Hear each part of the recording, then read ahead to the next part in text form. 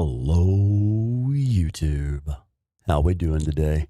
What is going on, everybody? Hello, and welcome in to our 10,000 subscribers celebratory live stream. We we hit 10,000 subscribers on September 1st. Now, here's an interesting thing. I'd love to share this with you guys. We had set a goal to have 10,000 subscribers by the end of 2024. So before January of 2025, we really wanted to have 10K subscribers. And we succeeded in surpassing that goal by 3 months. We actually made it September 1st. That's not only is the achievement of reaching 10,000 subscribers, not only is that individual achievement fucking amazing to me, also, I want to share with you the tenacity and the determination that helped me set that goal and achieve it. That is also an accomplishment to me. Setting a goal, sticking to that goal, working hard to reach that goal. That in itself is an accomplishment that I want to share with you guys today. Not just the accomplishment of getting to 10K, but the accomplishment of the hard work and the determination that it took us all to get there. Thank you for being a part of that. Thank you and welcome in. You guys are pretty much hanging out with me on a Saturday morning. This is what I generally do on Saturday mornings. I work so much. I work a full-time day job, and then Monday through Friday, I work evenings from 7 to 9. I work a night job. I here with you guys. Monday, Wednesday, and Friday, I do the live streams. And then Tuesday and Thursday, Tuesday and Thursday are the days that I write scripts and record voiceover. Saturday morning is the day that I do my gaming and recording gameplay content, actually recording the gameplay clips that go into the videos. So literally 6 days a week. Monday, Wednesday, Friday, we're doing live streams in the evenings after my day job.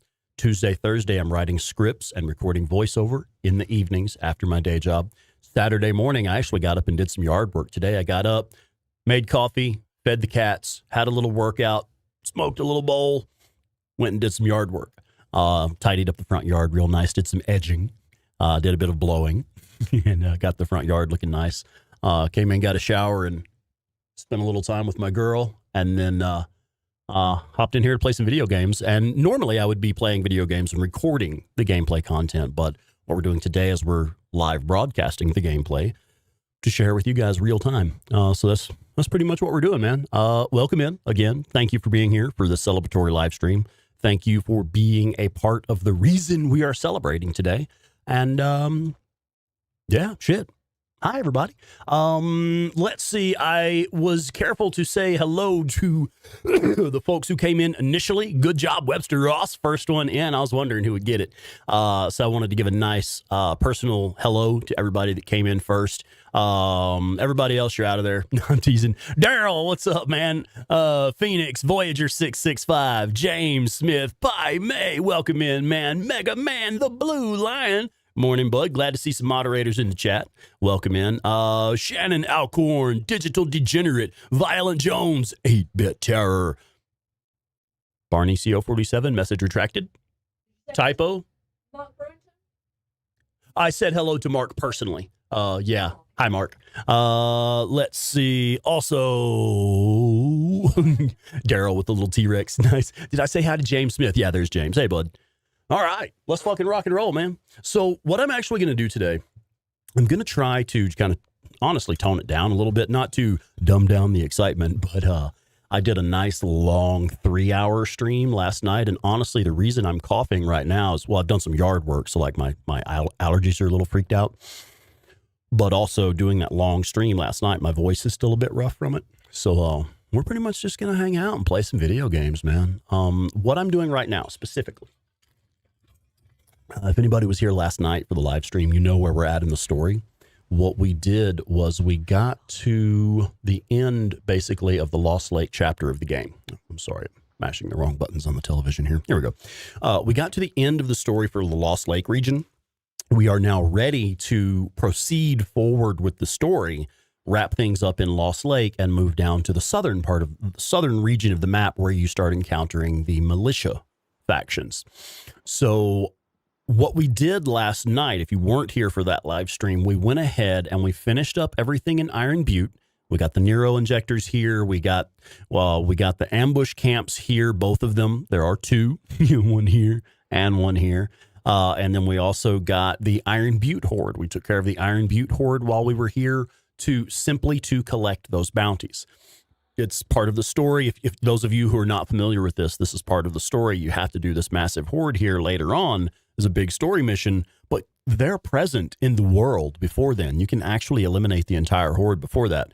So I like to do that just to collect those bounties. We also came over here into the Lost Lake region and we did the old sawmill horde. We completely eliminated the sawmill horde, even though we haven't been south to the militia areas yet. They're done. They're toast. And we collected all of those bounties as well. And you can see, well, that put us at damn near 950 bounties. You get 300 for the Iron Butte horde. You get 500 for the sawmill horde. So that is 800 bounties right there that you can start the next chapter with. And have a look at it. The reason I'm doing that now, I don't need these bounties for these camps up here. Following my playstyle method, following the tips that I share with you guys, I'm already level 3 with Iron Mike's camp. I don't need those bounties here. I don't need to collect because think about it like this. For the guys that do know the story, this may be a bit of a spoiler. I apologize. For those of you that do know the story, when you are at the section of the game where you are sent to do the Iron Butte horde and you are sent to do the sawmill horde, during that section of the game, you no longer have access to the southern region of the map. You cannot then take those bounties to those camps in the south. They're essentially useless to you at that point because you're already maxed out with these camps and you can't take them down south. So I like to anticipate that turn in the story just because I've played it so many times. I know it's coming, to anticipate that turn in the story where I'm locked out of the southern regions and can't cash in those mega bounties from the mega hordes. Well, I just kill them early and take them with me when I go south. I mean, that seemed like the simplest solution to me. On my second playthrough, I was like, oh. And I'd pretty much done that already on my first playthrough because I had found I know for a fact I had killed the sawmill horde on my first playthrough before going south. Because when Ricky takes Deacon to the sawmill horde to simply show him the sawmill horde, be like, hey, there's a massive horde over here. We're going to need your help soon. I thought the game was telling me, hey, this horde's here. You can go kill them now. So I went and killed them. So immediately after doing the hydroelectric power plant mission with Ricky, I went and killed the sawmill horde. Now it took a few tries, right? But I had already done a bit of horde killing and I had already found some of the hidden loot locations and stuff. So I had like attractor bombs and proximity mines and shit like that. I had the MG45 unlocked already because I'd already unlocked that from Tucker's camp at that point in the story on my first playthrough. But anyway, what I was going to say, what I wanted to do today, we've pretty much wrapped up the Lost Lake chapter of the game. We're ready to head south. We've even collected the bounties from both the Iron Butte horde and the sawmill horde. What I want to do now, what I generally do when I'm playing myself just for fun, I will then go and hit the hidden loot locations. I'll like respawn all the loot you guys have seen. I see that Claire shared my Art of War series, the Art of War playlist. There's a link in the chat there that has links to my videos that show where good loot locations are. That also has links to my videos that show how to force the loot to respawn. It's the infinite loot video. Infinite loot, no glitches. I'll teach you in that video how to respawn all of the loot in the world that can be made to respawn. So what I like to do is I like to force a respawn of the loot and go gear up. That way my inventory is completely stocked before I head south. Because if you remember one of the previous missions where Schizo takes you into Iron Butte, you lose a lot of your gear. And then I follow that up immediately by killing two of the two biggest hordes in the game. So you end up using some gear for that as well. So yeah, before I head south, I tend to go around and hit the loot locations, pick up crafting materials, things of that nature. And also, while we are doing that, I will make sure that I am also collecting every meat that I can find, every wolf, every bear, every meat that I can get. I will get that. Any wolves we encounter, they're dead. Any deer we encounter, they're dead. We're taking all of that meat with us as well when we go south. Less so, but also bounties. If we come across freakers, we will probably be killing any freakers we come across just to collect those bounties, to have even more bounties to head south with. We're going to do all that anyway while we're looting up to head south. I just want to recover from the fiasco with trusting Schizo was an absolute fucking disaster. Wound up losing almost all my gear, then follow that up with 2 big horde fights. So we do need to go resupply before we head south. And really, guys, this is what I would be doing with my Saturday morning anyway, because we just wrapped up Lost Lake last night. I want to gear up before I head south, and I would do that anyway before starting the next episode. So here we are in between. Take a moment to catch up with the chat. Check it out, man. Joe Schmo 0216 has been a member on YouTube alone for 16 months. 16 months with the best community on the internet, Bear Trap Tavern. Congrats on the 10,000 subscribers, Rex. Keep rocking, brother. Thank you, man. Thank you. You've been here for a lot of it. You've been a big help for a lot of it. Many of y'all may not know, Joe Schmo 0216 was actually employed as our channel producer for a while. And when I went through cancer, we had to downsize things. We had to cut back on money and stuff, and we've just gone a different direction. But Joe is actually responsible for a lot of the brainstorming sessions that helped us come up with the plan and the ideas that we have, the long-reaching ideas that we have. So special shout out to Joe, man. Thank you for your help in forming these projects in this community. Thanks, man. We do appreciate you for real. We need to also say hello to Y-Aim, and we need to say hello to Sneaky Pete and Joshua Mixon. DJ Smith is here. Hello, and Sweet Ellis Cookies. Thank you for the magnet, sweetheart. That's awesome. Let's see. Ryan also, my brother, fashionably late. What's up, man? Sir K Daddy popping in. Hello, Sir K Daddy. Change the way you play the game. Change the way you replay the game. Yeah, right on. 900 hours. No shit. Wow. All right. Off to a good start. Nico Sin has joined the chat. Nico Sin, welcome in. Thank you. I appreciate it. Dandy Denny 07 is here. Good afternoon, ma'am. Good morning. Good morning, ma'am. All right. We are caught up and let's rock and roll, man. Folks that are here to hear this message, if you would please do me a favor, just a small favor, and help me welcome in folks as they're coming in. I mostly intend to game and rest my voice and stuff, and make sure we give a nice warm welcome to everybody as they're coming in, just in case I miss them. All right. Let's rock and roll. Okay, what do I want to do first? Oh, shit. Nico Sin ramping it up, man. Nico Sin has gifted 5 Sponicus Rex memberships. Folks, see, that's one of the benefits of being here with us while we are live.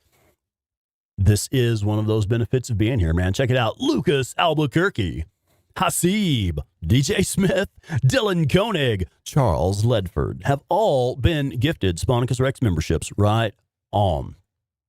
James Guan, what's up, James? Hey, thanks for being here, man. I know time zones are weird for you and you've got big travel plans going on right now. Thanks for popping in, bud. Yeah, I occasionally stream in the mornings. We'll do like special event celebrations, and we've done I think I did during the Super Bowl, I did a what the fuck is a Super Bowl live stream. I'm not a sports fan, sorry. I did a what the fuck is a Super Bowl live stream where I was just gaming that morning and decided to broadcast it for anybody who wasn't watching the game. So yeah, every now and then we do. Great Ghost Gamers, congratulations. Thank you. I appreciate that, man. Yeah, for real. Did I say hi to Violent Jones yet? Violent Jones. I hope I said hi. If not, hello. DJ Garv 1210. What's up, man? Wow, right on. Gray Ghost. Oh my God, Gray Ghost. Holy shit, man. Gray Ghost has gifted 10 Sponicus Rex memberships. Babe, would you be fucking amazing and bringing a fan down? Yeah, nice. Yeah, it's already heating up in here. Thank you. I'm getting a little bit flushed, guys, because I mean, wow. No, go ahead and shut it, please. Yeah, thank you. Okay, let's see who got the gifted memberships. Boo Boo, the last Boy Scout. Ian L, Miss Southern Lady 76. KPE Double T, Crewman. DM Talon, Kyle Olson, Tito PLLE 4444, Deke St. J, and Mojo Ryzen. Fuck yeah. Well, welcome in, guys. I hope y'all get the notification that you were gifted a membership. Pop in, hang out with us for a bit. Right on. I don't want to miss any comments. I see there's comments mixed in there too. And Nico said, thank you. Oh shit, Borislav 24/7. Borislav, what's up, man? I'm a little bit salty that you beat me to 10K, but congratulations to you too as well, sir. Fucking A, man. Well deserved. Well deserved, absolutely. And also Nylon Girl 92. A Nylon Girl 92 is never late or early. She arrives precisely when she intends to. Did the time difference wrong in your head? Fucking math in the morning, I know, right? Okay, so what we were going to do, we were going to just gear up. I know we hit the loot locations in Iron Butte and Lost Lake last night. So let's go ahead and roll up into Cascades region. We're going to hit the hydroelectric power plant here. And I am going to go on the bike. We're not going to do much fast traveling. Because like I was saying earlier, what I really want to do right now is just loot up as much as I can before I head south. Which includes collecting bounties and things of that nature. Please deselect that mission. Thank you. Yeah, collecting bounties and things of that nature. Bounties, meats, shit, even plants too, really. I'll try to fill up on those as well. Oh, Screamer. Screamer? Where?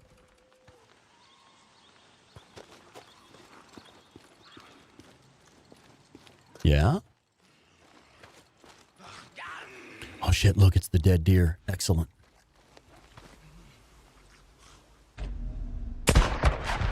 Give me one more. There he is. Got him. At last. Deer crossing the road. I do find myself wishing that you could whistle for the bike like you do the horse in Red Dead. It is nice being able to whistle for your mount. But yeah, this is pretty much what we're doing. We're going to collect loot from the hidden loot locations, any crafting materials we need, and we'll also be making a big effort to get as much game meat, wolves, deer, bear, all of that shit. We'll get as much meat as we can while we are running around to collect loot.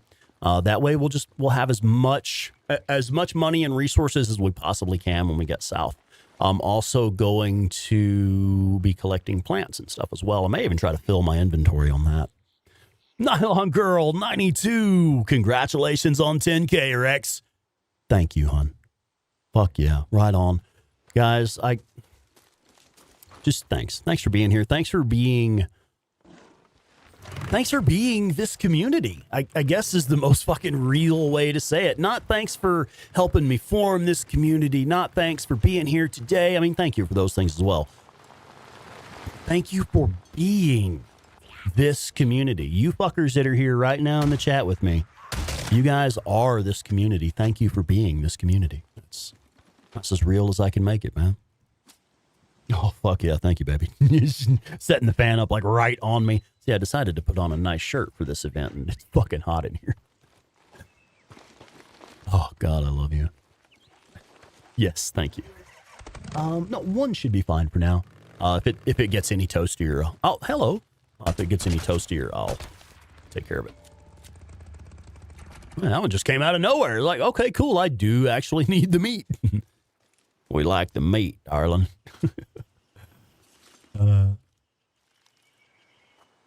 Angela Fuller. Hello, welcome. Thank you. Thank you so much. Thank you for letting Joe hang out with us sometimes.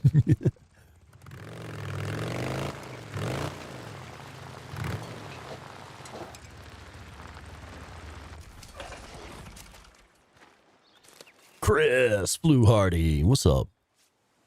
Welcome, bud. Oh, Lexi Price. Lexi Price, hello. And Shane Lambert. New member Shane Lambert. What's up, man?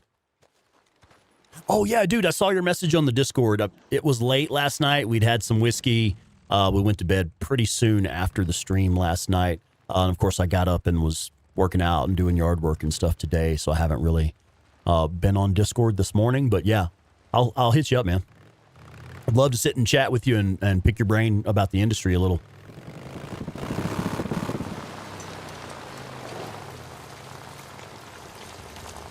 Okay, let's go. I went this direction. We are going the long way around, but I went this direction because there are a lot of animal spawns in this area. There are deer, wolves, bear, all specifically along this path right here.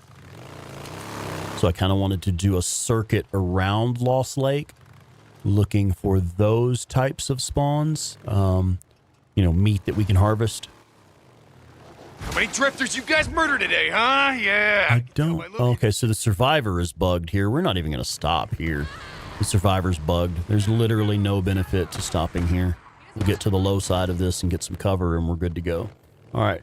Hey, Violent Jones! In with some of that Canadian funny money. What's going on? You deserve it all and then some. Congrats again. Thank you, Violent Jones. Like I said, man, I just want to thank you all for being this community. Thanks for being here. Thanks for being part of this. It's fucking incredible. And look at this game, man. I know a lot of the folks that are here right now are fans of this game. I decided to play Days Gone, at least for the first part of this, to get us started. In part because I wanted to go around and get meat and loot and stuff. But I decided to play this morning because this really is where it all started. We need to give a huge shout out to fucking Ben Studio for producing this game that brought us all together. Without that, would Boris and I have been able to make our videos? Without Ben Studio putting in the passion and the effort that they put into this game, Borislav and I wouldn't have this game to make videos with. We wouldn't be here doing this at all. It's one could think, you know, maybe we're creative people, we're good at video games, maybe we'd be out making content for another game. Sure, it's possible, plausible even, but not necessarily likely. I don't find it at all likely. If not for Ben Studio making Days Gone, there wouldn't be a Days Gone podcast from Claire Weaver. 8-Bit Terror, you know, she wouldn't have had Days Gone podcast going. So she and I would never have met.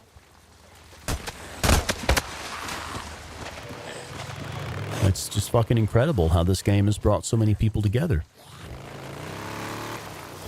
In so many ways. Where'd that fucking deer go? Come here, bastard. Oh, where's the other one?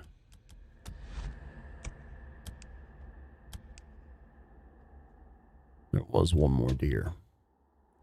See, the thing about deer is they don't... There it is. Right over there behind those rocks. The thing about the deer is they don't show on your mini-map.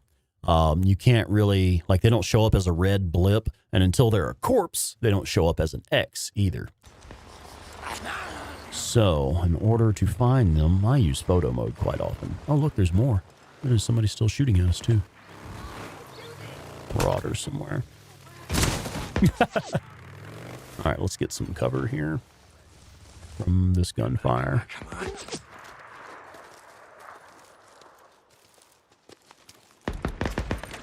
Renegades. Oh, goddammit. Don't let them see me. What the hell? Oh, I see. Okay, good. They have lost track of me. Well, let's go get them. Hey, Drifter. Come on out. Give up.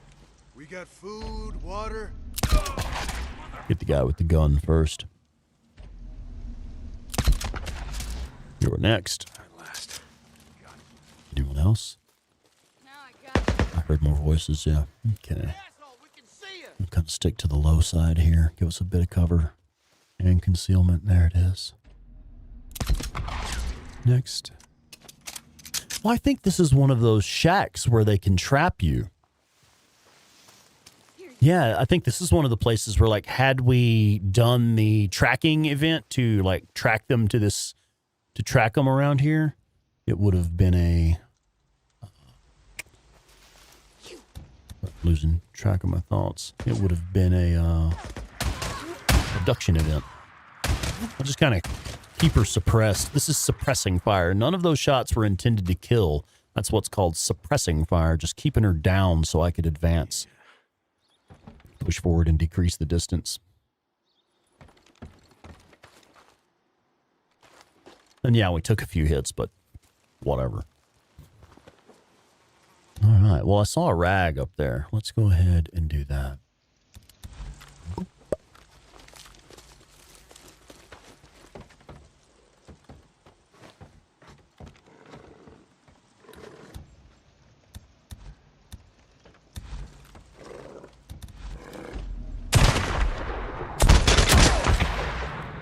Next. When there's one, there's probably two more. All right, so pro tip. One of the things I like to do, the bike's a little far away, but one of the things I like to do before harvesting the meat from the corpses, you may have seen this in one of my recent videos in the Art of War series. There's a tip in the Minimap Explained video. Hop on the bike real quick before you try to harvest these corpses for two reasons. One, it expands the radius of the minimap, showing you where the corpses are from further off. And also, you can see now the X's just moved. Also, hopping on the bike with the expanded radius of the minimap will show you if there are any more wolves nearby. Because quite often, you'll kill a wolf or two, kill a deer, and then another wolf will come up. So it's just one of those things that happens all the time. So I like to use the expanded radius of the minimap to my advantage to increase the distance at which I can find both the corpses and enemies trying to make new corpses. Because a lot of times the swarmers, the freaks and shit, they will come up and try to take your kill. You kill a deer and fucking breakers and screamers and shit will come and try to eat it.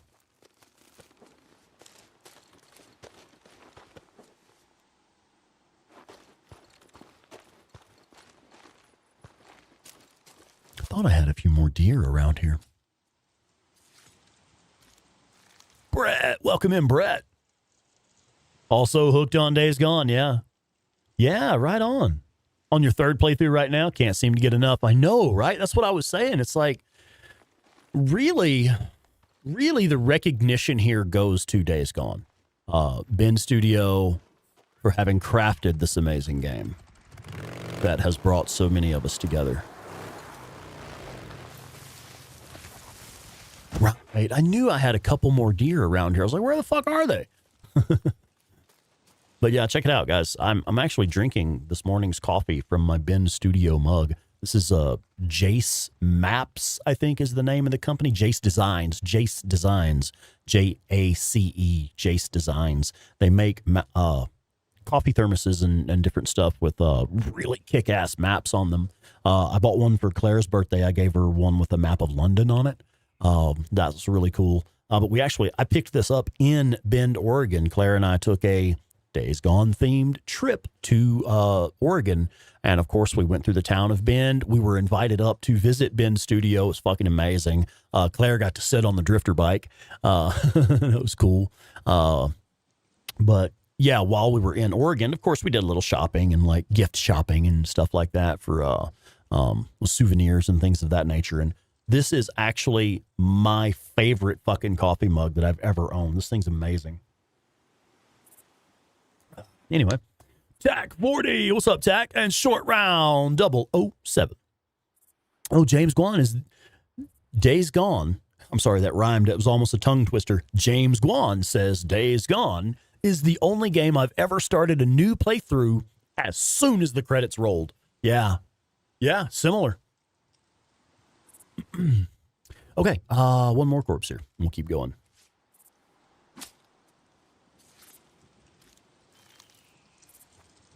8-Bit Terror says, podcast. Yeah. There's the Days Gone podcast right there. Folks, if you are fans of Days Gone, you absolutely must check out the Days Gone podcast. In many ways, it could be said that Days Gone podcast is really what started all of this. Because, I mean, I had ideas for what I wanted to do with my YouTube channel. I had ideas for videos that I wanted to make and things of that nature. But it was not until I met Claire that we really started bringing in a higher level of polish and production. And that was one of the things that initially attracted me to her. When we first started talking, I was just really impressed by her passion in the Days Gone podcast that she was putting out. Because the first time, she and I had actually chatted a couple times on the Days Gone subreddit without, like, I have this thing where I rarely ever look at usernames when I'm talking to someone on Reddit. It's just not a thing that I even pay attention to. I read the comment, I answer the question, and I keep going. I don't even look at who I'm talking to or their account or anything of that nature. Don't even look. So I didn't realize when 8-Bit Terror contacted me as a moderator of the Days Gone subreddit and asked me if I wanted to be a guest on the Days Gone podcast. I didn't know who 8-Bit Terror was, but I had already talked to her a couple of times. I'd answered a couple of questions for her when she was new and trying to learn the game. And so she approached me, asked me if I wanted to be a guest on her podcast. And I was like, well, shit, yeah.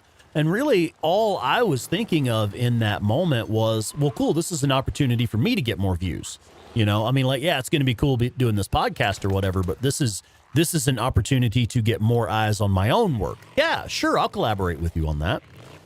And really just hadn't even considered, well, oh, wait, shit. What if her podcast is garbage? And then I'm going to have my name associated with garbage. Oops, I should have thought this through. So I was like, hey, send me a link to it. I'll check it out and everything. I kind of backtracked a little bit after already saying yeah. But anyway, once I did check out the podcast, I was like, holy shit. I mean, in the first few episodes, she will tell you, don't listen to like the first 6 or 7 episodes. Don't even bother. Start with my first one. Yes, I timed that on purpose. Not that, though. Trees. So anyway. Yeah. So I listened to it and I was like, holy shit, this is great. Because of the passion. Like the production quality wasn't there, but I could tell it would be, the passion was there for sure. Where's that other fucking deer at? Oh, I just saw it. I was about to turn around and go grab the bike. Be like, I'm going to find this fucking deer. There it is.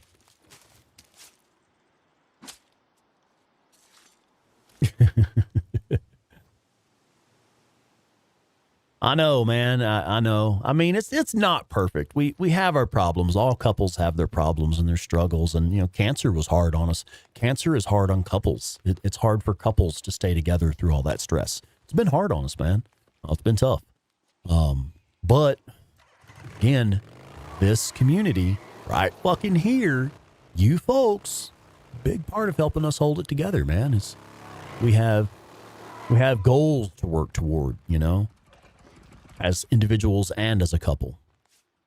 That matters.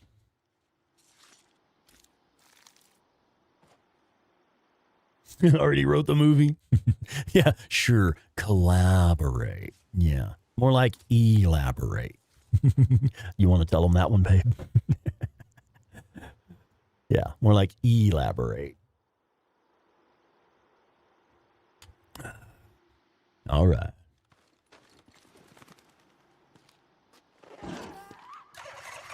Don't care. Let's go. That was it. Oh, I see. I had set the marker in the wrong spot. Elaborating? Would you care to elaborate on that? You tell the story. Oh, I have to tell the story? Yeah, oh, shit. Now I've gone all shy. I don't want to tell the story. What are we doing? Yeah, I had a marker set up here. See, I knew where I was going, but I was like, why is this marker pointing me in the wrong fucking direction, man? I know where I'm trying to get to.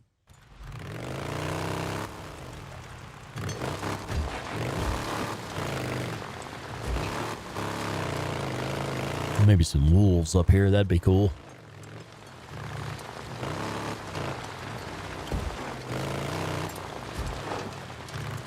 Tim Michaels, welcome in. Thanks, man. No wolves? Shit. Killed some here recently. Oh, well. Oh, God, yeah, those early feedback loop live streams. Fuck yeah. I just put a link in the chat for that. Let's see what this corpse is up here. Hi, darling. Hi, everyone. Are you going to tell the story or do you want me to?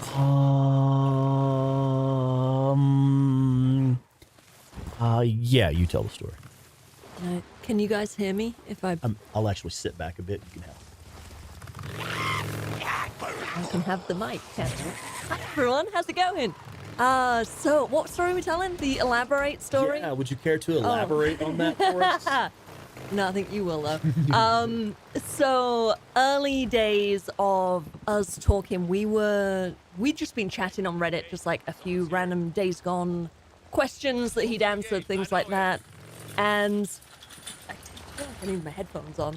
Tell if I can hear myself. Grab them. There's a set hooked in, right? Yeah. Teague, how's it going, man? There we go. Now I can tell if I'm actually coming through on the mic. I don't need to shout. So, yeah, we'd just been talking for a little bit, just nothing. I think you'd been on the podcast one time, but like we just sort of kept in touch, but we were just chatting about Days Gone. And one day I get this message from him that kind of took it to a different level, and he told me later it was kind of a test. I'll fix that gun. In a way, a test. So he messaged me. Testing the waters. Testing the waters. So the waters. Waters. The waters. You hush. And so I get this message saying, I just had something really funny happen, and I wanted to share it with someone. This is Rex talking, I was trying to reply to someone on the Days Gone subreddit, give them some tips or some information about something, and you needed them to elaborate on something, or you offered to elaborate on something. Would you care to elaborate? Would you care to elaborate on that, was what he'd said. Only his phone auto-corrected. Elaborate to ejaculate. And for some reason, he decided to share that story with me. Now, you guys know my sense of humor. Like, I thought it was fucking hilarious, and I loved it, and it's just been a running joke ever since about elaborating on things. In fact, I think, didn't I write that when I gifted you the Days Gone art book? Did I write that? Hang on. Yeah, it's on the art book, yeah. Oh, good Lord. I never saw my wife again. Damn. That's All right, okay. Let's go. Hang on, let me find it. True story. Like, absolutely, 100%. And honestly, that's how we took our relationship to the next level. Because I thought it was funny, and he was like, "Oh, thank God I can joke with this girl. Hey, she's actually kind of cool." So shortly after that, we started doing the feedback loop streams where we were playing Days Gone. He was gaming. I was on the mic as well, and we were just talking about, like, I was nerding out about the story and talking about all the things that I had learned and all the opinions I had from doing the podcast. And you were obviously showcasing your expert gameplay. No, don't say it's so short. But where was I going in the sentence? Yeah, that was when we started, like, you can hear it in our voices. You can tell in our rapport that that's when things started to really kick off. But for his birthday, I found out he didn't have the Days Gone art book. He did not own it. So I sent him a copy for his birthday, and I wrote a little message inside, which I'm going to hold up. I don't know if you guys will be able to see it, but it says, "To help you elaborate on our streams." I don't know if you can see that. Always trying to help me elaborate, aren't you, baby? Yeah. That's the little message I wrote in there. So that's been our running joke ever since. So be careful what you elaborate on. And I do think it's funny that it was basically an autocorrect mishap that kind of spurred our relationship on initially in the early days. Fucking classic, I know.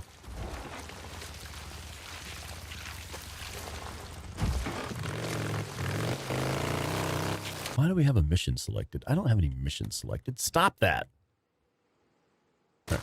Maybe the game just wanted to elaborate for you. Yeah. Really wanted me to have that experience.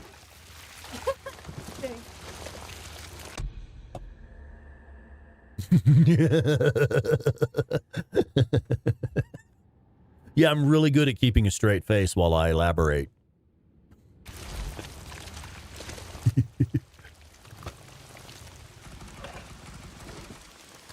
It's when I step off camera for a second. That's when you have to wonder if I'm elaborating. All right, so here's a couple of pro tips for you guys. Autocorrect. yeah, tactical stop. Yeah. So check it out. I often encounter this ambush. Sorry, short What's round. up? I don't know if this is a genuine question.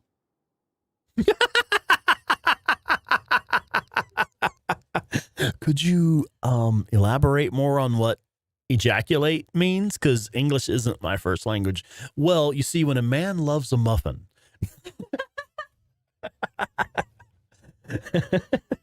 Or an English muffin. Ah, yeah. Uh-huh. Yeah. Do you elaborate every time? No, but I do giggle every time I elaborate.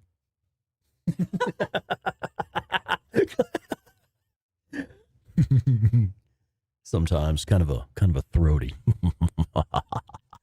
kind of laugh. Sorry. All right, so counter ambush is a thing that happens. You, whenever you see this little blue car over here, you can probably even see the marauders over there. Yeah, there's one there.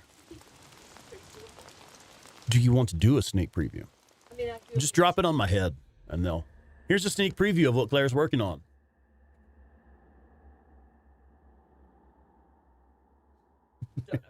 Sneaky. All right, so there's some marauders over here. I like to launch a counter ambush on them when I see them. I don't just let them sit there and get away with that shit. Sometimes I'll come up here like to this hill, and we'll use the sniper rifle, which is fun. I like to use the elevation over here. But what I generally do, and I've shown this in a lot of my beginner guides, the way I normally do this is I'll come around the low side of this hill here. Again, just using the terrain to my advantage. The hill is basically functioning as both cover and concealment in this point. English muffin, get a stuffing. Well, I mean, I told you, we do have interesting ideas about how we celebrate Independence Day. Hey.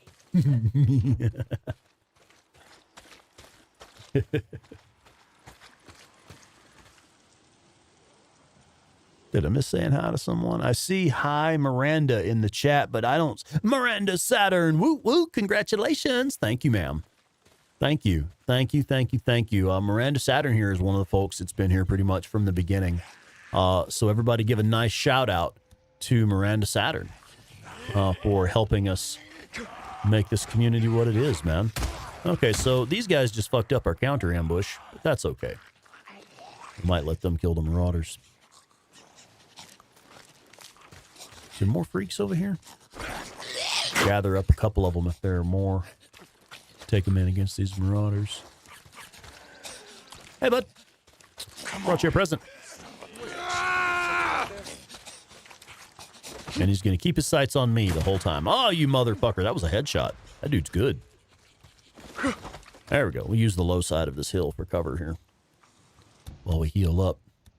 I'm not super concerned about this. I know there are med kits right over that way. What is happening over here? He's not moving. Get up. The freaker's not attacking them. What the monkey balls? How do we... Field of view. Ah, calm down.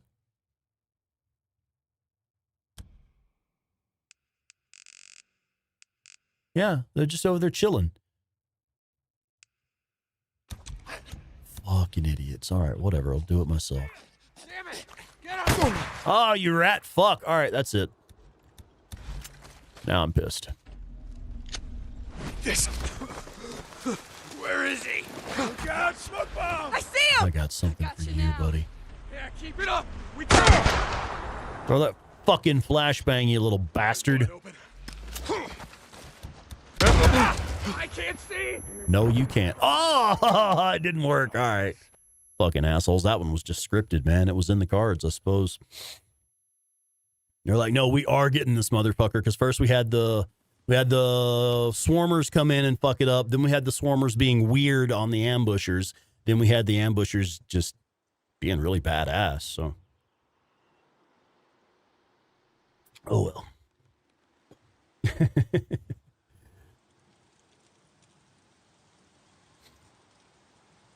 All right. Well, that was dumb. Screw those guys. Great Ghost Gamers heading out. Got some honeydews. All right. Hey, thanks for being here, man. And thank you for the contribution earlier. For real. We really appreciate that. I bet that made some day. Made some folks' day.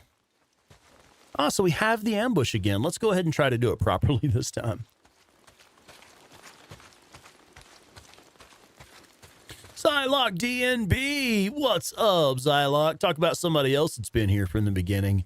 Zylock, I think you came to our community during the feedback loop live streams, didn't you? Seems like that's the first time I recall seeing you pop up in the chat. Marauders, good. Yeah, waiting for me, huh?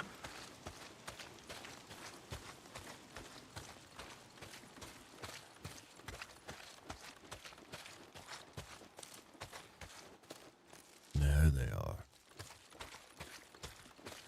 No swarmers this time? Really, I only engaged those swarmers initially because I wanted the fucking deer that they were chasing. I didn't get any of that either.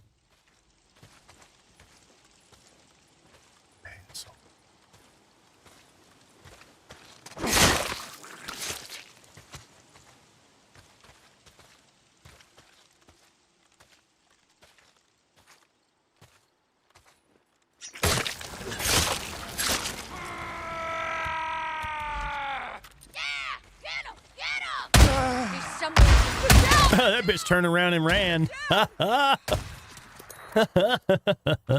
time she turned around and ran. We found the smart one in the bunch. One of my first streams, yeah. Or one of Claire's, okay. Passion Flower Percussion. Ahoy! What's going on, PFP? How you doing, girl? Long time no see. What you been up to? How's the Jameson juice box doing? Tell him we said hi if he's not handy.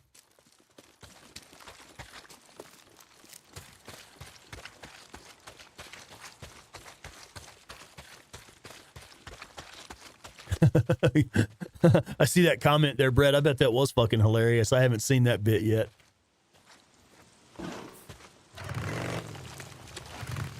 All right.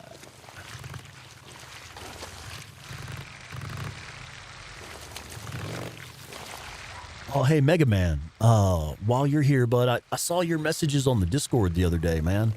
Like what all was going on when your PlayStation got broken.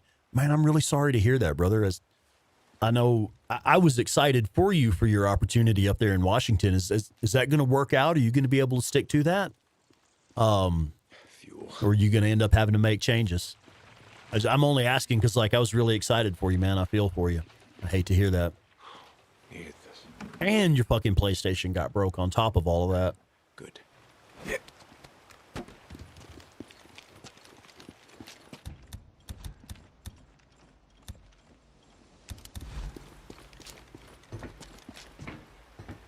Ah, I knew there was a bandage over here somewhere. Good. And we're short one med kit. Oh, no, I bet we aren't. Unless, did it save that progress? It did not save that progress. Excellent.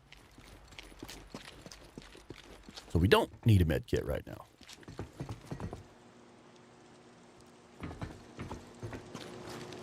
Thanks for popping in, PFP. Appreciate it. It's good to see you.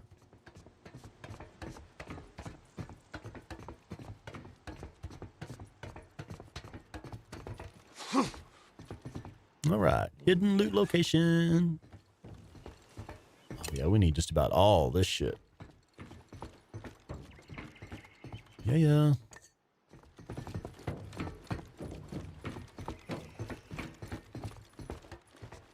So again, really all we're doing today for any folks that are popping in now or have popped in recently, we in last night's episode in our regular weekly Days Gone live stream, the Friday night live stream, we pretty much wrapped up the Lost Lake region. We are ready to do Riding Nomad and head south. That includes, for me, clearing the Iron Butte region. We cleared Iron Butte, ambush camps, infestations. Oh, there are no infestation zones there, but ambush camps, Nero injectors, and the Iron Butte horde. We went ahead and cleared those. And we also cleared the Sawmill horde. We did that one as well. Please stop selecting missions. Anyway, we did the Sawmill horde and collected those bounties. And so we're kind of short on supplies after going to Iron Butte and being betrayed by Schizo, losing a lot of our gear in that mission. And then, of course, following up with 2 massive horde fights. I'm pretty low on gear. So I want to go around and collect crafting materials, collect the hidden loot locations, things like that. And while we're making those circuits around collecting all that loot, we're also going to be getting as many bounties and meat as we can. So we'll be pretty much full up on bounties and meat, or as much as we can, before we head south. No shit. We will be moving to Denver. Okay. All right. Well, good luck, man. Let us know how it goes.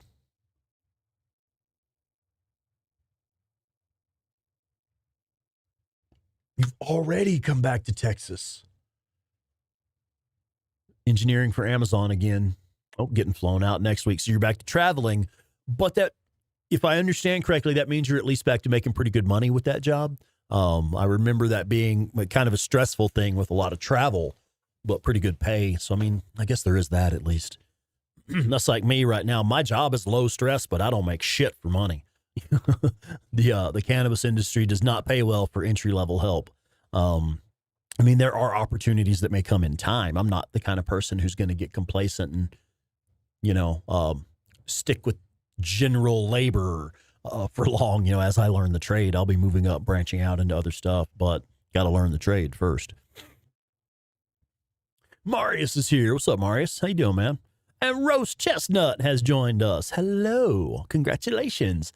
Thank you. Hats off. Right on. Thanks. So all we're doing, we're just kind of running around making sure we have plenty of loot and also making sure that we have plenty of meat and bounties before we head south. Yeah. I hear you, man.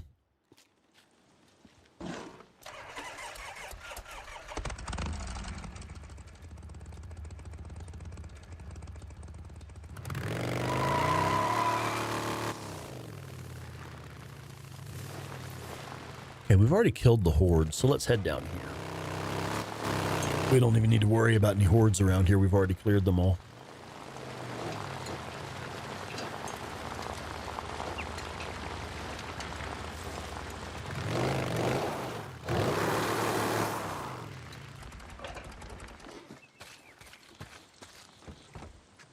Nice. Both of them.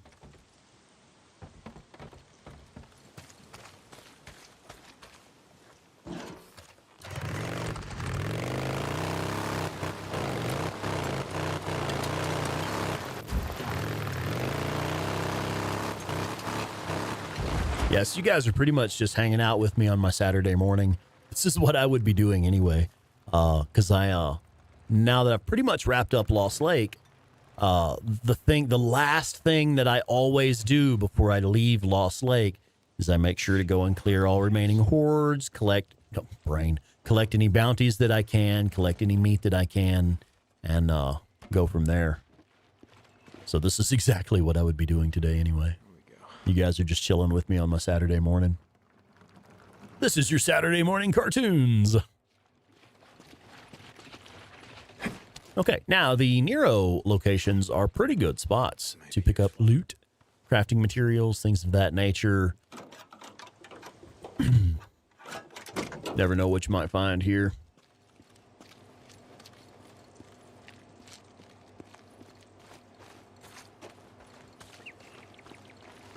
Okay. Oh, yeah. I think we're going to pick up at least one more Molotov. I tend to hit the hidden loot locations before I start crafting stuff I want to pick up everything that I can pick up whole, ready to use. Then I'll fill in by actually crafting stuff. And then collecting crafting materials from there. Which I've actually passed up several places where I know there are crafting materials. I just kind of wasn't thinking about it. Also need to get like mushrooms, plants, berries, things like that. Yeah, make sure you're on live chat, everybody, not top chat. Make sure you're on live chat or all messages or, you know, whatever it is on the device that you are using. Now, these tunnels here, invariably, all of these tunnels are excellent places to get scrap. These are some of the best places in the game for someone to collect scrap. You'll find quite a bit of it just laying on the ground, and those will, of course, respawn when you do a loot respawn. But if necessary, if you need them, there is also a lot of scrap in the vehicles in there. However, be aware, those will not respawn. If you opened a container to loot something, it will not respawn. Oh, yeah, it's someone, God bless, I wish I could remember who brought that up, but recently, you know, we released a video in the Art of War series just recently.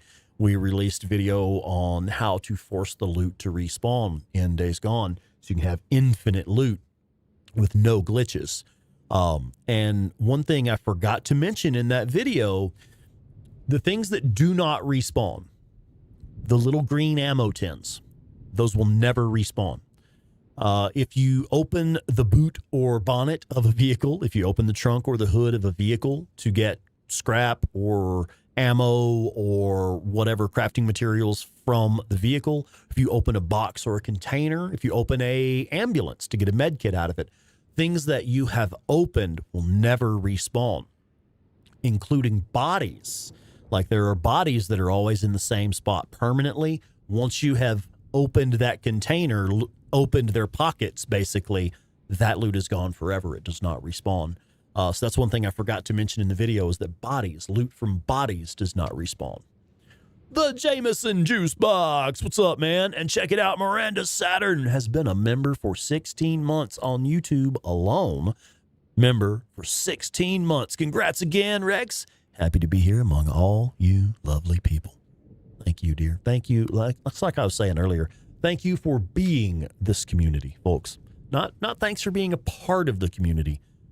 Thanks for being this community. You are what makes this place special. Anyway, did I say hello to Scott? Scott, what's up, man? Welcome in, bud. Jameson Juicebox, how you been, dude? We hadn't seen you in forever, man.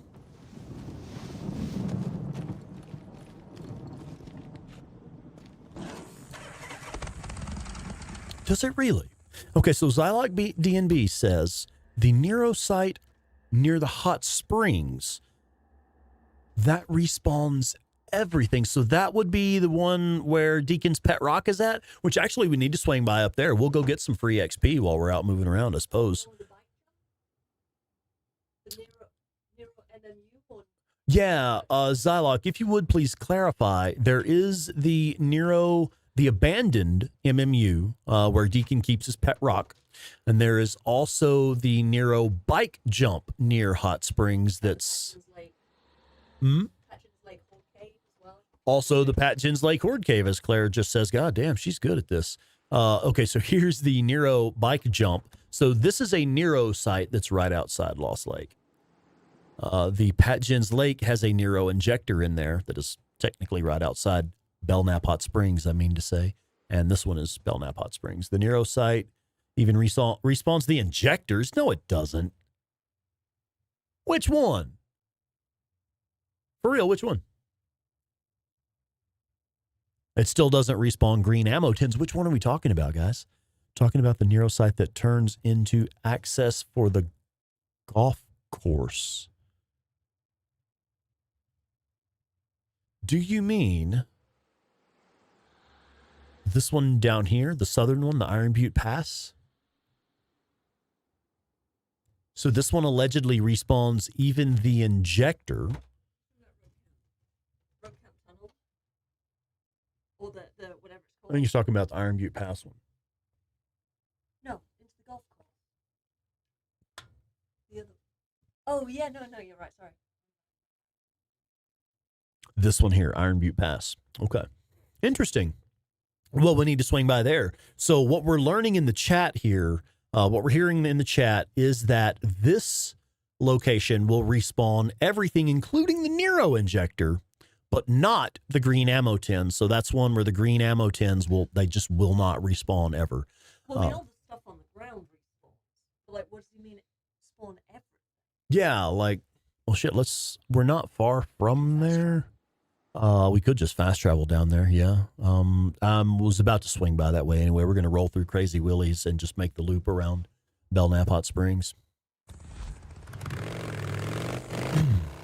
That's interesting. We'll check that out. Yeah.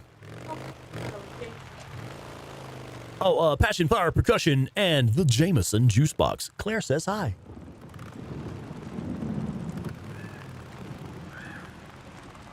Never get the injector to respawn. I don't recall ever hearing about the injector respawning there.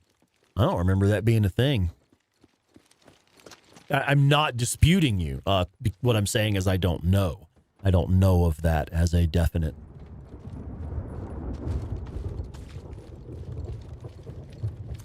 I wouldn't dispute it unless I knew for sure. Damn, I actually don't need much. Oh, it's just a newt. How are we doing on supplies specifically? Okay, so we're actually doing pretty good on crafting materials. What we need is just the items themselves, the proximity bombs, the remote bombs, and what else here? Actually, we don't even need much of that. Okay. Well, fuck yeah, we don't actually need the crafting materials from these locations. I'm only going to do the hidden loot locations for the fully crafted items, and then we'll fill in a few crafting materials here and there as we need them. I do need to be getting plants, though. I keep forgetting about that. Because I think I haven't even filled up my the stuff that I can craft. Like, yeah, I need to make more focus cocktails. Do I have enough mushrooms? I do have. Nice. So now at least we're full up on those, which means we'll be picking up more of the bags and sterilizers and shit like that. And I also just noticed, well, actually, what was it? I just noticed the axe. I did need to grab a fresh axe. So when we go into Marion Forks, I'll try to remember to grab an axe. Infinite drugs. That's fascinating. We're headed that way now. It should be coming up on the left here in a little bit.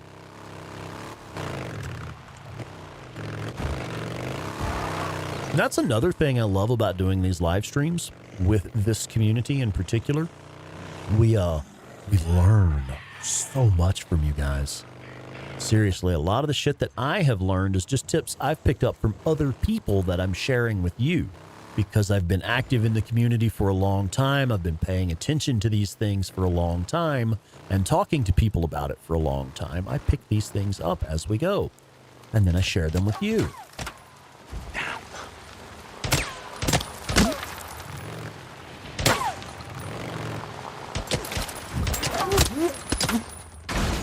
Where's the other one? There it is. I hate wasting my suppressor. I wish that it were possible to detach the suppressor from the bike. I do dislike that you have to dismount the bike in order to unattach the suppressor. Would be nice if you could do that from the bike so that you're not wasting your stealth option while you're racing around on a loud-ass motorcycle.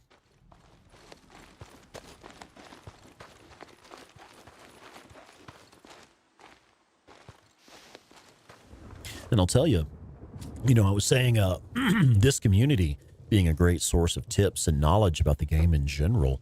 I pick up stuff just from talking to y'all, shit that I didn't know. Another thing that goes into that is our Discord. Join the Discord, folks. If you're not on the Discord, go ahead and pop over there. That's an open invitation to anyone. Anyone can join from that link right there. And that's where you can link up with members of this community, people that are pretty much guaranteed to be Days Gone fans, or at least fit the vibe of this community. Because anyone who doesn't, well, we kind of run them off pretty quick. But, they kind of tend to police themselves out.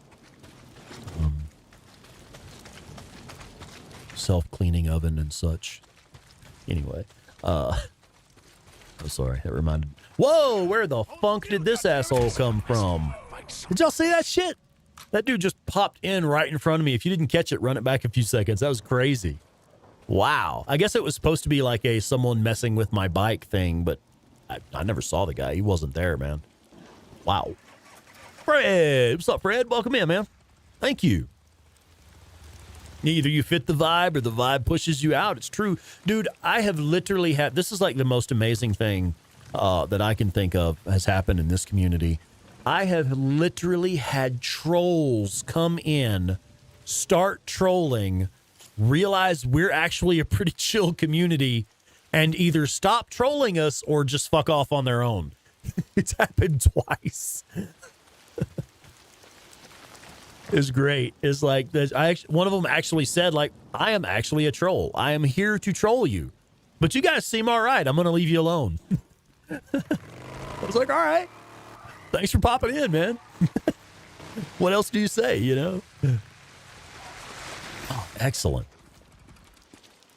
Just gathering up all this meat as we go.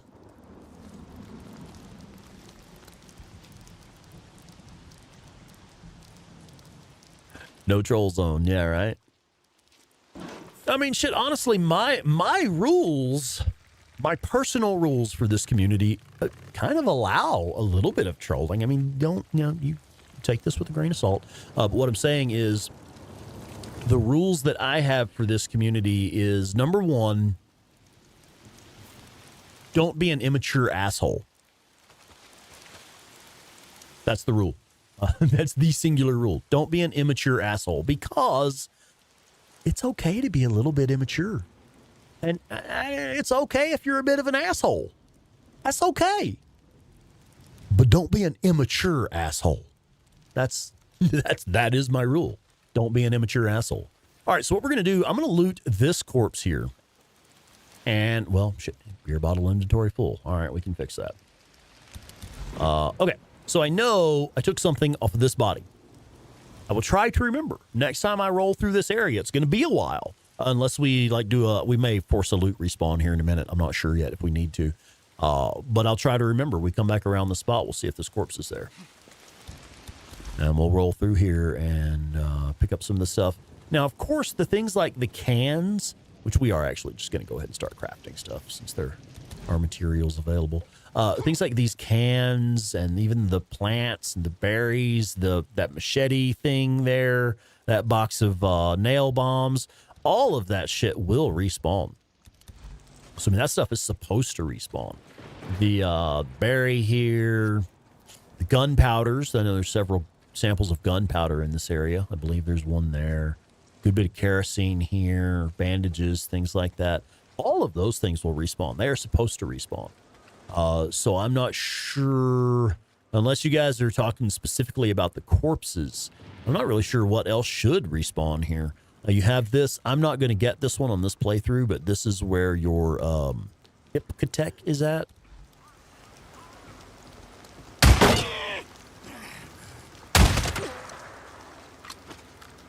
More bounties. Like, all of that stuff will respawn. So we're going to go in here and see if the injector is still there. Okay, we'll go ahead and get this corpse here as well. So both of the corpses, God damn it, both of the corpses aside from the Ipkatech guy have been looted officially. Oh, handy stuff right there. Grab a little fuel. I think there's a few more items around here. I'm not quite done looting the place. I just want to grab the fuel while I'm thinking about it, or I'll forget. That's fucking cool. There we go. Overdose. Do-do. Fuel. That's it. Yeah, folks that show up trying to be a troll and get upset when they're out trolled by the community. Like, we've been doing this longer than you, man. Kids these days.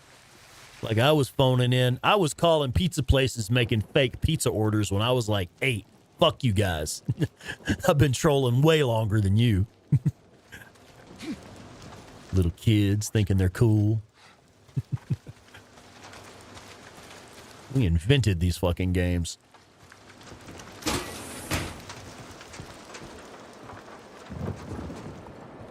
Pinche nada? No, pinche nada. No injector, man. All right, but there may be some stuff. I think there's another spark injector I was thinking of. Kind of surprised I don't need that. There we go. And that means what the other... Wasn't there something else? Yeah, the box of nails. That's what I was thinking of. Knew there was something else over here we could pick up.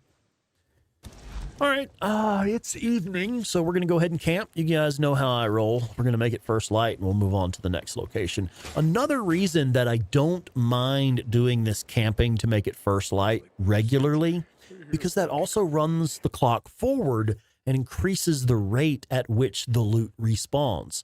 Every time you advance the clock a few hours, you're getting closer and closer to the time that the loot will respawn. Ready to go. Things that go pop. Now, that's an interesting point, James. It doesn't necessarily fall under things that you can loot, so my infinite loot video doesn't really apply to this situation. However, it is interesting to note that the hordes can be reset. If you have reached 100%, well, let me back up just a hair. If you have rolled credits on the main story, and you have also reached 100% on the Horde Killer storyline, the hordes can be reset. When you reset the hordes, it also resets the explosives in that area. So technically, yes, things that go pop can be forced to respawn. The only way to do that, though, is once you've completed the main story, roll credits on the story, and hit 100% on the Horde Killer storyline, or the Ambush Camp Hunter storyline, or the Infestation Zone storyline.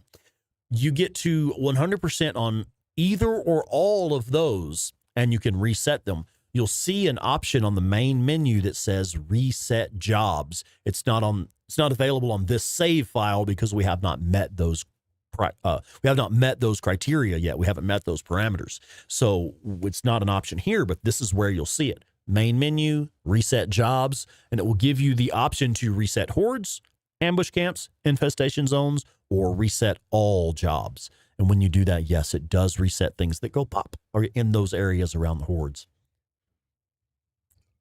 Selby Miser, what's up, Just Richie Twitch? How you doing, man? Get her done, he says. Oh, Marius, that's neat. You'll have that by the end of your playthrough. Yeah, cool, man. James, you did not know that. Okay, excellent. Glad we helped you out. That's what we do, man. Fucking A. Okay, we have ran the clock forward to daytime. We're going to keep rolling around. There are no other hidden loot locations around here.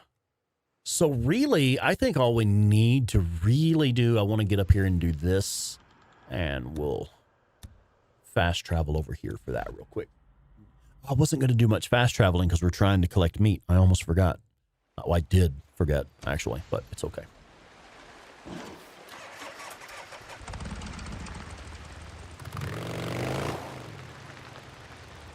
Oh, wait. I want those deer, but also, let's see. What did Tack say that prompted that comment? I apologize. I haven't been able to keep up with the chat. Dashing Dink. I need to say hello to Dashing Dink. Thank you very much. Glad I took a look at the chat there so I didn't miss that. Shit. I see Chris saying to Tack, the dissertation takes forever. Never finished yours. Bad health. Had to withdraw. Bummer, man. Good luck and hope you kick butt. Defend it well. Yeah, Tack, defend your dissertation well. I'm sorry, man. I didn't see the comment that prompted that. Still haven't finished watching Borsa. No, that's not it. Oh, okay. You're joking about Boris's streams. Okay. Yeah. Take notes and do your dissertation. Yeah. Seth Granu. What's up, man? How you doing, Seth? Welcome. Let's go get these deer real quick.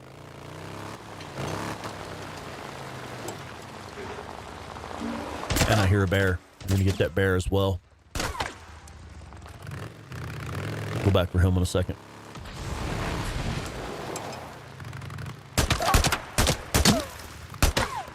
go. I gotta reload. Oh, there's a wolf. Was it a wolf I was hearing earlier? Could have sworn it was a bear. Another wolf.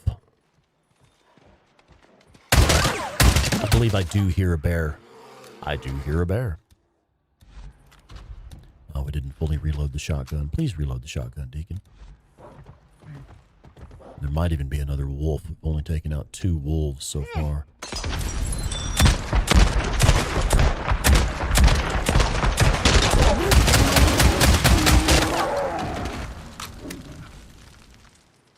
"16 rounds of overwhelming force." That is why I love the shotgun, the auto shotgun. All right, we're going to use the expanded radius of the bike, the expanded minimap radius. I do not see any more enemies nearby. So we'll go ahead and collect this meat here. Oh, this meat. Chad Mulligan, what's going on? Best game of the last 5 years, he says, while the graphics are glitching out. Yes, I do have to agree, though. This is one of the greatest games of all time, period. One of the greatest games of all time, 100%. Certainly the most influential on my life, I think.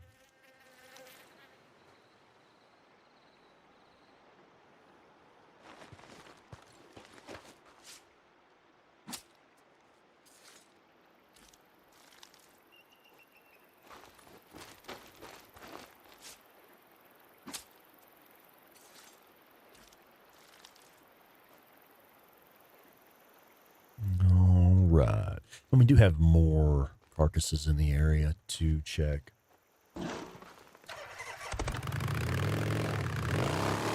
Marius, what's that? What might despawn if you go too far? Oh shit, there's more.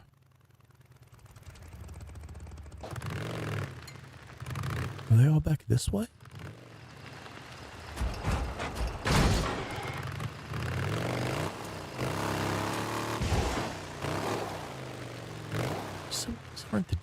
These aren't the deer that I just killed, are they? Holy shit, there is one. Oh, that third wolf that didn't pop died in the water over here. Maybe the bear killed it. Maybe that's what we were hearing was the bear fighting the wolves. That's very possible. I see now. Okay. So that's where that corpse came from. But I thought those deer that I got were in an entirely different location. Oh, Fred, yeah, you didn't know about the reset info. You bet. Absolutely. That's one of those things that is one of the things that made me absolutely fucking fall in love with Days Gone, was finding out that you could reset the hordes without having to replay the game. Or you could do hordes over and over and over without having to be good at challenge mode. I'll leave that shit to Borislav, man. You can have it. You always let the deer go free. I hear you. It's purely a gameplay thing for me. I want the meat and the bounties. It's like just a sprite on screen. Doesn't matter that it looks like a deer. It's a sprite on screen that rewards meat for money. So, but yeah, I get it. If you like have a role play perspective where you don't want to, You're crossing the road 2 years ago. Yeah. You have a role play thing where you don't want to kill creatures for their meat. That's fair. Rex has the meats. Would you care to elaborate on my meat?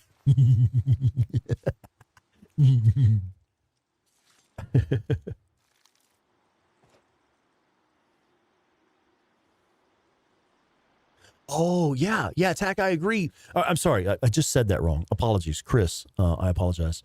And Shannon, what I wanted to say to Shannon was, I think that would be cool if you were able to reset the camp jobs. That would be neat if you could reset the camp jobs. I think the only reason that we can't is because that is tied to the camp trust.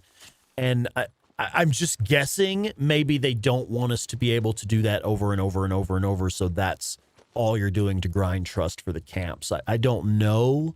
for sure why the mechanic works that way, but it seems reasonable that with the camp jobs being tied to well, no, actually I'm talking like an idiot because the fucking horde missions are tied to camp trust and credits and things like that as well. So that couldn't be it. That doesn't even make any sense now that I analyze that thought a bit further.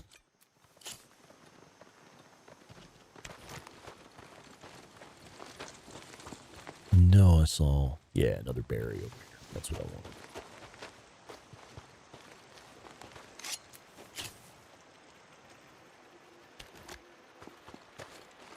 Oh, I see.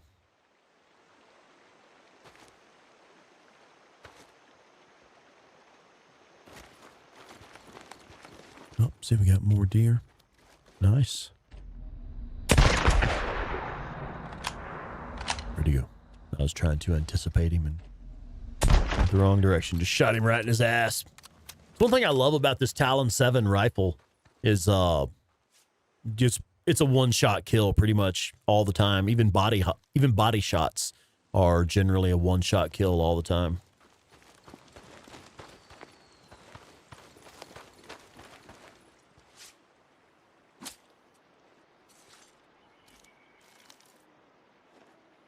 Chasing Games, welcome in and thank you.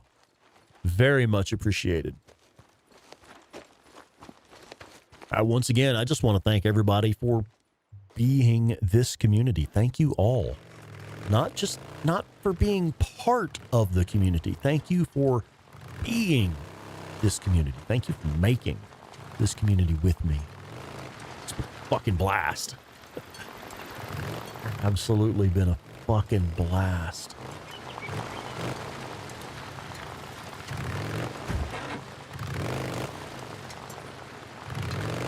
I'm kind of going here slowly because quite often there are deer that spawn up here as well. I'm seeing freakers, so I was kind of hoping the freakers might be chasing deer. Oh, there's a screamer there.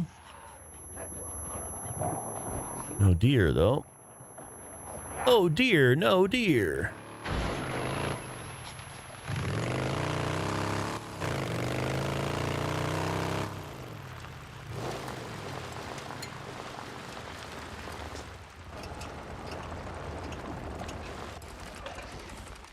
Time for fuel.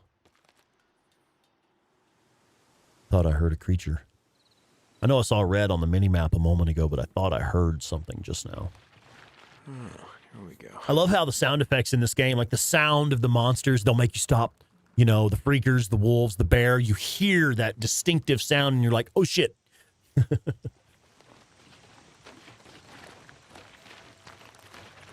I just heard wolves howling in the distance, so we may actually have wolves spawning soon. There's another one. I don't know if that, like, always means that wolves are imminent, or if it's just like an ambient sound that just happens sometimes. I'm not sure which is the case. I think there's another gunpowder. Yeah, there we go. Rock and roll. Oh, there's marauders, which means there may be a survivor rescue in here. This is something I didn't know. I actually just discovered this recently.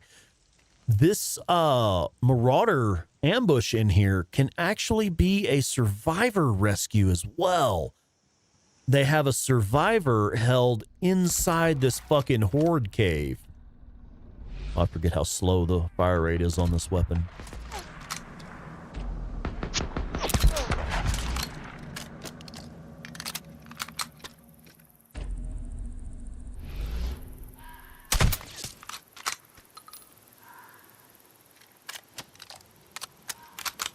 They may have already killed the survivor. If there are other marauders inside the cave, they may have killed the survivor. Let's go see.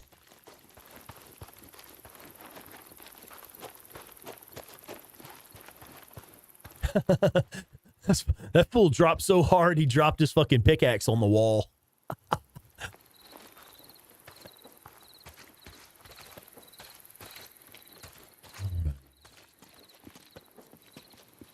I think the survivor is usually like right up here. I'm not seeing a survivor rescue event. Yeah, he's usually like kneeling in the water where they were going to like drown him in the water. I guess it's not a survivor rescue this time. But yeah, it's crazy. There he is. He's bugging out. There was supposed to be a survivor here. This was supposed to be a survivor rescue. He's just over here bugging out. Oh, we did hit him. I didn't know you could hit him.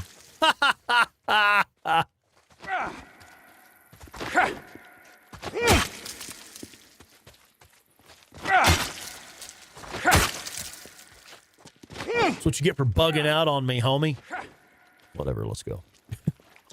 I'm just wasting durability on my axe at this point. Well, I should grab the pickaxe and beat him to death with that.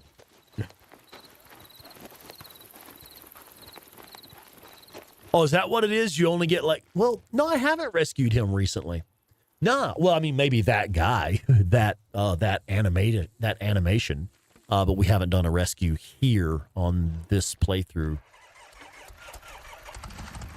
We did. It was a long time ago. Is it a one shot? You only get one rescue on each survivor event per playthrough? I don't know. Okay, let's get up here to this Nero place. Go get some free XP. Jason Voorhees, yeah. Too bad we didn't have a machete with us.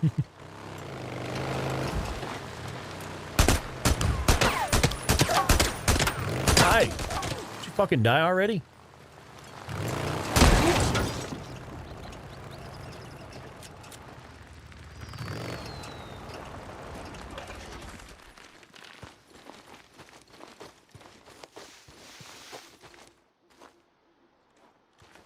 Deer? Oh, there we go. Oh, Brett, absolutely. Yeah, the audio on this game is incredible. I highly recommend using either like really good 3D audio speakers, surround sound speakers, or headphones. And if possible, like 3D headphones, 3D audio headphones. The just the PlayStation 5, the PS5 headphones that came out with it, they're pretty good. I found they weren't super durable. Mine only about a year of like regular daily use. About a year, the little foam cuffs started coming off. The cover on them started coming off, and I haven't figured out how to fix that. So I don't use them anymore. But we use like the nice studio ones now anyway. But I loved the audio on them was what I was trying to say. The audio was really good on those. They're 3D pulse audio. And they do work well. And so I was a little bit disappointed with the durability of them because I used mine a lot. Daily, heavy use, you know.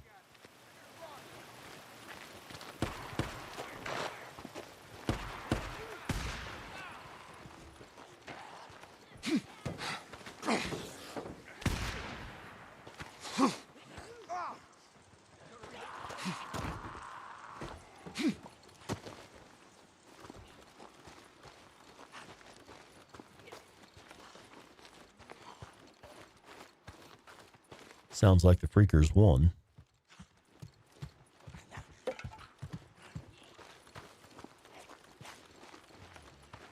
Freakers 1, Marauders 0.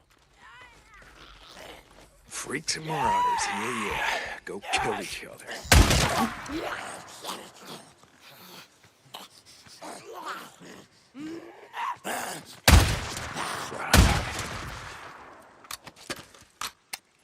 God, I love the auto shotgun.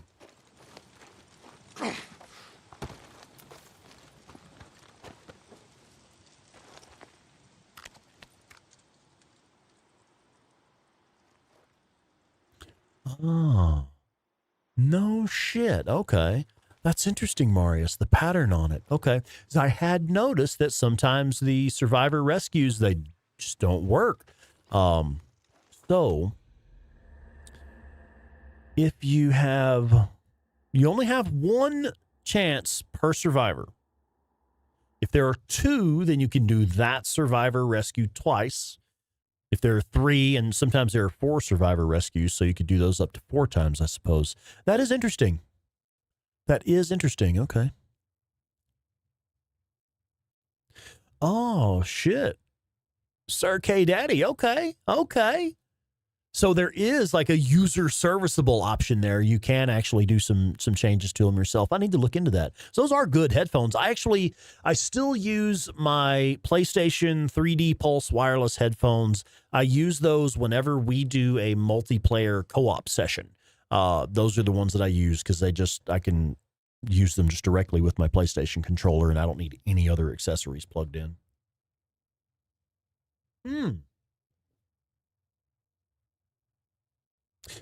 Joseph. Okay. So if you're really into Days Gone, I highly recommend you get a copy of the Days Gone art book. It does have a lot of the backstory in there. It'll explain a lot of what's going on between the characters and the backstory. But basically what it is told in game, but it's told in cutscenes and just brief conversations, like conversations between Deacon and Iron Mike, conversations between Deacon and Boozer, and even conversations. I don't know that Deacon and Ricky talk about that at all, his actual history with Carlos. But yeah, some of the cutscenes and just like you're riding on the bike beside Iron Mike and Iron Mike is talking to you, those are the type of moments where you pick up those little details. That's more in conversations. But what it is, Carlos, Jesse Williamson, was a member of the Mongrels Motorcycle Club, just like Deacon and Boozer. He was one of their brothers in the club. But my understanding of it is that he was doing a lot of illegal shit that was not sanctioned by the club. So, I mean, sure, the club is doing illegal shit, but it's under the club's business, sanctioned by the club and the club president, where the shit that, and I don't know, I think it had to do with drugs. He was selling drugs on the side. And so Jesse Williamson, Carlos, was selling drugs illegally without the approval of the motorcycle club, and a brother from the club got hurt or got killed because of Jesse Williamson's side hustles outside the club. One of the club guys got murdered or got killed or something. So Violent Jones, good point. But yeah, that's like what happened back in the day. So the club president, Boozer, and Deacon all kind of lynch mobbed. They did some club justice on Carlos, Jesse Williamson. They burnt his tattoos off of him, or at least the big Mongrels tattoo on his back. They used an acetylene torch, just like the one that Carlos uses on Deacon, the little handheld acetylene torch. They used one of those. Also, it's the same thing they do to Boozer when they hurt Boozer's arm in the very opening scene of the game, pretty much, the opening sequence. So that's like a theme that you see several times. Boozer gets his arm burnt, Deacon gets his arm burnt, and it's because of the way that Deacon and Boozer and the club president back in the day got together and burnt the Mongrels tattoo off of Jesse. They were kicking him out of the club, and it's like, well, you don't get to wear our patch anymore. You don't get to wear our colors anymore. We're taking that shit off you. And they burnt it off of him. They branded his back with a fucking acetylene torch to burn his tats off. And then, club president Jack the dog. So yeah, that's the thing. That is why Carlos hates Deacon and Boozer so badly. It was because of the way they maimed him when they kicked him out of their motorcycle club. And so years later, he's still around after the apocalypse, and he's given up his previous identity. That's the whole thing about where the theology of the Rippers, their religion, comes from Carlos's beliefs that he needs to forget himself, forget his past self, just like the Freakers don't remember who they are anymore. The Freakers have forgotten who they were. And that's one of the things that Lisa talks about is, do you know why we worship the freaks or whatever? I don't remember how she says it. Do you know why we worship the freaks? Because they forgot, whatever, they don't remember, so that's a big part of it is, not facing your grief, not facing your loss, just forgetting your loss and things like that, where, that's how the Rippers deal with things. And that's how, Carlos in particular, Jesse Williamson, deals with it because of the way he lost the grace of his brothers. He lost the community of his brothers, and then literally lost his identity because for Carlos, his identity as a mongrel was part of himself, and he lost that part of himself when all that happened. So yeah, they don't remember what they lost, who they lost. Exactly. That's it. Yeah. That's the whole idea behind the Rippers and Jesse goddamn Williamson trying to forget the mongrels, basically trying to forget who he lost himself. Read the art book. You'll love it. Anyway, yeah, that's a good question, man. Thank you. I enjoy the opportunity to sit and discuss stuff like that. We don't get to do that very often anymore in these streams. Ends up being such a big production. We don't really just get to sit and chat, you know? Just talk about the game. That's one of the things I love so much about the Days Gone podcast. And doing that feedback loop with 8-Bit Terror, host of the Days Gone podcast. The feedback loop, folks that are fairly new to the community, you may not know about the feedback loop. What we did was myself and Claire Weaver, host of the Days Gone podcast, we did a playthrough together where I was on the controls doing my expert gameplay, and Claire was on the mic talking about story beats, character arcs, things of that nature. It's kind of pointless to say anything since I know that you didn't die out here. Just a habit, I guess. We just hit 60. Yeah. Coming out here every so often, talking to you. Was, Melissa S. Hey, it's been really good. It's been a good morning. You know, so, thank you. Yeah, okay. I hope you were sharpening your knife while doing that. Otherwise, you just fucked up the blade. When I hit the buttons, does that cause buffering? I'm genuinely curious because when I put those links in, does it cause buffering? What we're doing is we found a way to make it, I can push a button and my YouTube account will make a comment rather than what we had before. We would push a button and it would just do a string of characters that happened to be what we were typing in the chat. Now it's set to actually make a comment from my YouTube account, which may actually buffer on YouTube for a second because it's pulling it directly through YouTube. Yeah, I feel like real motorcycle clubs, like real 1%er outlaw motorcycle clubs, they'd have killed him. They would have either killed him or set him up to take the fall for something where he goes to prison for the rest of his life or something like that. And other club members get away with their activities because of him taking the fall. That's generally how something like that would be done, I think. Rock Sarah exists in Bend and has a Facebook page. No shit. That's cool. Mark Ride. What's up, Mark? Come on in, man. Oh, you didn't get any buffering just then. Okay, thank you. Thank you. The Whiskey Cam. Yeah, I forgot about that. Yeah. Oh, actually, that was a little different. That was our Feedback Loop Arcade, which was really just like chat sessions. Going a little further back, the link that I put in the chat a second ago, the Days Gone Feedback Loop with 8-Bit Terror, that is specifically Claire and I were playing Days Gone together. We were on the mic together and talking about the game while I was playing. And, you know, like I said, she was discussing story beats and character arcs and stuff.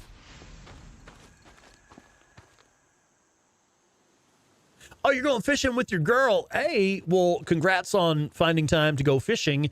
And B, congrats on finding a girl to go fishing with you, dog. Right on. Tell her we said hi. That's awesome.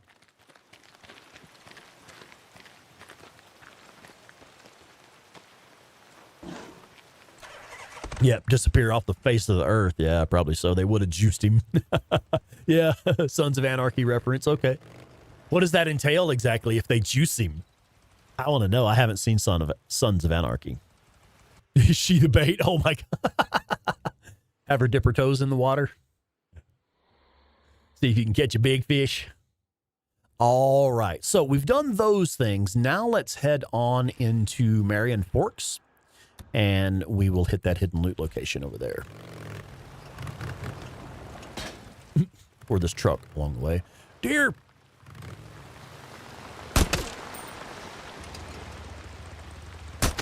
All right, quit running. Quit it.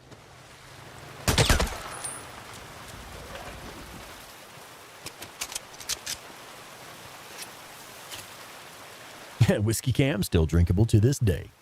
Yeah, we should bring that back. We should do something else like that. Brian Emmanuel. Brian, welcome in. Thank you. Oh, hello from Argentina. Right on. Howdy.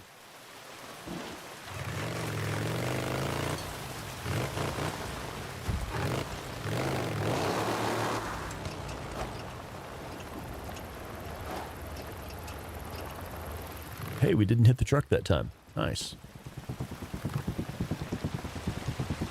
Okay, pull up on those crafting materials there.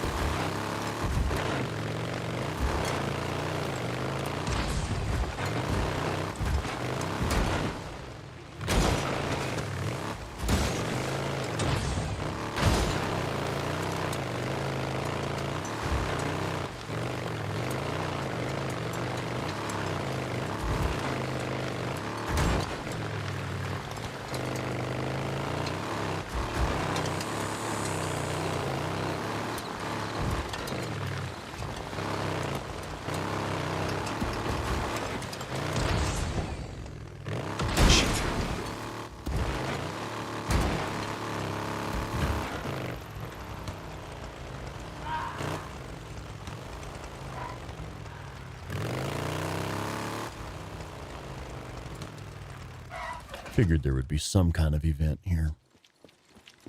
This is going to be a marauder being attacked by freaks. So the smoke bombs are really helpful in this, because what you can do is you can gas the freakers, and then they won't be able to harm the survivor any longer.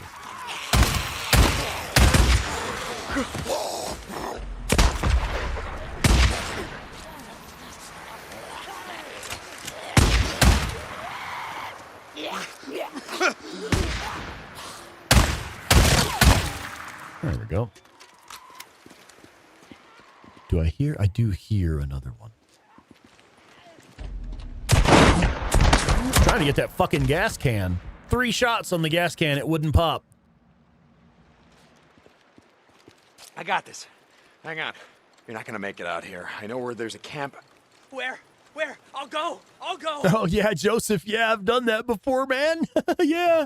Try to lead the horde back to Lost Lake, thinking, oh, the guards at the gate will take care of this horde for me. Yeah, probably not.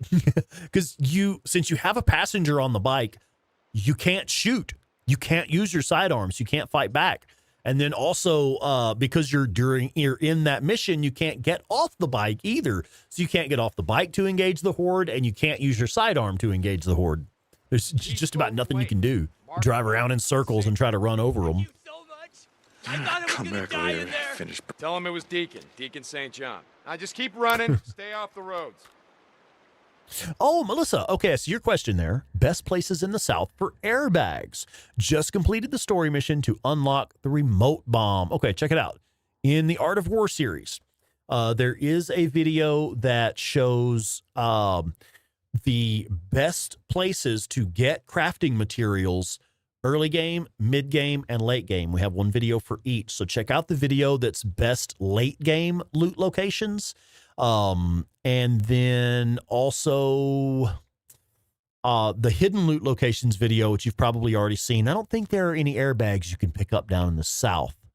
But yeah, those places where you get, I've just had another thought, vehicles. And I'm not being funny. I look at vehicles as you go past vehicles, especially if you're driving through a tunnel or a place that has a lot of wrecked vehicles.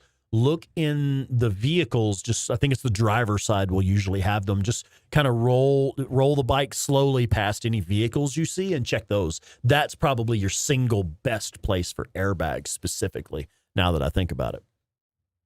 Tito, got to get back to adulting. All right, man. Be back in a little while. Right on. Yeah. Welcome in. Tack started watching Sons of Anarchy with your ex on summer holiday. Okay. He was supposed to wait to watch. Oh, yeah, that's one of those things. Yeah, that happens sometimes. There's actually several shows where it's like Claire and I were going to watch them together, but one or the other would get an episode or two ahead. And then it's like, oh, yeah, I get it now. That does kind of ruin the magic, doesn't it? Oops, sorry. I think I ruined Wheel of Time for us because I'm a big nerd for the Wheel of Time novels. And I wanted to watch the show just to be entertained by a television show, whether or not you think it's a good entry in the Wheel of Time series universe or whatever. That's a totally different conversation aside from, was it entertaining television? So I was going to watch that, and I got a couple of episodes ahead because I was really enjoying it. And yeah, Claire was upset. I kind of didn't get it at first. I was like, well, yeah, but it was awesome. I'd love to watch it with you again. I'm going to watch it 2 or 3 times. I'll watch it with you this next time. And it's not the same, though, is it? Yeah, I get it. So you're looking for places to get airbags. I know this is the wrong map region, but I love that there is an airbag under the seat of this fucking diner, under the cushion of this diner. You could just sort of see it sticking out. Many of you may already know where this is, but check this out. Let's dial it in. Zoom in on it here. Just inside the seat there, you can see something just kind of poking out a little bit. There's an airbag in the seat of this diner. So if you sit on it, it's like sitting on a whoopee cushion, right? They put a fucking whoopee cushion in here. What? I got a couple seasons ahead. I got a couple seasons ahead, not a couple episodes ahead, but I get it. Because then she turned around and watched House of the Dragon without me, and I was like, oh yeah, it makes a lot more sense when it happens to me. Funny how that works, ain't it?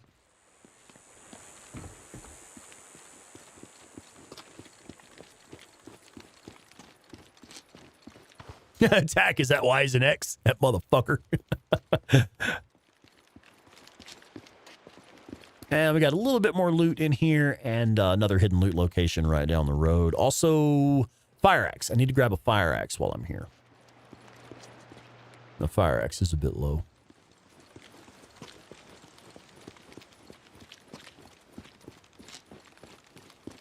Let's do that now while I'm thinking about it. I'll forget.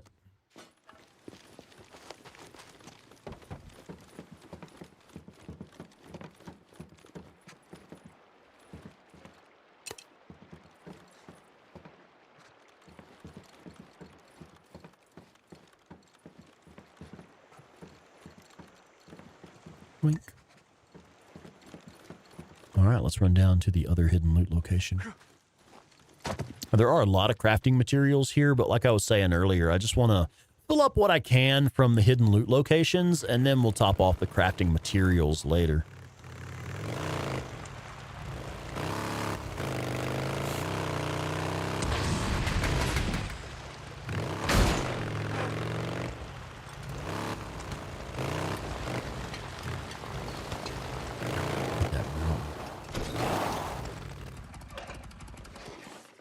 Look at that.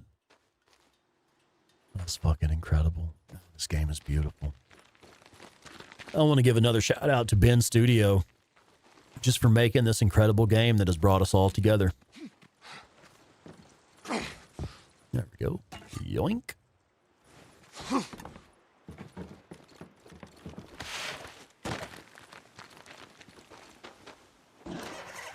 Got some buffering. Okay, I'm not seeing any on my end where I monitor the stream. It looks to be doing pretty smooth. It's a few seconds behind, but I think that's normal. It's latency rather than buffering.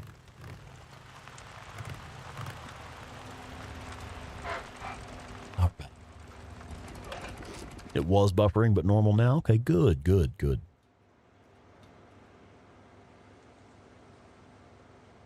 And just don't watch the rest of it. Yeah, I hear you. You never see the ending. Well, I mean, if you never, it's like playing Days Gone. You know, if you stop at the last chapter, you don't have to like be upset that it's over, right? Let's see. We're in Hot Springs now. We're in Belknap now, so we have plenty of money here. Oh no, I'm not spending that kind of money. Never mind. I mean, you kind of can just spend whatever you want to now, because like I don't need to buy anything from Tucker's camp. I won't be buying any more guns there. I've already got what I want. And I won't be buying anything from Iron Mike's camp, really, because I've already got the guns and the bike upgrades I need from there. But anyway. Oh, Mark's got to head out? All right, man. Thank you for being here, bud. I appreciate you. Oh, shit. Didn't turn his Ricky down. See, that's why I don't like Ricky. I like the character, but I do not like how she treats Addie. Trying so hard to get with Deacon, completely disregarding her relationship with Addie. Like she tells Deacon several times, it's not serious, Deke. Here we go. I think Addie might disagree. Needed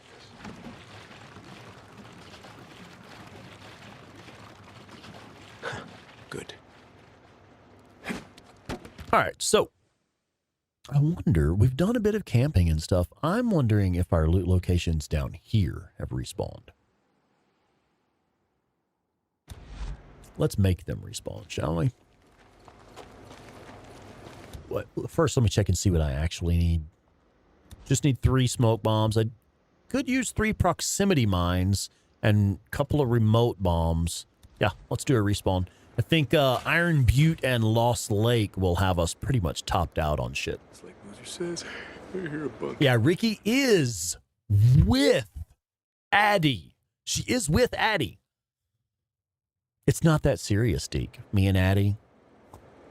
Fuck, never mind. I was going to say something. Never mind. I won't say it. I'll be nice.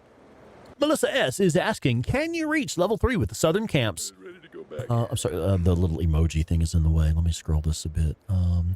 Any camp jobs till after the main story? I doubt it.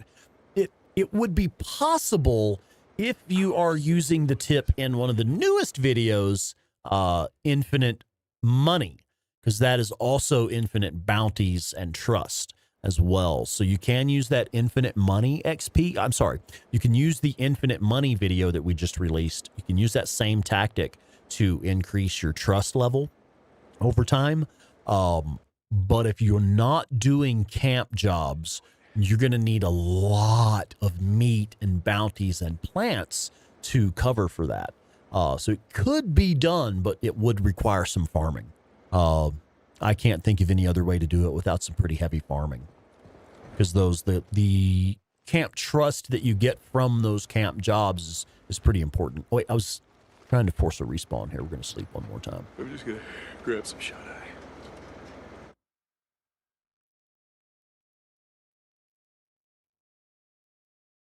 Yeah, Ricky's awfully thirsty. She wanted Deacon to elaborate on her.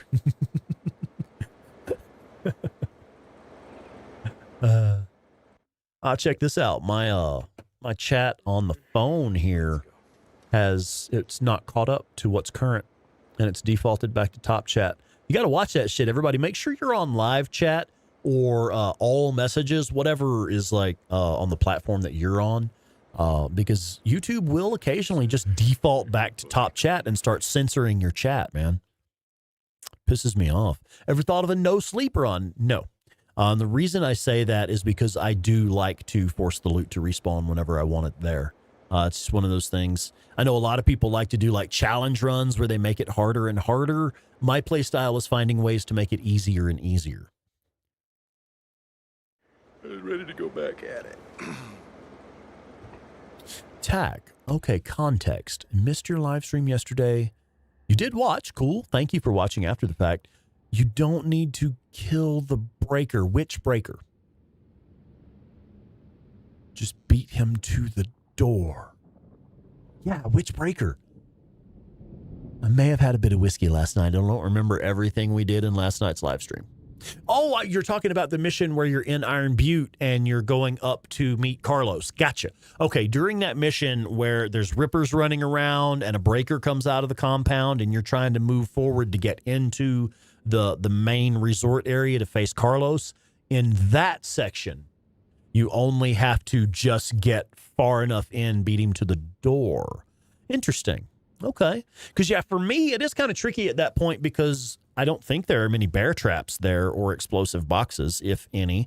And I don't normally have Executioner by that point either. We could push and get Executioner. Now that I think about it, it might be a good idea on my next playthrough. Do everything we've done so far. Yeah, you're about a minute behind. But yeah, now thinking about it for my next playthrough, we'll do all of the same things we did to get as advanced as we were, but we may also go do a couple of camp jobs to level up enough to get those skill points to get Executioner before we do that fight. It's not really necessary. I mean, if you wanted to, you could just do melee and have Executioner before you face the first breaker, but I don't generally recommend doing it that way because you're sacrificing a lot of other playstyle options for one very specific singular outcome of having one very specific singular skill for one very specific singular enemy. It seems like you're really limiting your playstyle options if you exclude everything else just to have Executioner before that fight, because there are other ways to get that breaker. You have the MG45, you have the bear traps, you have the explosive boxes. You just don't need to have Executioner by that point in the game. It's my opinion. Hardest horde after the Sawmill Horde, and why? 2. The hardest horde in the game, generally speaking, is actually the Mount Bailey Horde in the Crater Lake region. I've said many times that is my least favorite horde in the game because of the available terrain. You're in a wide open spot. If you check out my my Horde Killer Masterclass video, there's a section in there where I talk about how wide open terrain is that's the worst case scenario possible, to just have flat open terrain.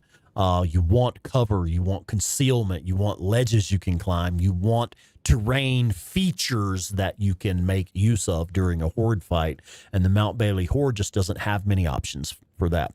There are other ways to take out the Mount Bailey Horde. If you can catch them down by their watering site, it's a pretty good spot to get them there. There are some exploits you can use. If you watch Borslav 24/7's videos, he shows some locations where you can cheese the horde by just like standing in one safe spot to get them. So there are ways to deal with the Mount Bailey Horde, but just in general, it's a big fucking horde. I think it's at least 300, like the Iron Butte Horde. It's at least 300, and it's just terrible terrain, just wide open terrain, no cover, no concealment, no ledges, no choke points, very little options for how you engage the horde, and there are no explosives in the area either.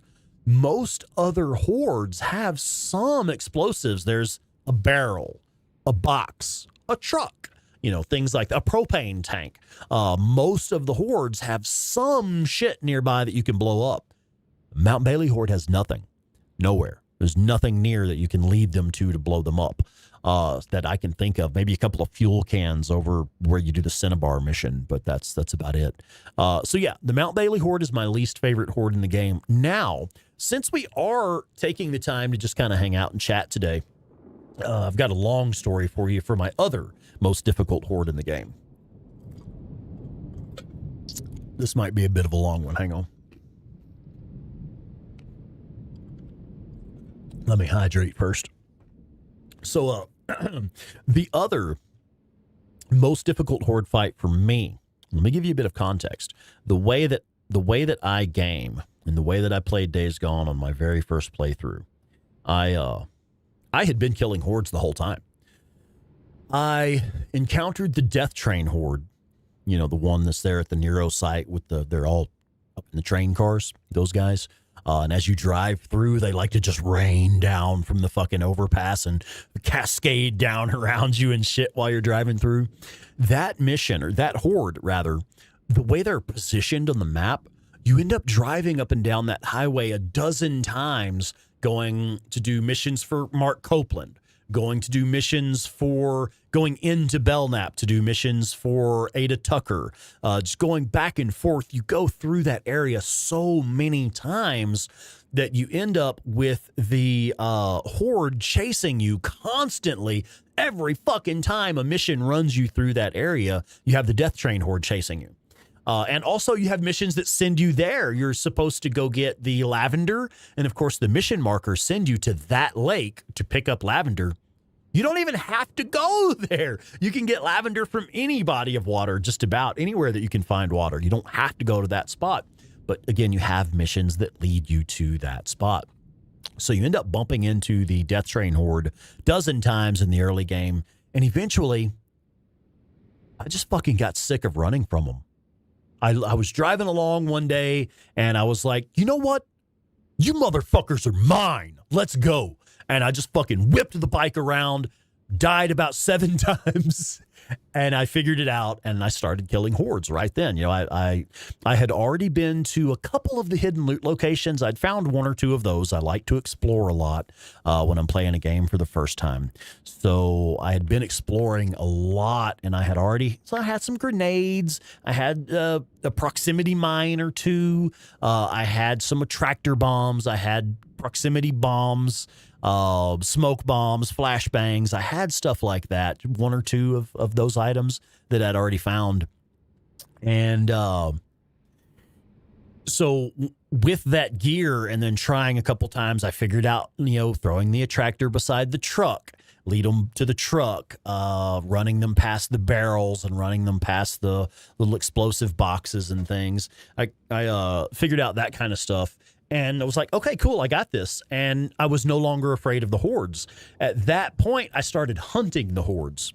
So as I continued forward, I was killing every horde that became available. I was checking the online list. I was tracking down each individual horde as it became available.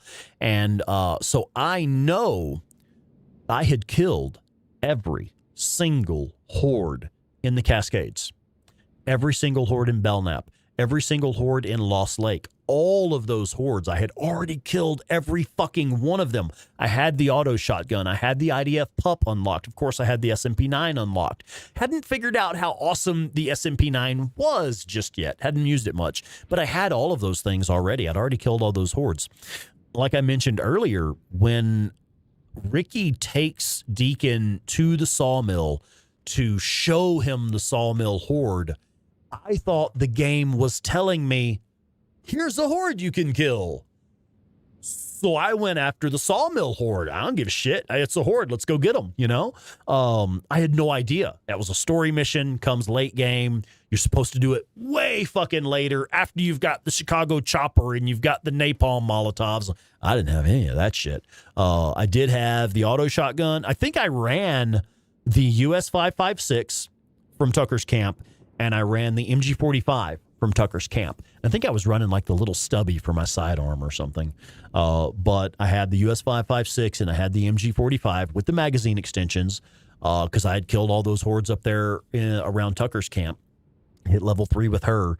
So by the time I was doing the fucking hydroelectric power plant mission with Ricky and Deacon ride out, I was already level 3 at Tucker's camp by that point in the story. I already had the MG45. So I was like, yeah, I can take this horde. I think I can take them. And I had the loot from the hidden loot locations. There are a few more hidden loot locations in Lost Lake. I'd found a couple of those. So I had gear, I had some bombs and I had attractors and I had some good weapons. The MG45 with the mag extension and stuff. And I think it only took me like 6 or 7 tries, and I was able to get the sawmill horde once I learned how it was done, even though I was early game. Didn't have many injectors yet, didn't have many skills yet, didn't have the big guns yet, just the best you could have in the early game. So I say all of this to give you a little bit of context. Imagine a gamer who has already killed every single available horde in the game, including the sawmill horde. I'd already killed those motherfuckers. But then you get to the first main story mission horde. The horde where Corey goes out with you and you test the napalm Molotovs. I got to that point. That was the single most difficult horde fight in the game for me personally. I actually rage quit, turned it off, came back in a little while later, loaded an earlier save file and tried again, because here's what made that mission so difficult for me.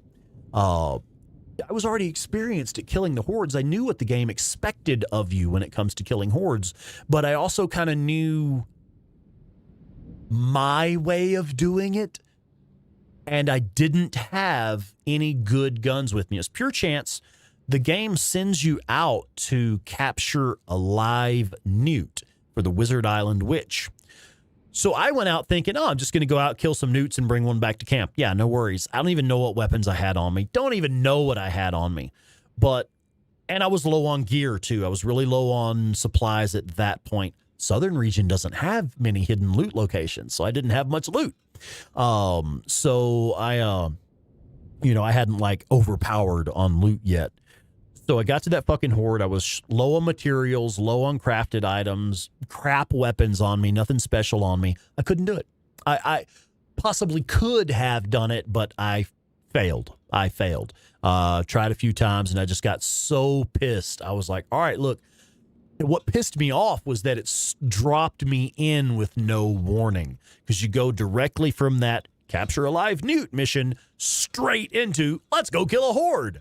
I couldn't find a way to make it happen that first time. I went in completely unprepared, and that's what fucked it up for me. And I know they do that on purpose. They throw you into that so that you are unprepared. Because I guess they were accounting for gamers like me who always try to over-prepare for shit. Hi. Yeah, what's up? How did you feel when you got to the sawmill and they were like, go kill the horde? And you were like... Honestly, well, that's kind of a hard question for me, honestly. What Claire just asked was, how did I feel when I arrived at the sawmill or you get the mission, you're like, okay, go blow up the sawmill now. I'm like, oh, I have already done that. So she's asking how I felt. And honestly, I don't really examine my feelings all that much. I can tell you what I thought. As far as what I felt, I don't know. I thought that it was good that I wouldn't have to engage them again. I thought that was convenient because I guess I did feel a bit of, oh, fuck, am I going to have to do that shit again? So there was a bit of like, oh, really? As far as feelings. But my thoughts were, sweet, we've already done it. And just rock and roll. But yeah, the most difficult horde in the game for me, the single most challenging horde fight, was the one where they drop you in with no time to prepare. And that is what fucked it up for me. Just no time to prepare. So what I did was, like I said, I rage quit.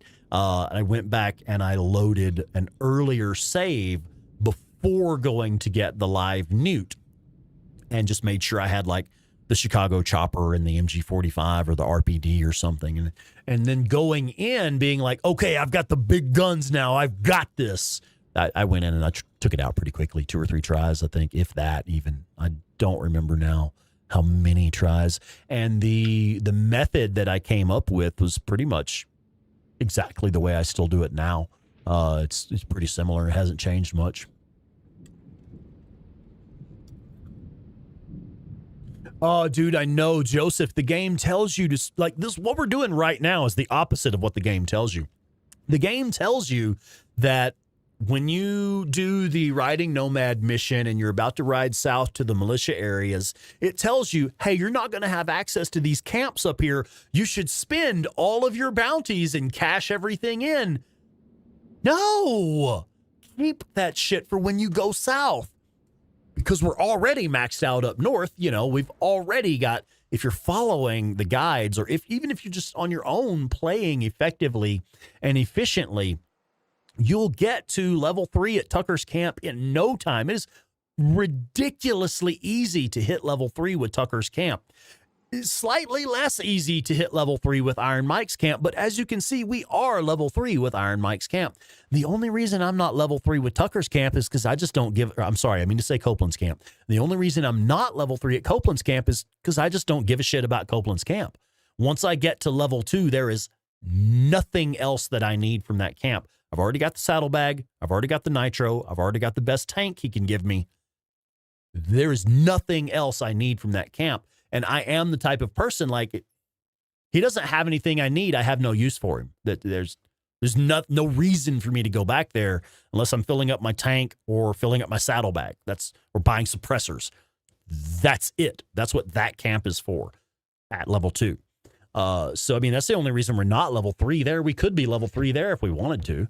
Like if we actually gave a shit, we could do that as well. So when the game tells you to spend all of your meat and bounties, cash everything in now before you go, that is terrible advice. Do not follow that advice. Have your shit maxed out before you go south. Bring all that stuff with you to give you a head start on the southern regions. That's how you do it, man.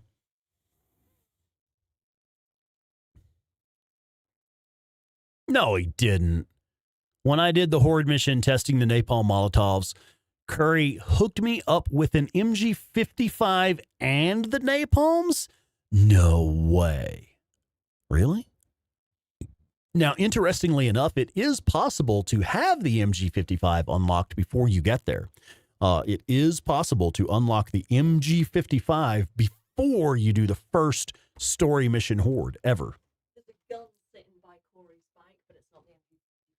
She says there's a gun sitting by Curry's bike, but it's not the MG55. What is it? Maybe an RPD or something? An MG45? I want to say it's the AK-47 or something, but I don't know.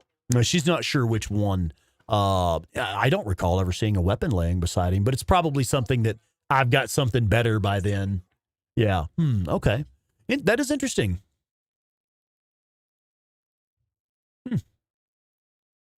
All right, let's do a bit more gaming. I wanted to force the shit to respawn. We've just done some sleeping here in Belknap. Let's do some camping at the Cascades region. We'll run to O'Leary Mountain real quick, camp there, make it, try to make the loot respawn.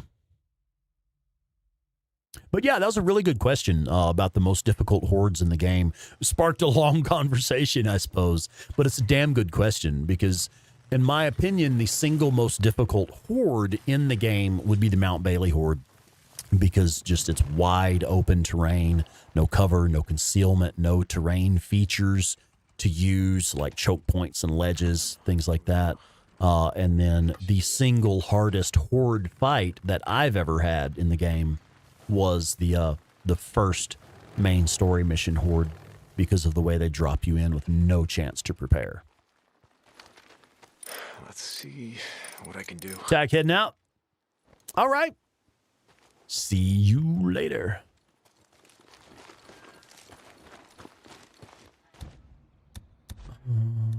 Yeah, okay, never mind. Let's grab what we can. There should be some scrap around. That's why I went ahead and repaired the bike just now. I know there's several pieces of scrap here. Scrap and gunpowder. Nice.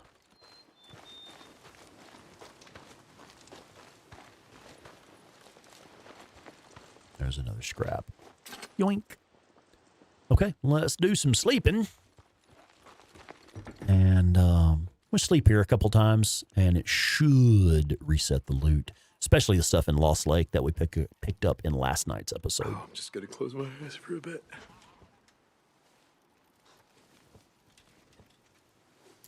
It is the AK, and whatever it's called, yeah, the gun that he's forced to use, yeah. That should do it.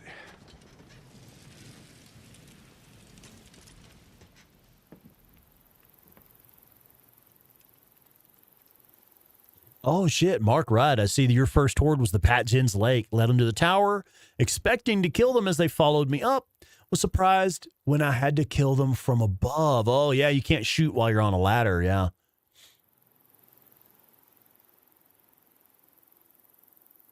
Oh, let's do some more sleeping here. Grab some shut-eye. About time for lunch break. Here in a minute, I'm going to take a brief intermission, grab some lunch. I've got some leftover spaghetti in there. I'm just going to heat up real fast.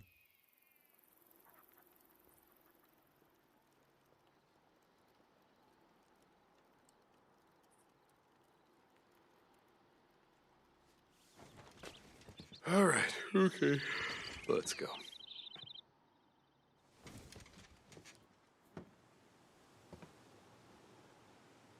It's like Boozer says, I hear a bunk calling my name. Salvaged. Yeah, Fred. Salvaged. I do think that it would have been wonderful if Bend had included a way to unlock, you hit level 3 with Copeland's camp, and Cope's like, we hung on to the tank. Here it is. Something like that. Or just you don't even need a cutscene explaining that where Copeland tells him, hey, we saved your tank. Here you go. But just like when you hit level 3 with Copeland's camp, it unlocks the skin or something. Would have been great.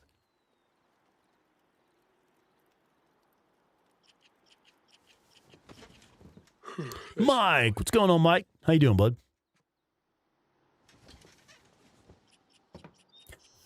Joseph says, by the way, Rex, who's bunk? I don't know. What do you mean, man? Nithin, welcome in, Nithin. 10,000 subs. Shit, yeah. That's like 9,999 more than one. Indeed. 9,999 people other than myself are subs to this channel. Strategically transporting equipment to alternate location. I've never heard that, dude. I fucking love it. Strategically transporting equipment to alternate location.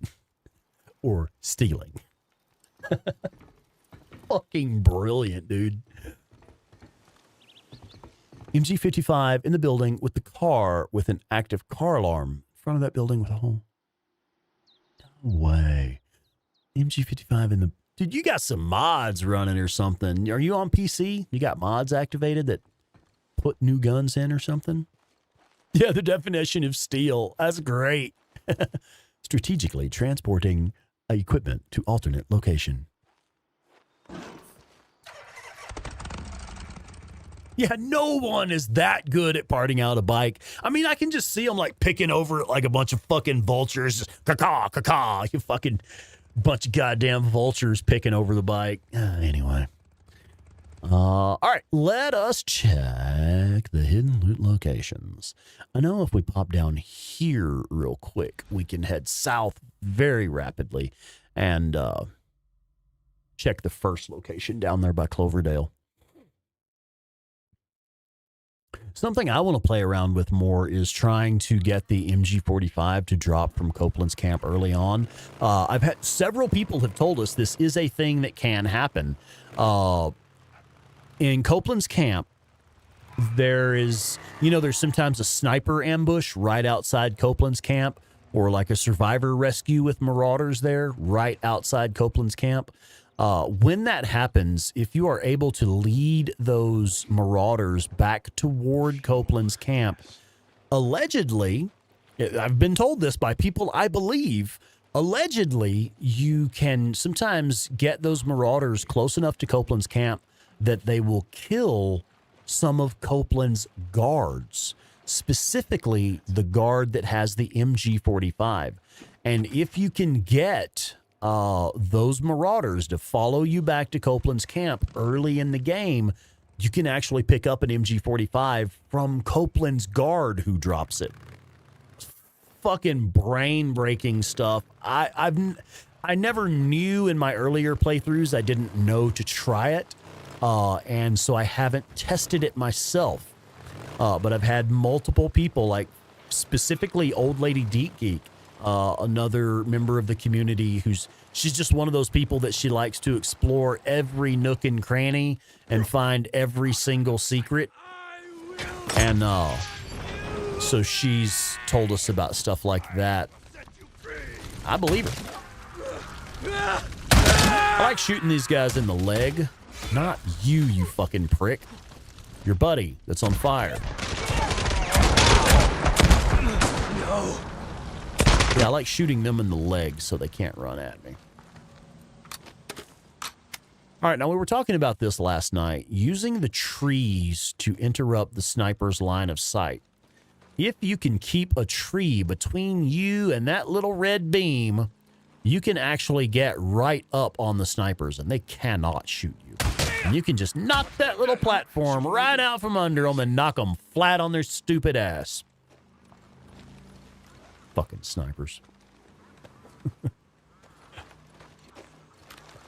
Great stuff. I love doing that. Get right up on them and take them out of their nest. Ryan's made it back. Right on. Infinite fuel, I know. Yeah. Now, one thing, one of my early play tips for managing the durability on your bike, I still stand by this, honestly.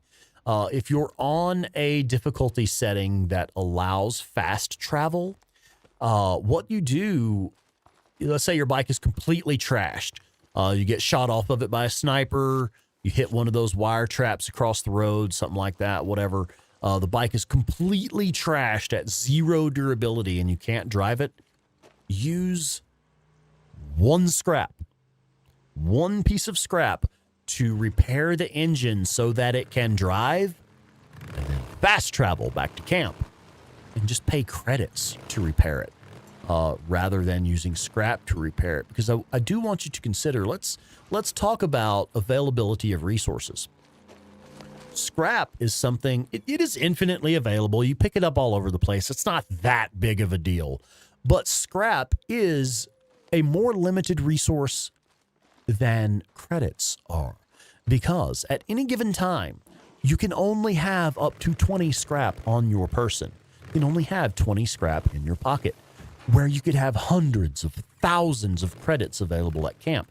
For example, I have save files where I have over 100,000 credits at most of the camps in the game. Well, you never have 100,000 scrap on you, but you can have 100,000 credits easily available. So it's just one of those things. Let's talk about the availability of resources. If I have to use 10 scrap to repair my bike, that's 50% of my available scrap. It would have to cost 50,000 credits to repair the bike for it to take 50% of my available credits. That's one way that I look at it. I still stand by that tip. I've had people tell me, dude, that's stupid. Don't fast travel back to camp to spend credits and repair the bike. Just use your scrap. You'll get more scrap in the field. Well, yeah, you will get more scrap in the field, but it depends on how you look at it. I think it's practical, sometimes even faster. Let's say you're near a fast travel point. You could pop back to camp, repair your bike, pop back to that fast travel point you were just at. It's only taken you a few minutes. You've refilled your suppressors, refilled your ammo, refilled your saddlebags, refilled, all of that, and topped off the durability on the bike. Or you can sit there and use 6, 8, 10 scrap to repair the bike. Whatever. Doesn't matter. I don't give a shit. Do what you want to do. I don't give a damn. Anyway.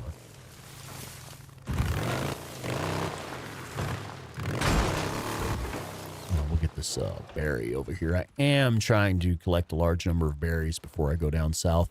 Not making a huge effort to get berries or bounties, like plants or bounties, because they're really not worth that much. Once I get down south, I'm going to sell them all anyway. Normally, I would keep a few plants, berries, mushrooms. I keep a few for the purpose of crafting cocktails.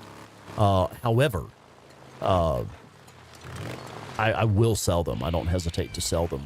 And I'm trying to make some money and some trust.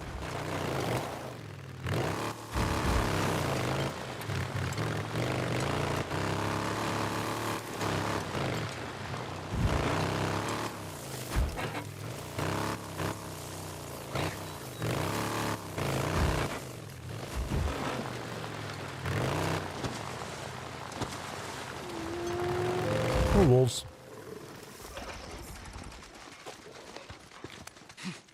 Hi, wolfies. You can't get up here, can you? Poor stupid little wolfies. Oh, no. You are not running off. You don't come over here and fuck with me and then run off. You're not playing that game. I want your meat. That didn't sound right.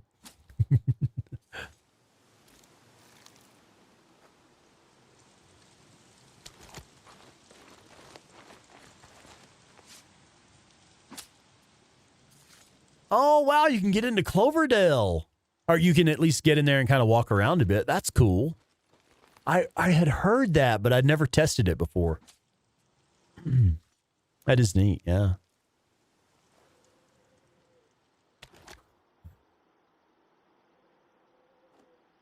All right, let's see. I'm going to get this mushroom here. And we'll hop up here and grab this hidden loot location real quick. Yeah, so like I was saying earlier, all we're really doing right now is getting ready to head south. I want to make sure that my inventory is completely full of crafting materials and items that can be crafted. The things like the proximity bombs and attractors and attractor bombs, all that shit. I want to make sure I'm completely full on all of that and also completely full on the crafting materials to make those things. So we'll do that while we're going around collecting crafting materials and items from the loot locations. While we're doing that, we're also going to gather all the meat and all the bounties that we can. And we'll stop for a few plants here and there too. So that when we head down south, we are completely full up on everything, plus as many bounties and as many meats as we could find on the way. And the next hidden loot location is just right up here. Just follow the ridge a little further north, right here.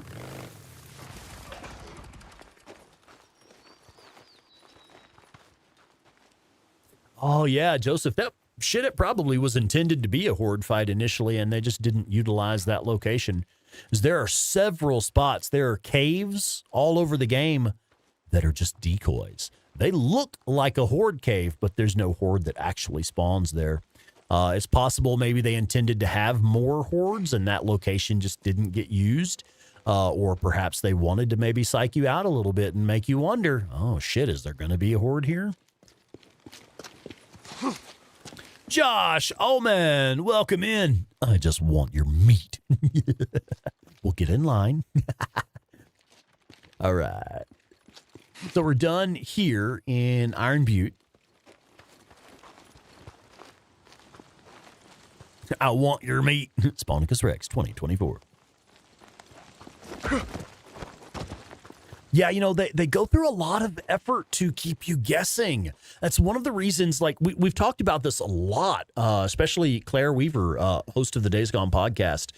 She and I have talked about it quite a bit over the years, how the game is structured in a way that you just keep stumbling into hordes unexpectedly. It is structured in a way that even if, let's say, early game, there are 7 hordes available. Let's say you've killed all 7 of those hordes. We'll just advance the story a little more, and you're going to bump into a few more hordes. Well, let's say you kill all of those hordes that are available. Go advance the story a little bit. There's going to be a few more hordes that become available. You'll stumble into them. And it keeps going, and especially even the hordes in, like, I remember somebody commented on one of my videos just the other day. I show how to get infinite money in Days Gone. In that infinite money video here in the Art of War playlist, one of the things is there's hordes inside some of the ambush camps. And those fuckers respawn.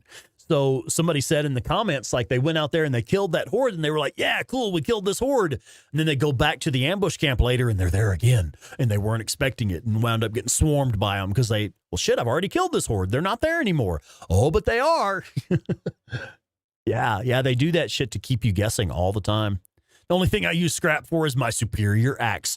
I'll tell you, a really unconventional trick. Don't bother. Just pick up another axe. They're all over the place, man. Check out the 8-Bit Terror channel. If you're not already familiar with her channel, do have a look. Go to 8-Bit Terror, sort by playlist, and go all the way down, and you'll see her Days Gone podcast playlist. that's really good information. You've got to listen to that stuff if you're a fan of Days Gone. But also on her channel, she has a video showing every single location that we know of to pick up the superior metal axe. I've even linked it. You might be able to find it faster. You go to the Art of War playlist, my Art of War playlist, and hit the video that shows the best melee weapons in Days Gone. If you check that video, I know for a fact it contains a link to her video showing every single location to pick up the superior metal axe. So yeah, that's about the only thing you really use scrap for later in the game, unless you're running the crossbow. You'll use a shitload of scrap for the crossbow. But if you're only using scrap to repair your melee weapon, don't bother. Just grab another melee weapon. Pick it up. There's tons of them. They're all over the place. Yeah, just go get a new one for free. Even the machete. If you like running the machete a lot, machetes are all over the place. You see the green forest department trucks. Almost all of those green forest department trucks will have a machete in them. They're also common in like wood sheds and workshops and things like that. But you'll find them all the time in those green forest department trucks.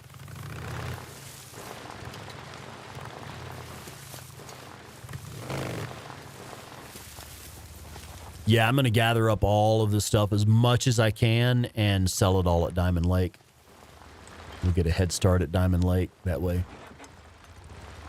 And it's interesting for me, early game, I like to prioritize Tucker's camp. I'm talking early game.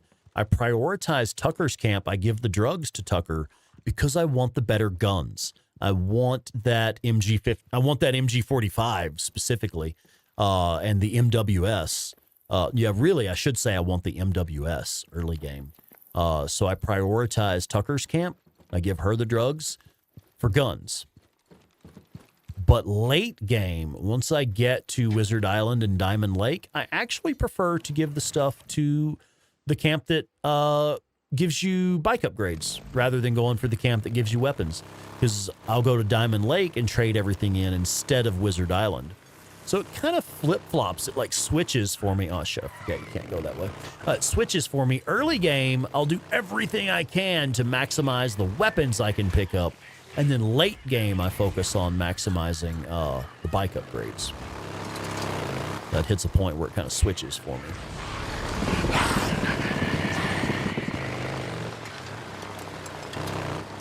Oh, I get that. Yeah, Chris, you're right. That actually makes sense, man. Like, if you do have a real melee-heavy play style, then you can't just fucking wait to go grab another axe. You need to fix that motherfucker. Yeah, that makes sense. So, do we have enemies nearby? Oh, never mind. I can't. Well, I just got Executioner skill. I was going to show you guys a really cool trick with Bull Rush and the boot knife. For those of you that do not know, Bull Rush pairs really, really well with the boot knife because you can get completely resource-free kills. If you have the skill, Bull Rush, and you equip the boot knife specifically. Activating Bull Rush will use the boot knife as the weapon you get your critical hit kill with. No durability loss.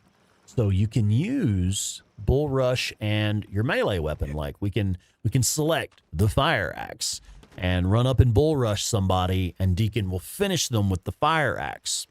So you get a quick, easy finisher, but it still takes durability off of your melee weapon.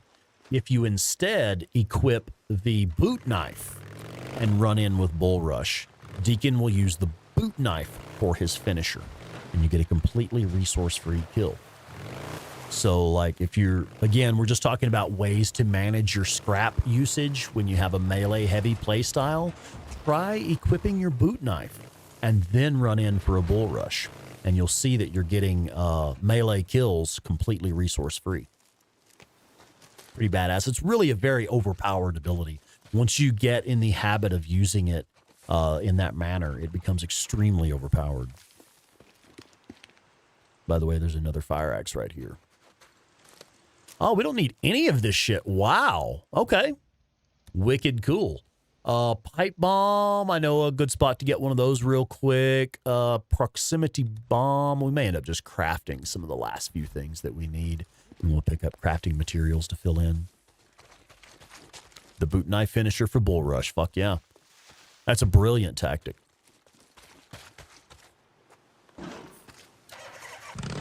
Oh, yeah, Mark, I agree, man. I hardly buy guns anymore. I can tell you specifically. I mean, you can watch these and see what I get.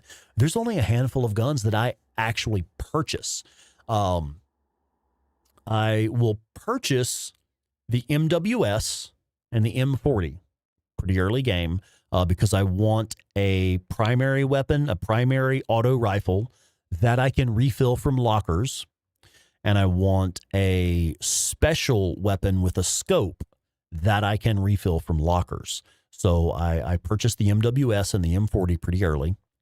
As soon as I hit level 2 with Tucker, which again happens very early, then I will purchase the C8, the sniper rifle that becomes available at level 1 in Lost Lake Camp. And then the next thing that I will purchase is the MG45. And I generally also purchase the US 5.56, but that's only because I think it's a really cool weapon. And I never use it because I've already got the auto shotgun by that point as well. By the time you have the by the time you have the US 5.56 unlocked at level 3 from Tucker, well, I've already got the auto shotgun and I'm running that. And then next I'll purchase the Talon 7, the sniper rifle we have now, which is level 3 from Lost Lake. So I only buy the MWS, the M40, the C8, the MG45, and the Talon 7. Those are the weapons that I buy. And then later I'll buy the chopper and the BFG, and I never use the chopper. Hi. Lunch break? Yeah, lunch break in a moment. Would you mind warming up my spaghetti? Thank you, baby. Okay, so we are going to do a lunch break here in just a minute. We're just about done collecting the loot from these hidden loot locations, which is one of the things I wanted to accomplish this morning before we head into the southern regions. Because I want to be absolutely as full as I can possibly be on everything, including lunch, before we head south.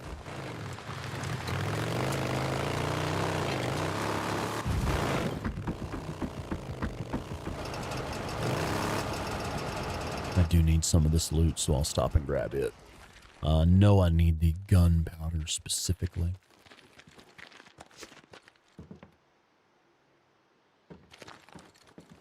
Oh, cool. We're full up on gunpowder now. Just needed that one.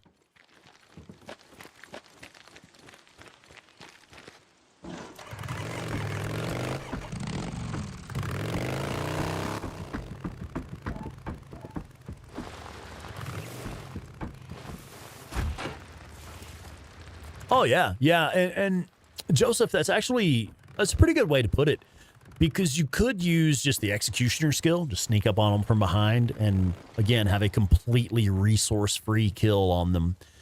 You can also use smoke bombs. Like if they've caught you flat-footed, you've already been spotted and the Reacher's coming at you, you could use a smoke bomb to induce a state where you can use the executioner skill on them. So, yeah. And that's just a smoke bomb, which you can pick up from hidden loot locations. You don't even need to craft one. The thing about using a sniper rifle for the Reachers, it's just easier. I am a ranged weapon player. I don't care to use melee much. In my opinion, melee attacks are what happen if you have fucked up and lost control of the battlefield. If you fuck up and lose control of the battlefield and let the enemies get close enough that you need melee, well, that was your first mistake. You keep them at a distance by using your ranged weapons effectively. So I really just don't care to use melee a lot.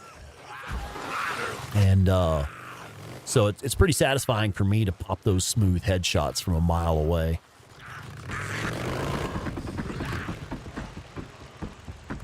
So a lot of times I'll use the BFG, headshot from the BFG, just because it's like quicker and easier, and I find that satisfying as well.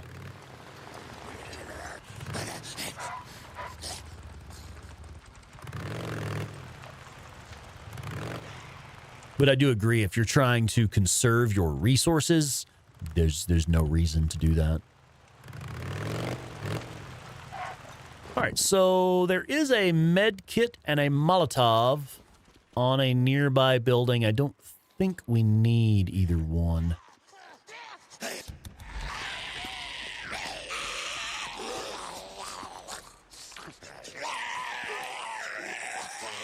Did you guys come on?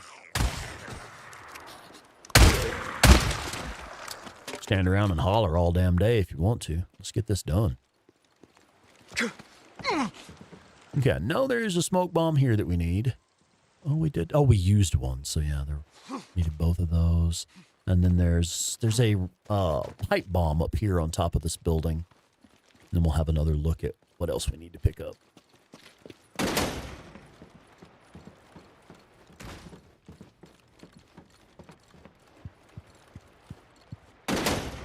Hey, MR Khaled, welcome in. Thank you. I appreciate that.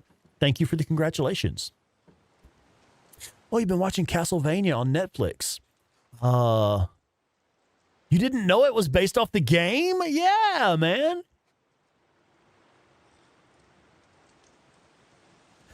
Yeah, V Rising is a lot of fun, man. I haven't beat V Rising yet. I could go beat Dracula, like right now, but I haven't played it in a couple of weeks. I don't want to finish it. It's one that I was having so much fun playing it. I don't want to finish it. Oh, shit, I was mixed up. I was thinking there's a pipe bomb up here. It's actually a flashbang. All right, so I don't want to do any more hidden loot locations. Today, we're just going to go ahead and craft these things if we need them. And we'll go pick up a few crafting materials. So what crafting materials do we need? Pipe, gunpowder, box of nails, stuff like that.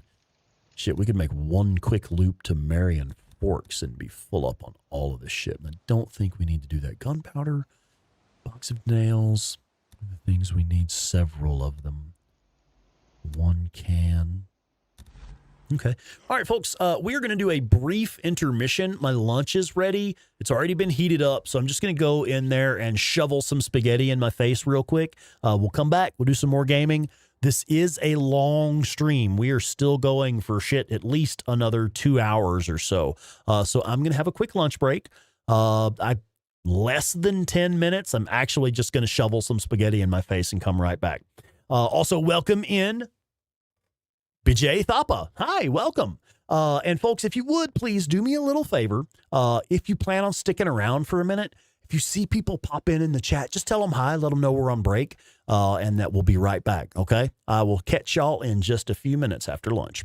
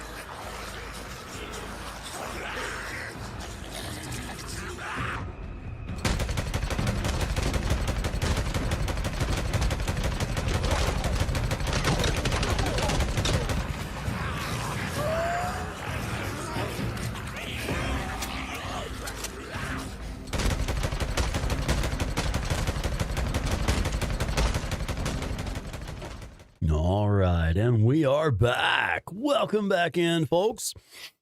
Y'all were probably here, so I guess you should welcome me back. I don't know how that works. Anyway, why are my eyes so red? It's allergies or something. I don't know. Hi, guys. Lunch was fantastic. Spaghetti was great. Cold beer is my friend. And it's rock and roll. Yeah, Marius, I get it. And I guess maybe, I don't know, maybe it is like a cultural thing, like because I'm American and like we tend to be a very wasteful society. It is what it is. Our culture, we're very wasteful, very, what's the word I'm looking for? Everything's disposable, right? Everything is disposable. Even just like everything is fucking disposable. Even your cars. If you buy a new car, you're only expected to get 4 or 5 years out of it before you're having a shitload of problems with it and you have to buy a new one. They do it on purpose.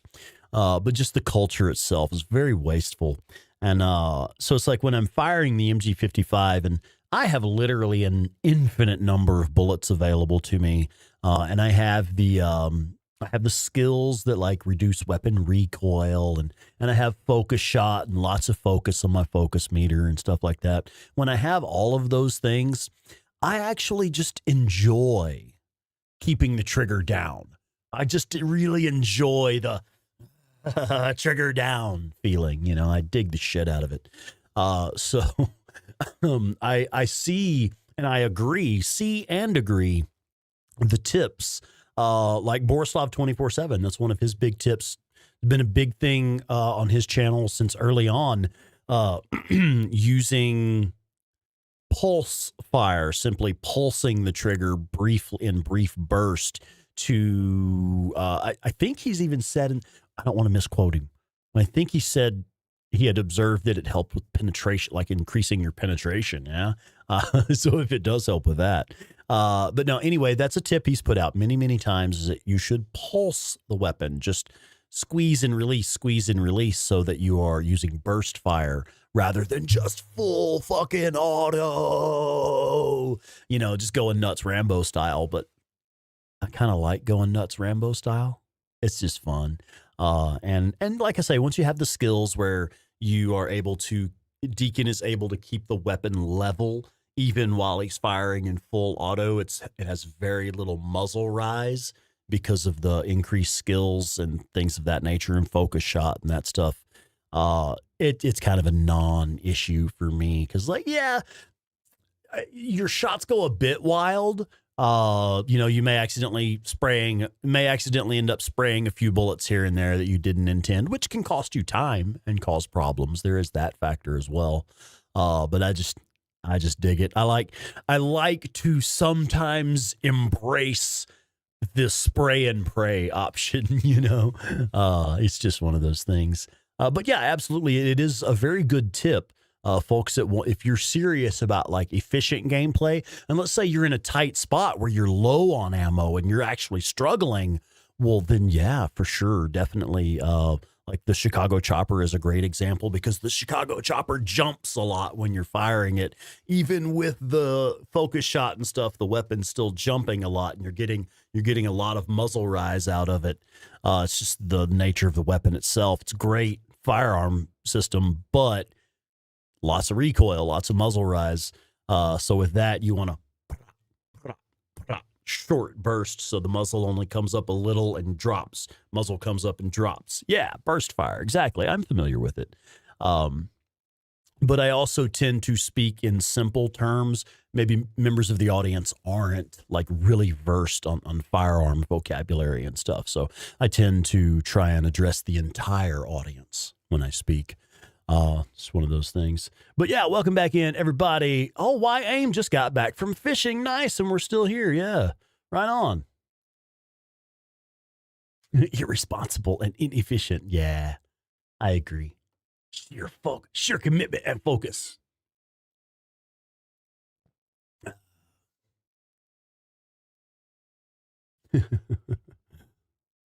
All right, let's do it, man. I'm back from break. I'm ready to play the game. Let's go. Oh, the stinger. Yeah. Oh, does it have a lot of muzzle rise to it? Yeah. Attack procrastinating. Well, that's allowed on a Saturday. I mean, Saturday afternoon for me, but still, procrastinating is allowed. All right, let's have a quick look at our inventory. I just want to refresh my memory. I know we just checked this, but I'm reminding, so you guys don't forget. I'm reminding you guys so you don't forget. All right. I only need little bits of small pipe, a couple samples of gunpowder, and box of nails. I think that's about it. And honestly, I'm not super worried about those. One of the things about the late game sections of the map, there you find a lot of crafting materials. Scrap can be scarce if you are running the crossbow or using a lot of melee, like we discussed earlier. Scrap can be scarce in the late game, but other crafting materials are quite plentiful simply because you have the recipes to craft everything. And I wondered about that a lot on my first couple of playthroughs. I had noticed there are so few hidden loot locations in the late game. Early game, you have multiple spots. You can go to the hydroelectric power plant. You can go over here to the Little Bear Lake Nero checkpoint. You can go up here to Marion Forks. There's 2 spots in Marion Forks. And then there's another spot here and there, Crazy Willie's. You can pick up Molotovs that are fully crafted. You have that one attractor you can get from the safe. Does anyone know if that ever respawns? Have you ever had the attractor in the safe respawn where, like, you're certain you had seen it respawn? I'm curious about that because that's one where you have to open a container to take the attractor out. So I don't think that one respawns. I really don't. And I've tested it. I don't remember ever seeing it respawn, like not where I'm certain and I could say, yeah, it respawns. I don't know that for a fact. Anyway, what the fuck was I talking about, man? We were going to nab some loot. But yeah, okay, so there's so many locations in the early game where you can just pick up shit that's fully crafted, but it's because you don't have the recipes yet. Late game, when you're down in the southern regions of the map, you have most of the recipes by the time you get there. I think the only thing we can't craft right now is the remote bomb, I think, is out of shit that Deacon can craft. Things you can be taught to craft. Yeah, we can already do that. And even attractor bombs. So yeah, aside from the crossbow bolts that you get for killing ambush camps later in the game, aside from that, remote bomb is the only thing we don't currently have a recipe for. So yeah, you kind of don't need the hidden loot locations because the game has given you the crafting recipes. What you have to prioritize at that point becomes actually picking up crafting materials. And that is why I think our video of where the best crafting material locations are in the late game, that specific video, that's my favorite one in that series, simply because late game, there's not many hidden loot locations. You have to rely on the crafting scrap. The scrafting crap. All right. Well, let's get some fucking loot. Hey, maybe these guys will have some of the shit we needed.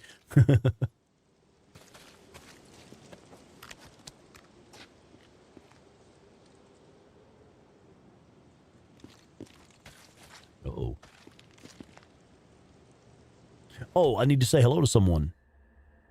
Cal, welcome in, Cal. New here, just discovered Days Gone.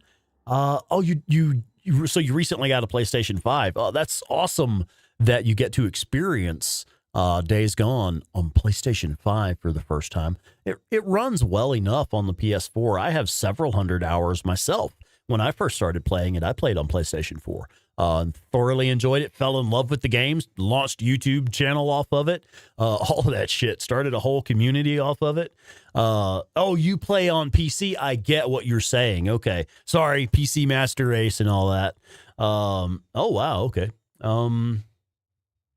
Let's keep it civil. Let's try to keep it civil. Marius, I realize you're an individual that you have very strong opinions on things.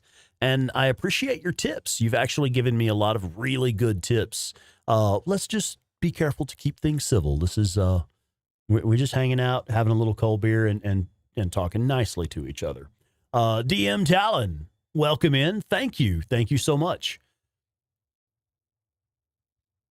But yeah, shit, it's cool you're getting to play it on PC then. Have you got a pretty sweet machine where you're running it like top end or like when I played it, my computer I was using at the time, I could only play it at like 1440p. We were doing 60 frames per second, but only like 1440p resolution. So even then I wasn't like maximizing its potential. I was just running it at the best I could hope for on my machine. Sensei Mike, what's up, man? Welcome in. Oh, yeah, it is delightful on PS5 for sure.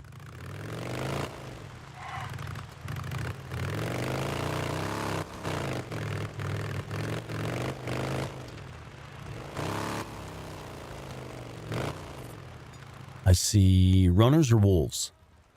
Wolves? Runners? Runners, okay. Just as well.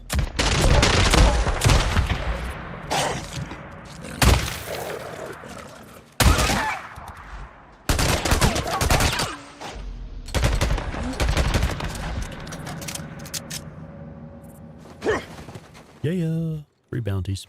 Well, not free, but... Oh, hey, check it out. Okay. Look at the mini-map. Down there on the mini-map, you can see some blue blips over there. Those are remote bombs at this red shack over here. This is a fairly uncommon spawn. I've seen it a few times. I don't know what it is that triggers it.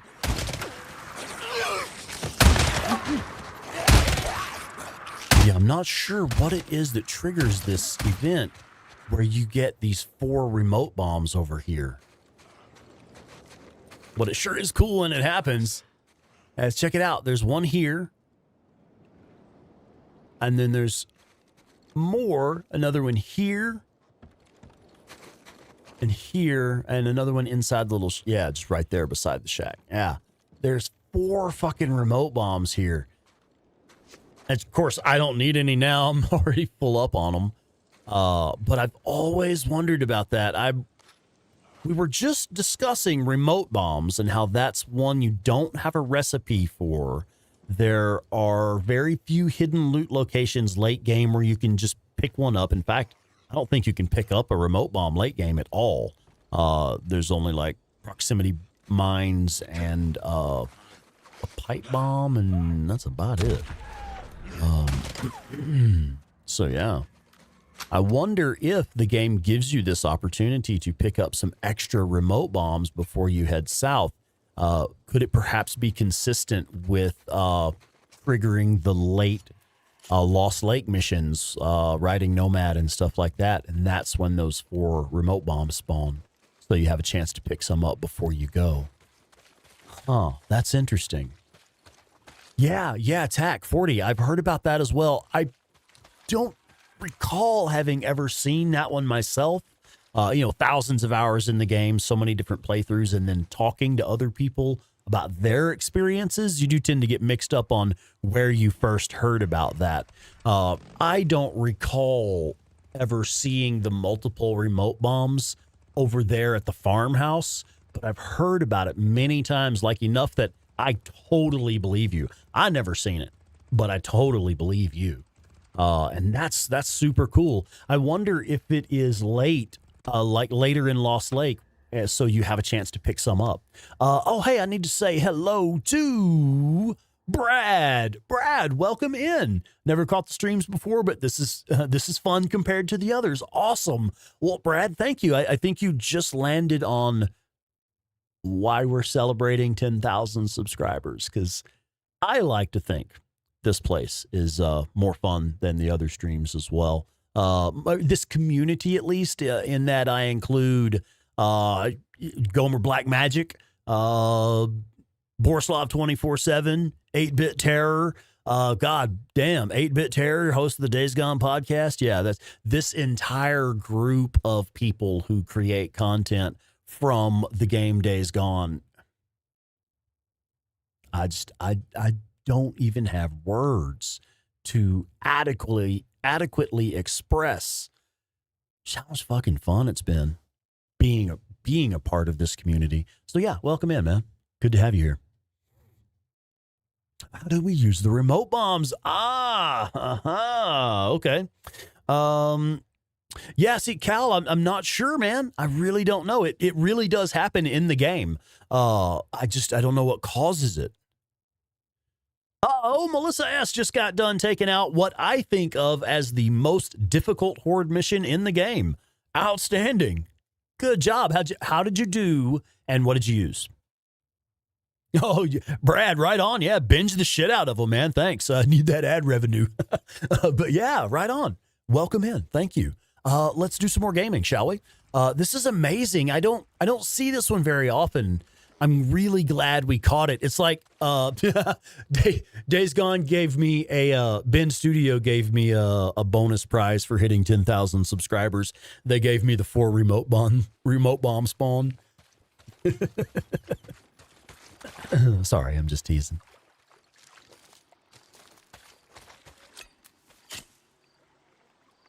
Oh, TAC 40. You know, really, that is the Days Gone experience right there. Exactly that. I was out of gas and just looking for gas, and X completely wild event happened. That is the Days Gone experience. Fucking nailed in one sentence right there. I was out of gas. I was just looking for gas, and insert wild event that happened. That's rather beautifully summed up, really. Knights of Finland. What's up, man? Welcome in, bud. How's school? All right, so we're also picking up just flowers and shit, mushrooms and berries and the like.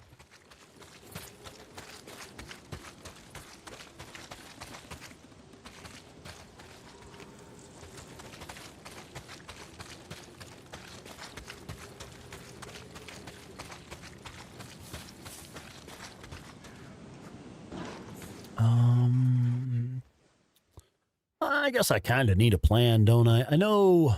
Let me double check. All I'm doing now is just topping off my inventory and also hunting for meat and bounties.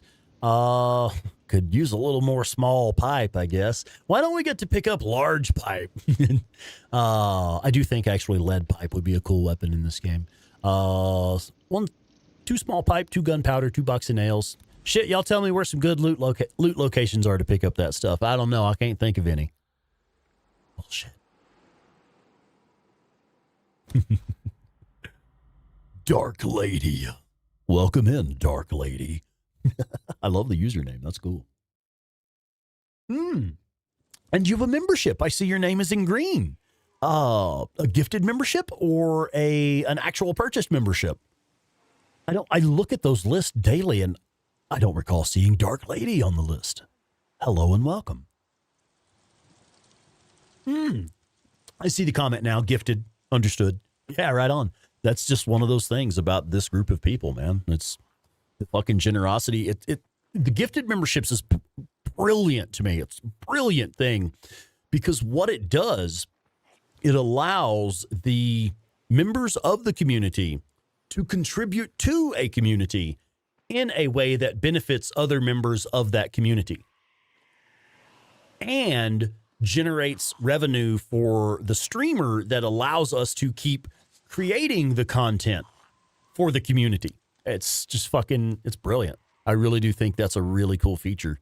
The gifted memberships have really, really been a blessing for this channel. I don't use that word lightly. I'm not a religious person. So if I say it's been a blessing, I mean it's been a fucking blessing. Like the stars just lined up right, you know, that kind of thing. Okay, I'm going to need to get this marker off of my map. Absolutely incredible, man. I just love the shit out of this game. The first playthrough of this game, it kept blowing me away. It absolutely just kept changing my mind, you know? I just kept finding new things, which I still am, by the way. But it just kept blowing me away. And then I had an idea I see you there, Dark Lady. Check it out. Dark Lady sharing the love. Fuck yeah. Hello and welcome. No shit. Hi. And let's see. Coven was gifted a membership by Dark Lady. Fuck yeah. Coven, hope you get the notification. Maybe you'll come hang out with us for a bit. And that's how it happens, man. That's how it happens. Let's see, Cal says, doing a playthrough, optimizing the use of my skill points. Like you won't get the skills. Oh, absolutely. Absolutely. Yeah, don't. Aaron, hey, man, I owe you an apology. Earlier in the stream, I noticed that you used one of your member highlighted comments while we were talking about, I think we were talking about what, the hardest horde battles. Oh, God damn it. We were talking about the hardest horde battles in the game. And I was like deep in the conversation of the topic. I did not comment on your highlighted comment. I owe you an apology, because that is one of the perks of being a member of the channel. You get to make comments in the chat that are highlighted and get like priority readouts. I failed to read that out. I apologize. So it's good to see that you're back in. Nice. I had a chance to call that out. And now I've forgotten what I was talking about just now. We were probably talking about Days Gone or something. Yeah.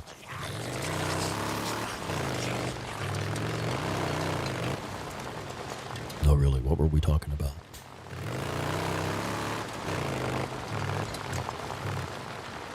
Oh, Mark. Yeah, okay. Well, hey, thanks, man. Seriously. You know, I mentioned that the viewer contributions, the gifted memberships, things of that nature, really do benefit the community in a way that just fucking benefits the community. Other people benefit from that generosity. But the fucking ad revenue, if you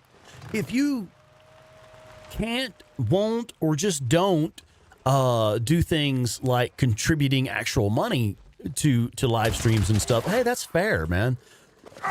Let the ads play out, maybe, because that ad revenue is one of those things. Ad revenue is one of those things where it really doesn't cost you anything but a little bit of your time, which our time is valuable as well. But just by kind of letting it happen, you help the streamer that you're watching.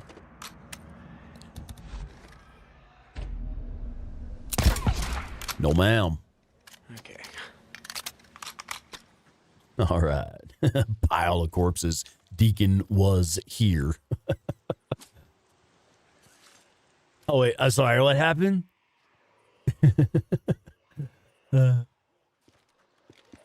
Yeah. Oh, she's aggroed on me. How many? All of them. All right. Get up. Don't do it. I tried to tell her. Don't get up. Oh. That was lovely.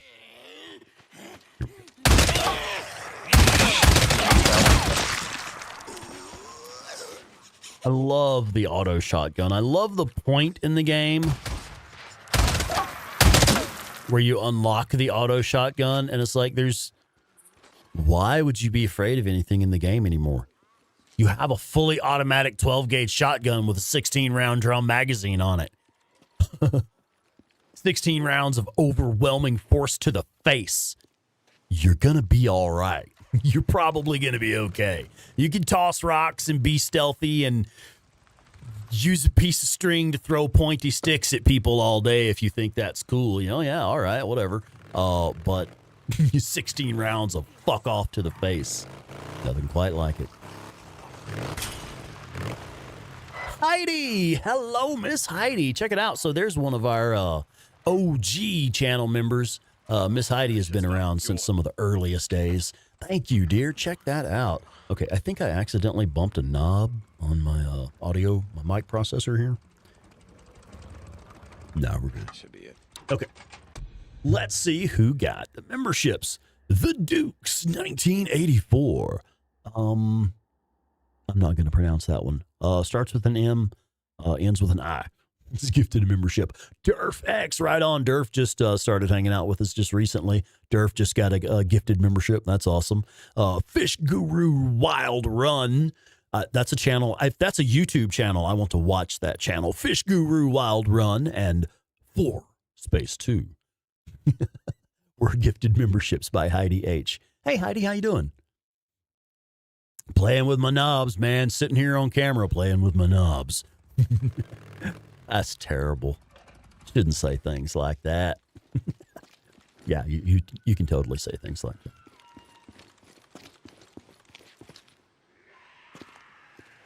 Cal, 100% agreed. Absolutely. And really, that's kind of the stuff that makes it for me in this game. Not just, there's the creative freedom that you have when engaging the hordes, all the different ways you can do it. No shots fired, all shots fired, whatever you want to do. Traps, tricks, evasion, overwhelming force, it doesn't matter. Whatever it is, whatever your play style is, this game makes it fun. Part of how it does that is the sound design, the music, the feel. When you shoot an enemy at close range with that auto shotgun, you feel the thump.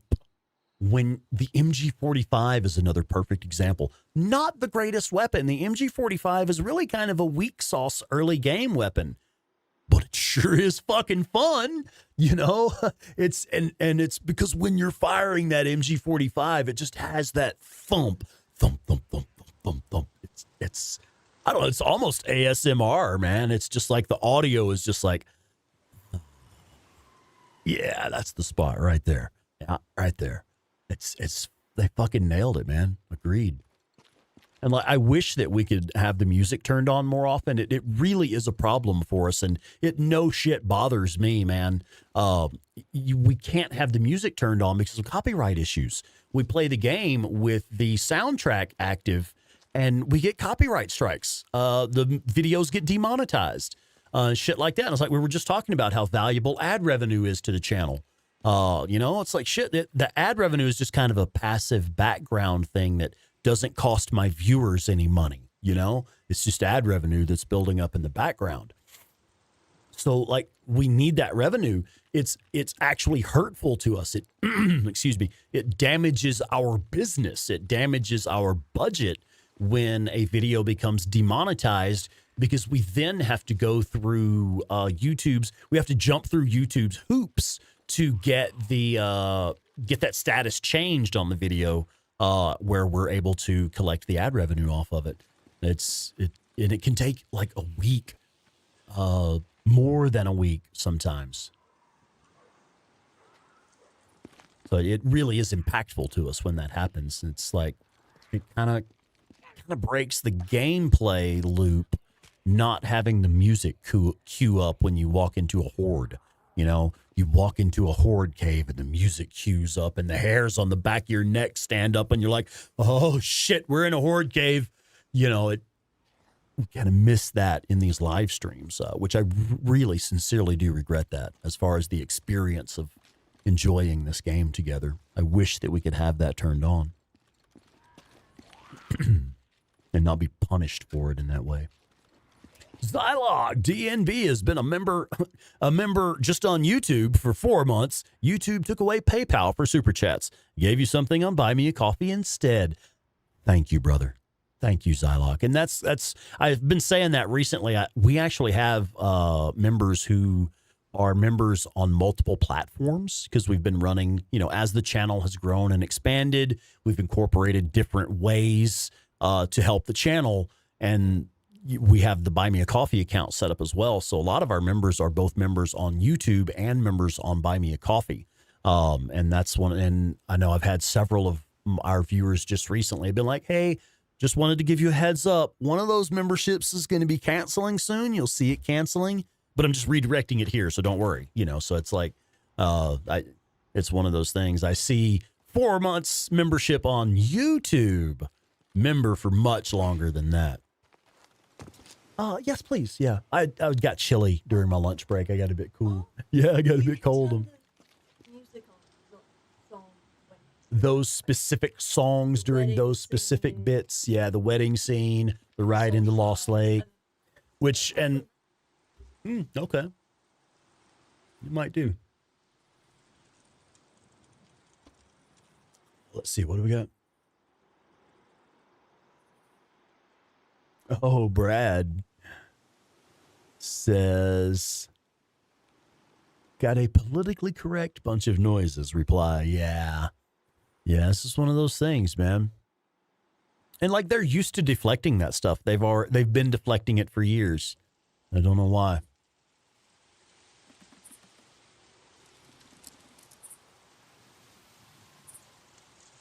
Oh, Heidi, it's Saturday night for you. Okay, yeah, you're several hours ahead of us. Okay. Nice. I'm glad you could join us. I'm really, really pleased, honestly, that you could be here for this 10,000 subscribers celebration. So you have been here since the earliest live streams. When I first started streaming Days Gone, Heidi was around for those. So I'm glad that you were able to be here for this one. That's cool. When are we riding Nomad? I'm going to be entirely honest. I haven't decided yet. It's I guess you guys have input on that. I was thinking here's what I had in mind. I'll finish looting up, finish gearing up, and get ready to go talk to Iron Mike. Which for me, that means having my inventory full, having as many bounties as I can, and as much meat as I can get during all that. So we'll get ready to go talk to Iron Mike. And then I thought we might either load a different save that's like end game save game where I have everything and we can just go slaughter a bunch of hordes and stuff. We could do that. Or we could play a different game. Like if there's something else anybody wants to see, like we get a few votes for another game, we can do that. Or like you just said, we can just keep going and go ahead and push into the next chapter of the game. I had thought to save the next chapter for Friday night's official Days Gone live stream coming up next week. We don't have to do that. I'm not real hardcore on like the scheduling of every episode type stuff, so I don't mind changing it up if that's what we want to do. But my kind of really vague, not thought out plan was to wrap up here, get everything full, and then just go and load a different save where we can just go slaughter some fucking hordes, late game stuff with everything unlocked. What do you think? Mega Man says V Rising. Webster Ross, welcome back in, man. No shit, V Rising. It is a good game. Oh, Zylock, yeah. 8-bit Subnautica therapy should be interesting, yeah. Yeah, just have to accept her Bloodborne Chalice dungeons that she's been uploading regularly, yeah.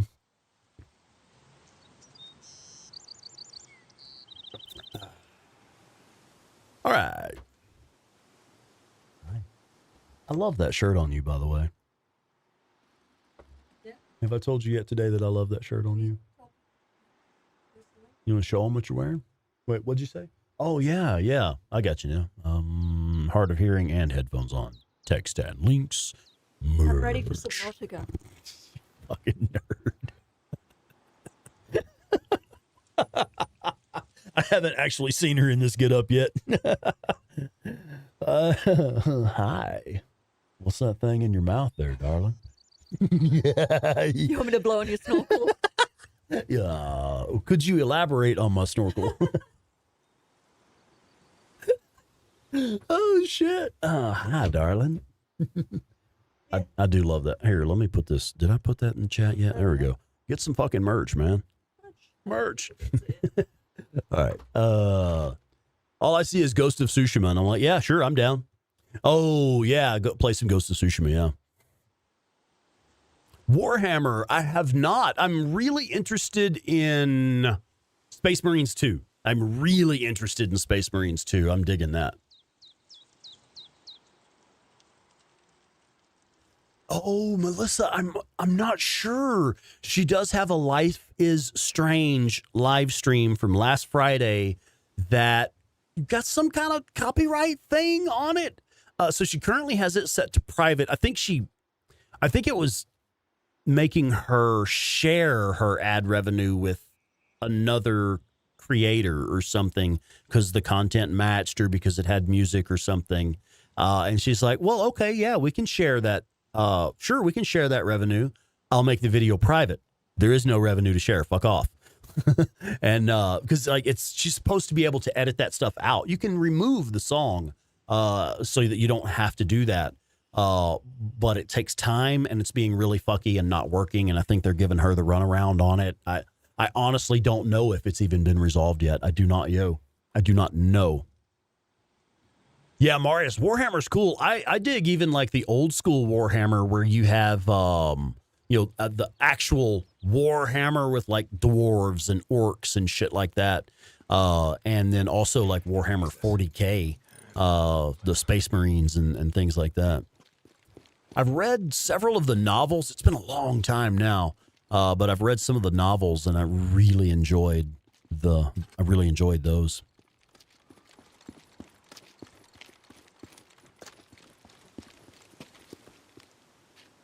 All right. Y'all reckon that's good enough? I'm pretty much full up on everything. All I need is like 1 or 2 pieces of pipe or gunpowder. Warhammer 40K, the rest is fiction. Dude, they're all fiction. Beans on a water slide. God damn it, I love that username. Beans on a water slide says, hell yeah, man, 10K. Congrats. Thank you.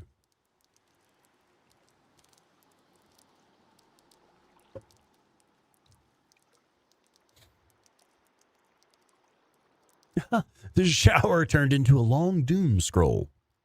And then I decided to clean my kitchen. Yeah, Webster Ross, that's what I was thinking.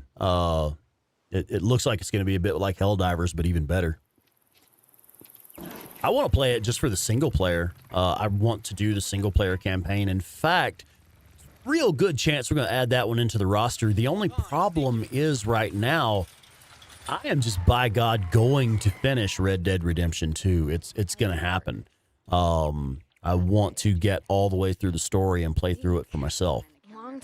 So that's actually what I would probably be doing today. Once my normal segment on a Saturday afternoon that's when I play and record video footage for the new videos. So that's what I would actually be working on right now, would be playing something to record. But once I finish working for the day, I would be playing Red Dead. So they'll probably will do all kinds of later stuff. tonight.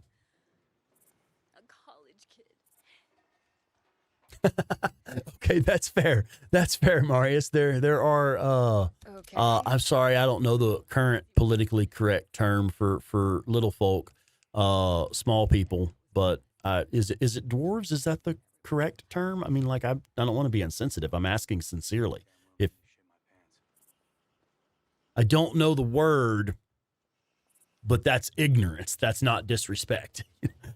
I don't Okay, know how to say it politely. Hey, Deke, you be careful out there. Yeah, we should do some co-op. I honestly really will schedule in some co-op. I know I've been saying that for a while. We've just been so damned busy. Like I was just saying, my Saturday is usually like half of my Saturday until about 4 p.m. usually is gameplay for the purpose of recording video content. That's what we do on Saturday mornings, Saturday afternoon after lunch. That whole block of Saturday is recording. And then that evening, Claire and I usually go out to dinner or have like a date night or something. And then we game together for a couple of hours. We sit in here in the stream room and we game for a couple of hours. And I would love to do some more co-op. I enjoy it so well. I just don't know when we're going to fit it in. I mean, you guys would see me online gaming more often in group sessions. Yep. If I just had the time for it, I'd pop in with you guys all the time. If I just had the time for it. Take care now. Did we? I don't remember. We didn't even do the mechanic, did we? Deacon St. John. How you been? Hey, Buzz. All right. Refuel. All right. So what I would like to See you do, later, Deke. well, Marius, yeah, but I mean, I am. Oh, I wouldn't have this many friends if I wasn't nice to folks. So yeah, I'm going to make a nice hard save right here. A nice big hard save right there. Let's see, it should overwrite last night's. Yeah, that's the one we want to overwrite. This is actually our current, I'm really playing this game save file. And I'm going to make another one. I think it goes here. Yes, this is a recent one that we can overwrite. So I now have 2 saves. Very little chance of fucking it up. All right, what I would like to do, I'd like to load up one of my other save files. It's an older New Game Plus save where we can just go rampant. We'll just fucking go King Kong and Godzilla and start stomping all over the place, messing stuff up. Or we could play something else. Or we could push forward and go ahead and proceed in the story. I think I would have enough time to at least get settled into Diamond Lake. So if y'all want to go ahead and push the story into Diamond Lake, we're ready to do that now. I could actually go in and we could show the advantage of having all these meats and these bounties with us when we head in. So it's like, whatever. Wait. Bro, I am going to fight a chimpanzee controlling a bulldozer. That is the coolest sentence I've heard so far today, for sure. We need to say hello to Carrie Renee Edwards. Hi, just bought a PS5. This game yesterday after 10 years of playing an Xbox. Struggling with the controller. Combat is breaking my soul. Welcome in. Muscle memory is a thing, but it takes time. I have a ton of guides. I'm actually, this isn't me telling you, hey, go watch my videos. This is me telling you, here are the videos that will actually help you. If you're kind of struggling with combat and stuff, check out the Art of War series. This is a series that I'm still in progress. We're adding new videos to it every week. But the existing videos will teach you, it's usually 3 to 5 minute videos. They're real easy to digest and take in if you just have a few minutes to watch a video. But they're full of tips. Each one will have like a topic that'll be like, I'm going to teach you how to break this part of the game. And here's a couple bonus tips thrown in like while you're doing it type stuff. So that should help you out a lot. But check out the how to get your SMP9 early video. If you have not seen that yet, honestly, that's the one that's going to let you dive into Days Gone and just take off with everything you need. That's my favorite video to show people who are just getting started. And then also, like, you have the Unlock Your SMP9 early video, that one, and the Horde Killer Masterclass. But I would say watch how to get your SMP9 first, and then watch the Horde Killer Masterclass. Those are the 2 that are going to make you a badass at this game right there.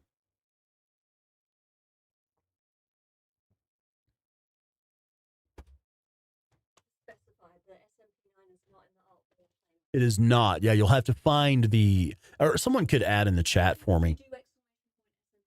Oh, is it in there? I didn't even fucking know. Nice. Okay, so check it out, guys. We have a command for that. I didn't even know. All right. She says it's !SMP9.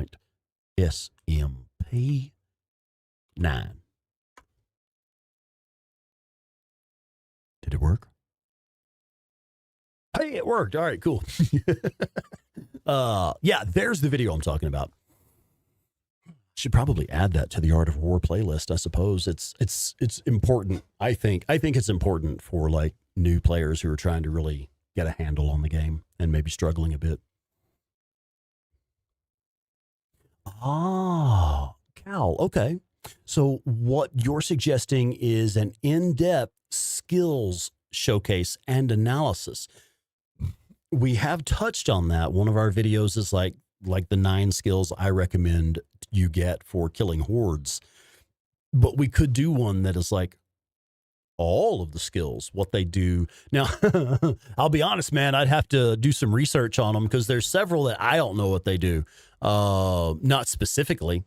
I'm exaggerating a little bit. There is this one, Vicious Cycle. The ability to follow a melee attack with a ranged attack for massive damage. Why would you? If you're, I guess if you're in melee range and you chop once with the axe, then switch to your shotgun and stick the shotgun in their face for bonus damage to the shotgun blast. I mean, that's kind of cool, I guess. Kind of an overpowered move. But if you have the auto shotgun out, I'm just going to shoot them in the face with the shotgun a few times. If I have the axe out, I'm just going to hit them in the face with the axe a few times. That's one that I like. I don't get it. People, I don't remember who. Someone made a video showing exactly how this works, what it does. They showed the difference in here's how much damage you do if you're using this. Here's how much damage you do if you're not using it. They did a comparison, and it made it clear what it does, but I still just don't really see a use for it. So there's stuff like that. I think there is one, I don't remember what it means. What is it? It's one of the ranged ones. Yeah. Let me find it.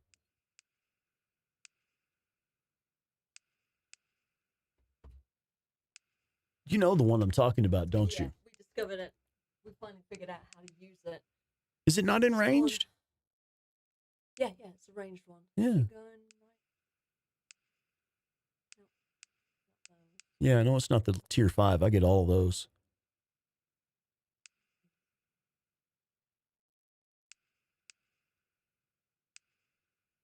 No, these are all pretty straightforward. It's got to be like the details on this one. This is what it is. Oh, there you go. Yeah, it is Deadshot. That's what I was thinking. It's in the details, and that's why it's confusing. In the details for it, it says, hold L2 and tap R2 to fire a ranged weapon. Weapon accuracy has been improved, and bullet spray has been reduced for all ranged weapons. This is a passive.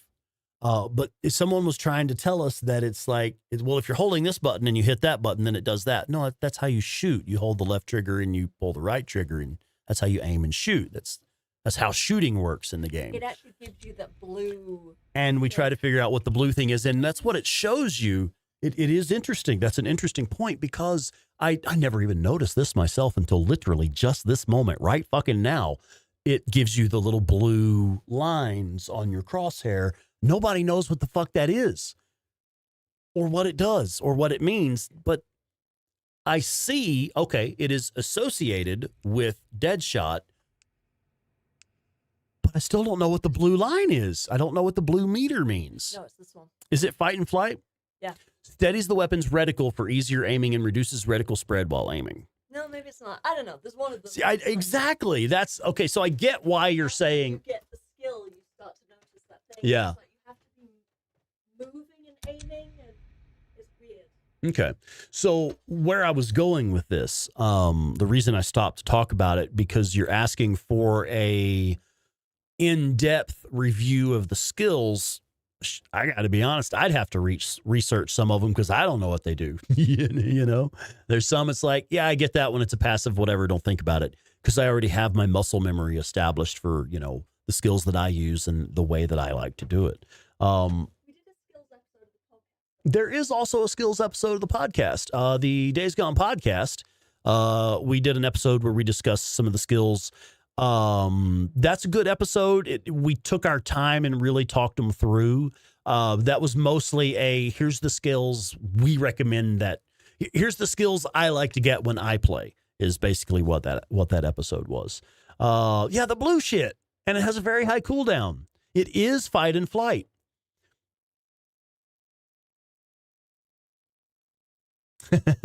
Yeah. So like, what is the blue line? What does the blue meter?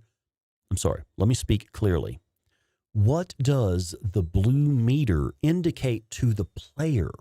What does that meter tell the player?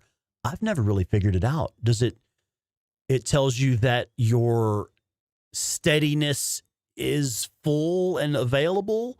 And that's the cooldown on the extra steadiness. Yeah, Cal's like, I know, man. That's why I'm asking you. You're supposed to be the fucking expert. I know, right? Yes, Captain Caffeine. Oh, my God, Cap. What's up, bud? I don't think I said hi to Captain Caffeine. Welcome in. Thank you for being here. And also, yeah, that's right. It was on our Discord. On our Discord, there was a comparison listed for the vicious cycle where you follow up an attack with another attack. Okay, it is something that reduces the weapon recoil of the weapon you're using. Okay. See, Melissa S., that's what I always thought. I always thought that was a meter telling you that your focus had refilled. I don't think I'm correct. After examining it more closely, I think I was mistaken.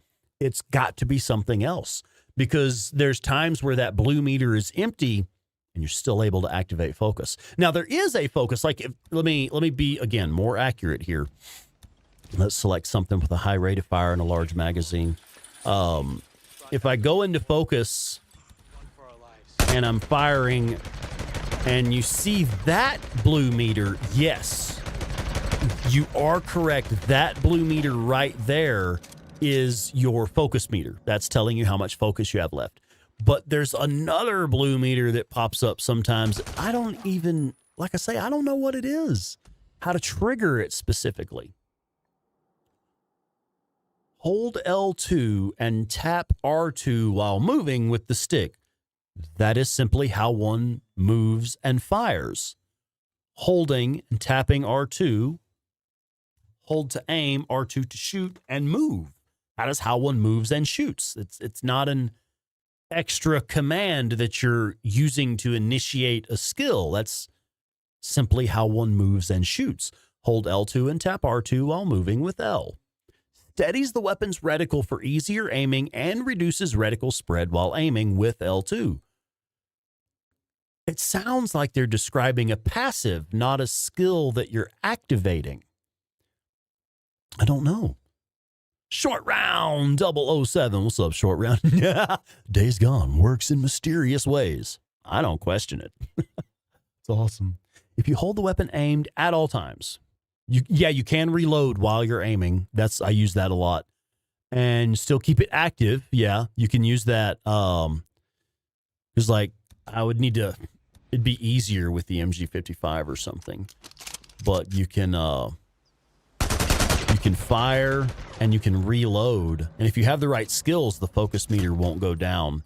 That is doopy-doopy-doo. No longer consume focus when reloading a ranged weapon. That's under pressure.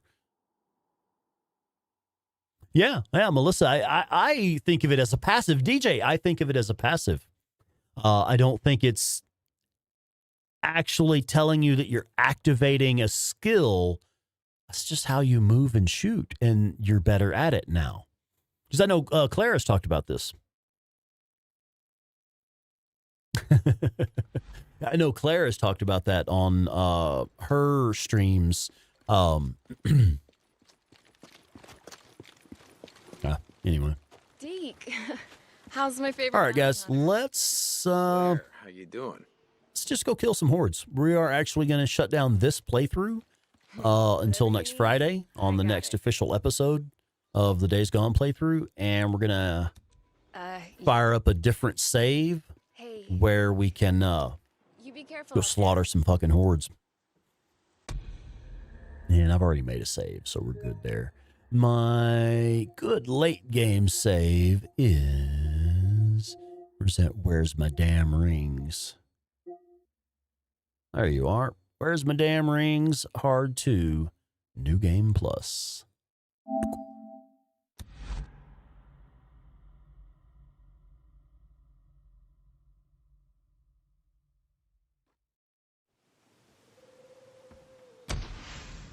Oh, Cal, you take it serious, huh?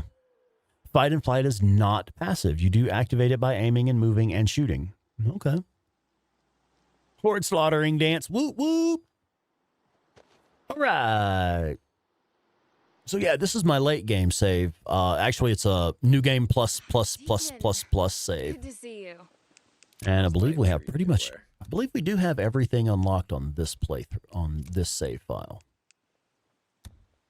MG55. Yep.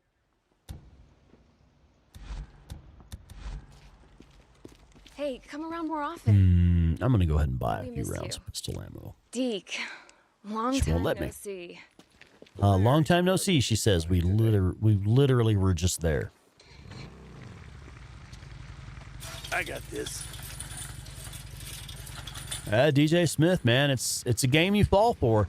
You don't get it, or you kind of just fall for it and can't get enough of it.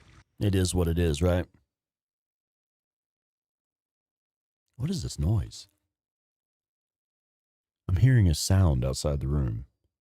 Probably just Claire working or something.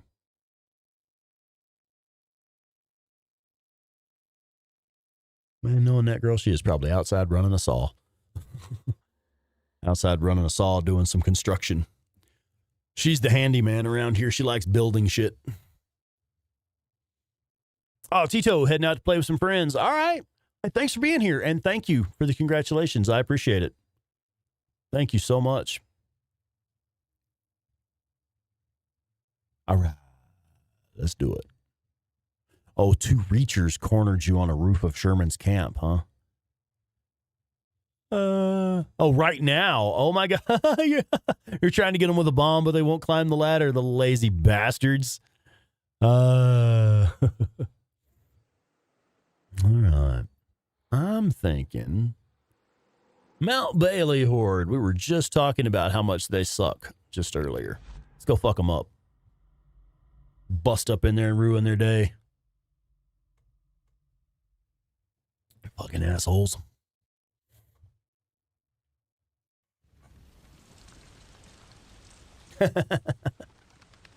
Yeah, I mean, you kind of can. There are ways to use the crossbow versus hordes, I suppose.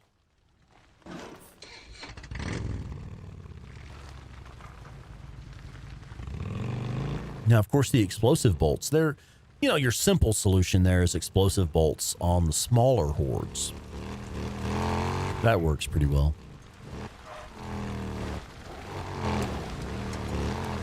Hello, Rager Bear. Why not? We're here to fuck shit up. I love how the bike doesn't slow them down. I love, like I use the bike all the time. I'll put it between me and the enemies. That doesn't slow the Rager Bears down at all. We're gonna die. There we go.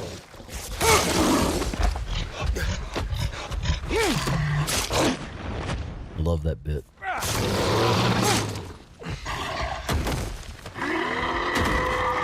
And wolves.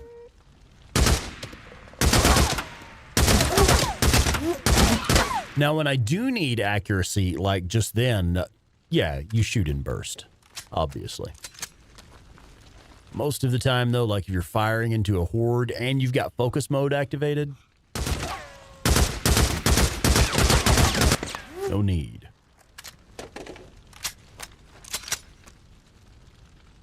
Anybody else? Did the wolf not have another? The wolves didn't have another friend? Okay. Oh, they knocked my bike. Fucking Rager Bear knocked my bike over, man. What an asshole.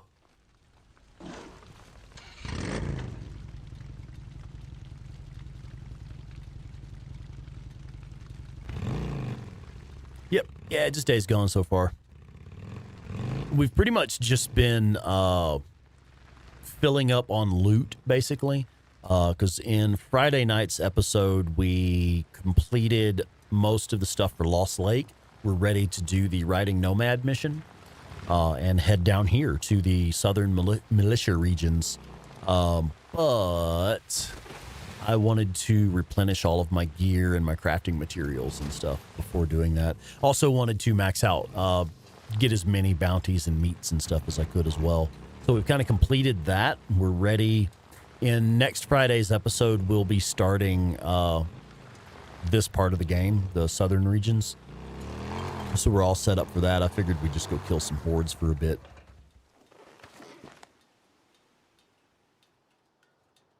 Yeah, Shannon, that's generally my go-to. And then as they start, yeah, Marius, that's generally my go-to. And as they start coming out, that's when I'll lead them off, you know, outside the cave if I need to. There are only a handful of available choke points here. So it's difficult. It's difficult to take this horde and lead them off. There is kind of here. It's a pretty good choke point. I like to set these up as a backup plan. Right here is pretty good because you can kind of pull them around the corner. And when that goes off, it'll create a little space for you where you can deploy your weapon. But you have to get to that point first. Oh, see, we already got somebody's attention just from coming up here and planting that mine. Shit.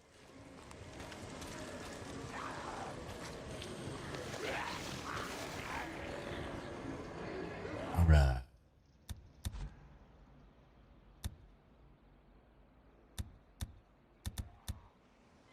Start with a flashbang just to pull them out.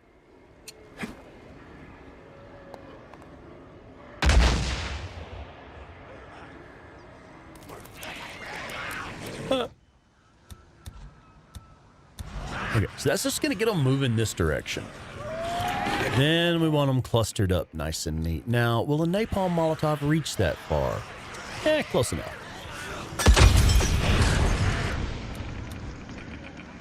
Tractor bombs, I reckon. Pull them in, blow them up. And grenades. We'll do a shitload of grenades.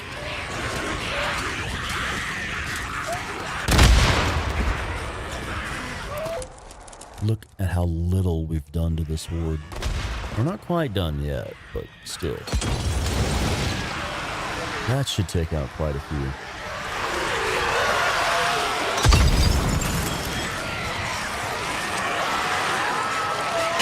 Look at that shit. Yeah, all right. We haven't really played around in photo mode much, have we? Okay, I want Deacon in clear focus. Actually, we're going to pull back. Wrong button. We're going to pull in the field of view. Fix that focus distance. I want Deacon clearly in focus. And then we'll just open up the aperture. Let in a little bit more light. That's how it's done right there. We'll frame it a little better. There it is. There's the shot. That's fucking wicked.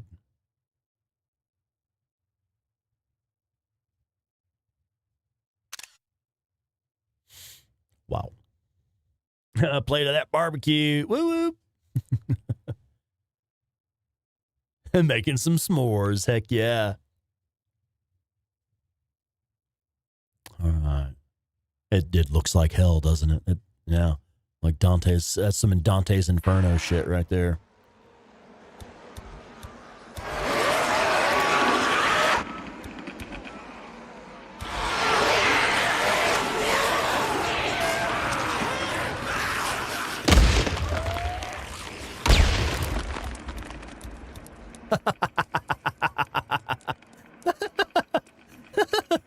Uh-huh. I'm going to keep that going for a minute. Let's see how long this can go.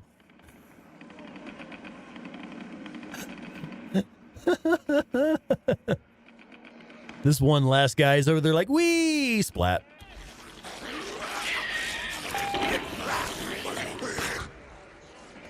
I think I got their attention. No.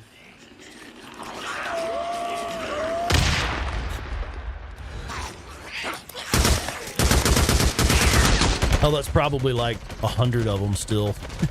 Only a little fraction of the health bar left, but it's probably at least 100 of them.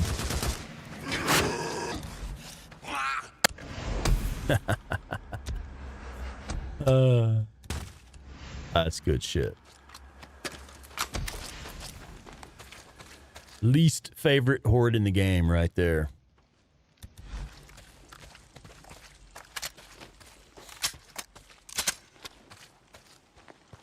Save it for later. I'm hearing the Doors playing, "Come on, baby, light my fire." Hell yeah.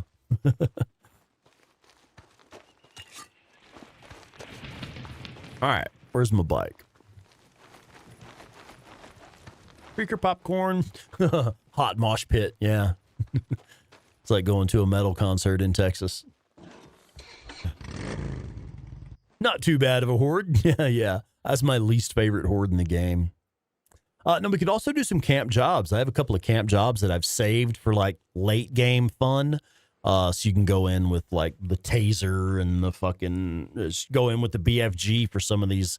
I love doing like these early game hot springs camp jobs with the BFG. It's just funny going in, slaughtering everything with the biggest sniper rifle in the game, and you're just doing like early hot springs missions. Yeah, it looks so easy. When I do it, all hell breaks loose, man. Yeah.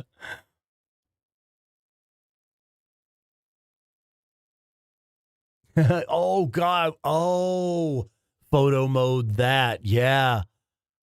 I wonder if we could have. We might have been able to catch a photo mode of that. Pop out of the weapon wheel real quick. Pause the game while they're all up in the air. I'm going to try that. Yeah. I'm going to try that next time that happens. I'll try to remember it. Yeah, YouTubers make it look easy, and then we try it, and it's not easy. Horde Killer Masterclass, man. That's all I can say. Everything I think about when I'm killing hordes is included in that Horde Killer Masterclass. It's all in there. I could make another dozen videos about here's more tips for killing hordes, but really everything that I'm thinking about when I'm killing a horde is in that video. It's all there. Even up to and including the way I was able to stay in the bushes there and not stand up while throwing stuff. Even that there's a tip for that in that video about using we had somebody just asking a minute ago about Dark Lady. Was it Dark Lady asking about the controller? Just started playing and having trouble because she was struggling with the controller. I don't recall who it was now. Shit, I'm sorry. Chat's been popping all day. I can't keep up. But yeah, we just had a question about that not too long ago. And that's one of the tips in that video is to like manage the way you're using the trigger when you're throwing items so that he doesn't pop up. Reacher should come up on your mini map.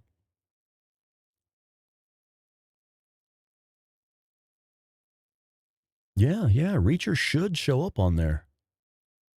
Oh, Dark Lady, I'm sorry. I was mixed up. I apologize. Who was it that was asking about the, specifically saying having trouble using the controller?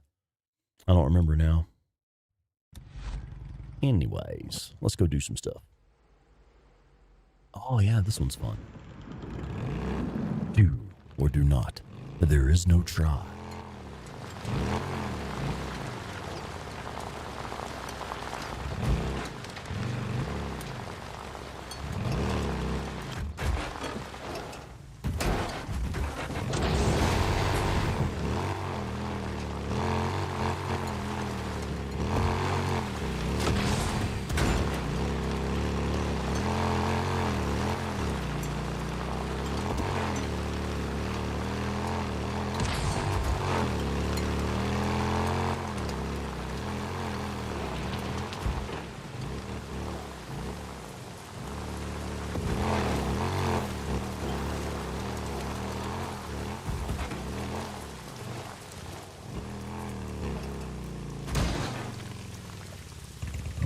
I think we're getting close, yeah.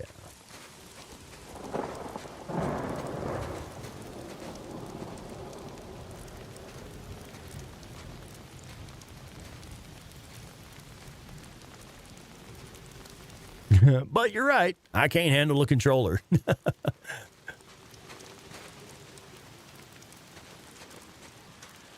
Oh, what do we have here?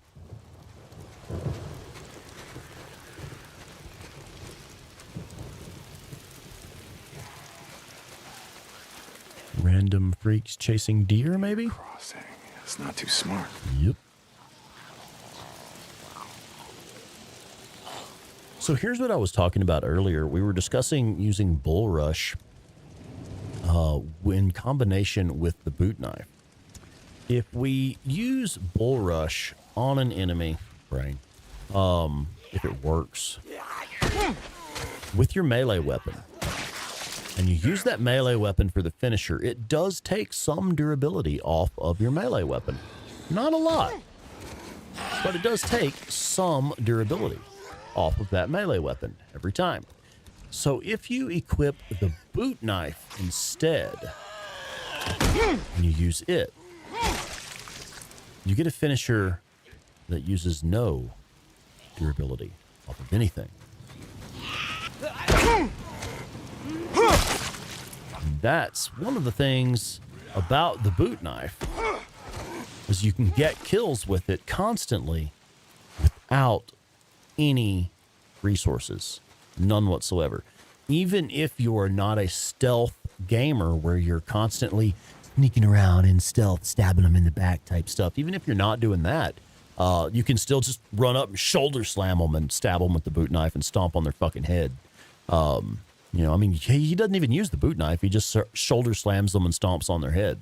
So that's just another way that you can get resource-free kills. Works with the boot knife. Shit, yeah, it does.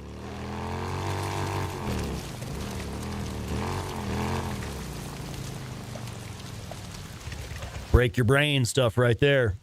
The button push for that. Okay, I will show you. That is the skill. I'm sorry, it's a melee skill called Bull Rush. The way Bull Rush works, now I play on a controller, so I'm sorry, I don't know the button press combination on PC, but it will be similar because what you use is sprint, melee attack, and then whatever the button prompt is for the finisher, which is X on a PlayStation controller. So if I don't have any more enemies nearby, but yeah, you would be sprinting. So you initiate a sprint, and then you initiate a melee attack with R2, and he will automatically do that shoulder slam, and then you get the button prompt for the finisher where he stomps on their head. Yeah. Just run up to him, sprint, and, well, you have to sprint and attack. So you initiate a sprint, and then you do a melee attack, and it will do, that sounds right, Marius, on PC. Yeah, something like that, yeah. Running start, and then, yeah, and you need to have some space, a bit of space between you and the enemy. It's actually not necessary, but it helps. You can actually just click sprint and melee attack, and he'll do it if you're lucky. But yeah, sometimes if you're too close to him, it just will not work. Also of note, so that you guys aren't surprised by this, it does not work on horde freakers. If they're part of a horde, Bull Rush does not work on them. Don't run up and try to shoulder slam them. It doesn't work. And then also freakers that were summoned by a screamer. I don't think it works on them. And of course, it also does not work on larger enemies like breakers and stuff like that. Sprint, right trigger, X. Yeah. Yeah. Sprint, attack, and then whatever the button prompt is. Just like football. Got it. Yeah, pretty much. Sprint and shoulder slam. Yeah.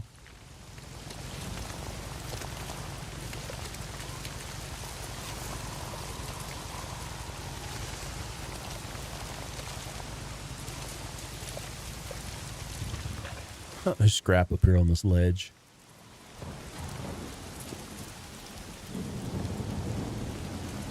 Let's go on foot from here. Go find them.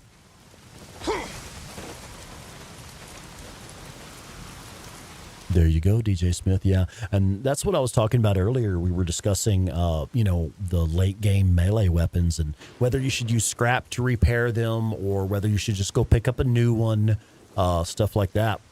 It's really a non-point if you're utilizing the Bull Rush skill effectively. Now, there's also another one. If you're not familiar with this skill, there's another one called Rock On, which is one of my favorites. I discovered Rock On before I discovered Bull Rush, and I consider Rock On to be more reliable than Bull Rush because we were just talking about, like Captain Caffeine mentioned, if the distance isn't quite right, Bull Rush can be a bit weird. But rock on works pretty much all the time. Even if the enemies are aware of you, you basically just smash them in the face with a rock and run up and stab them with the boot knife. It's brilliant. I don't use it as much anymore just because I've gotten really good control. Well, I've gotten better control of the ranged weapons in the game. But I do use it. It's one of my favorite melee skills.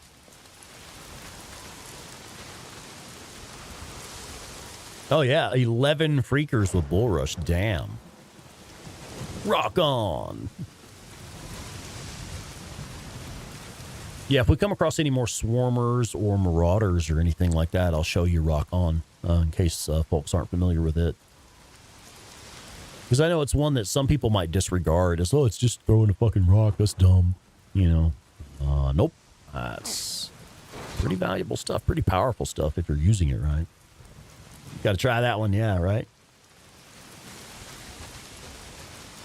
Never used it. Yeah, you should try it. Damn, I guess I do need to talk more about the skills. I'll have a look at doing more videos on the skills because I see right now from just a couple of comments that some of those skills are not familiar to you guys.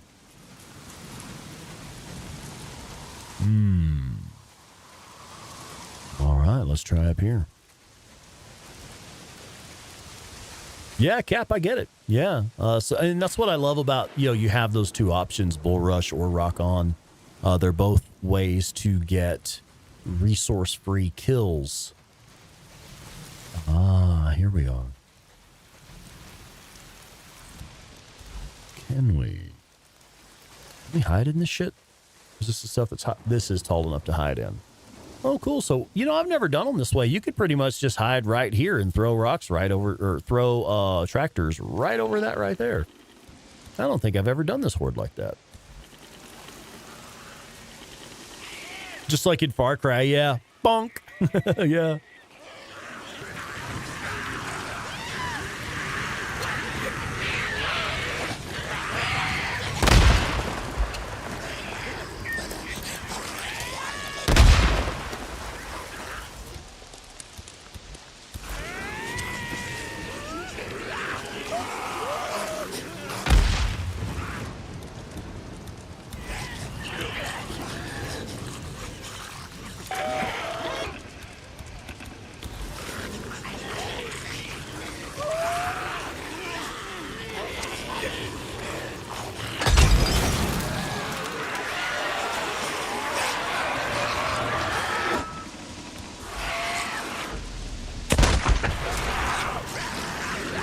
Oh shit, there's still a lot of them. See, that's the thing about these late game hordes. You get to a point where you're like, oh, it's just like a little bit left on their health bar. We'll be fine. And then there's still like 150 of them. And you're like, oh, fucking shit, man. What was I thinking? Game over, man. Game over, man.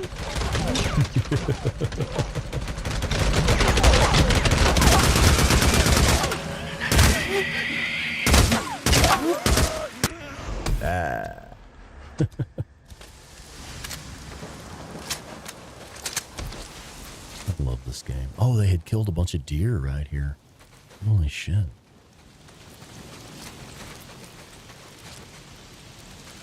Eco Thunderbolt. What's up, man? Ever try to drown one of the Nero soldiers? No, I've never tried.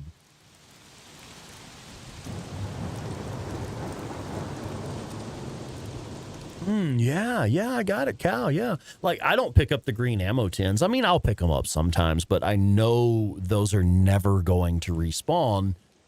There may be a time where you need them. Like, for example, this save file, this is my new game plus whatever save file. I've got everything unlocked. What I like to do, I actually keep this save file for longevity of the game.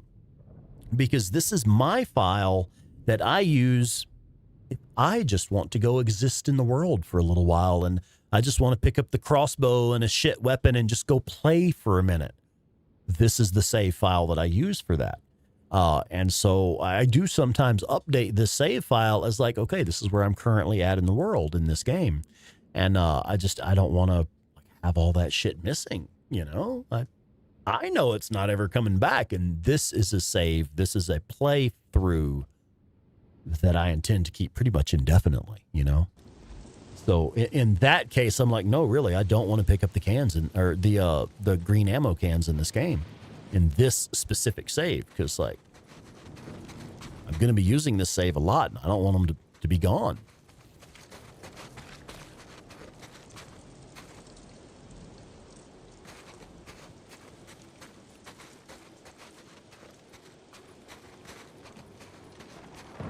Yeah, see, on this save, I've even got like max mushrooms and berries and shit. I doubt I could pick up hardly anything. All right. What do you reckon? Let's go kill the sawmill. I think I'm actually going to be shutting this down pretty soon. My voice is really, really taxed. Like my vocal cords are starting to get sore. So we did like a 3-hour stream last night, and we've been going for quite a while today as well. What, 4.5 hours now? It does not. No, Bull Rush does not work on a breaker. I mean, that's a fair question. It's fair to ask that question because, you know, shit, you never know. But no, it does not work on breakers. Like breakers, you can't even kill them by running over them with the bike. I mean, you can if you want to tear the bike up, run over them about a dozen times.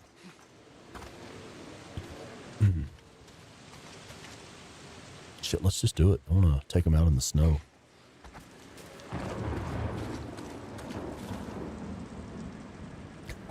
Short round.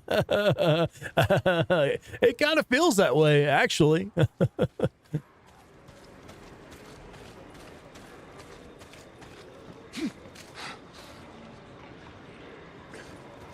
Kind of feels that way. All right, I don't have a plan. We're just running in. I like to do that sometimes.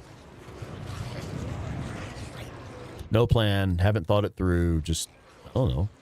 Just make them run around a bunch. Shoot at them, blow them up, stuff like that.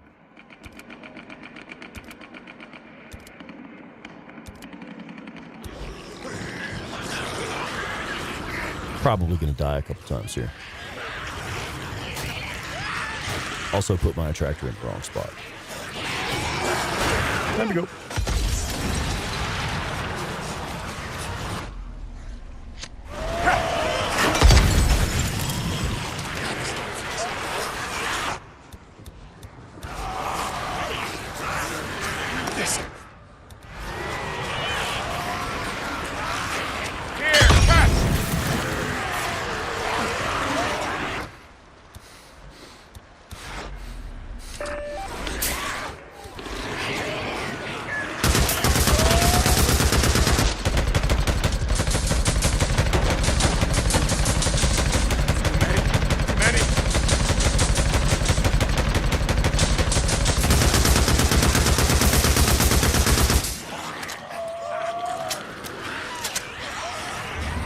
Still piling up. I'll keep shooting then.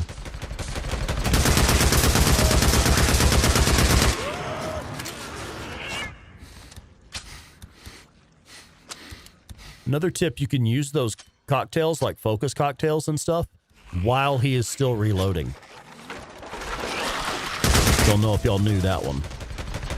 You can use a focus cocktail, a health cocktail, a stamina cocktail. You can use all of that shit while he's reloading.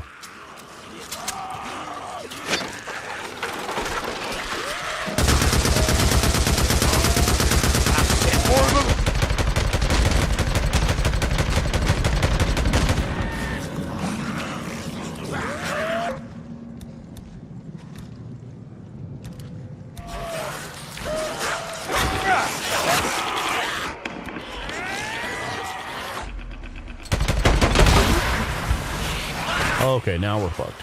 We're fucked. There we go.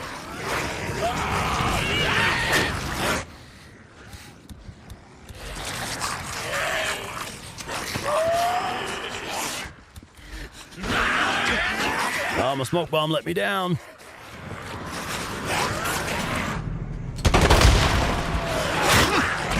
Oh, no, you don't, motherfucker.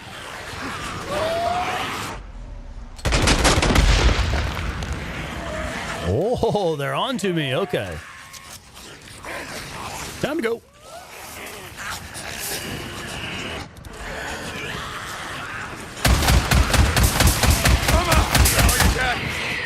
Sons of bitches.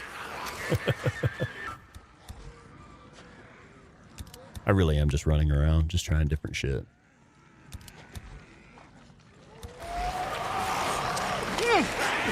That was not supposed. Was that a rock or a smoke bomb? Okay, good.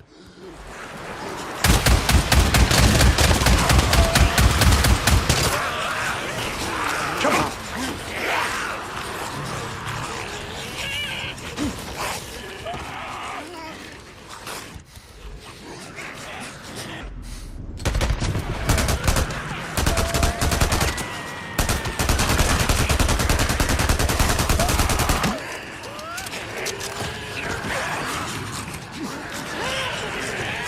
Even though these piles of lumber here, even though they've already been used, they still can make a pretty effective choke point where they'll bottleneck for you.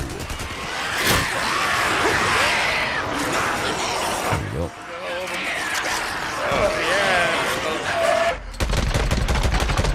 So you can still bottleneck them at these points, even though you've already used the trap that's in place there.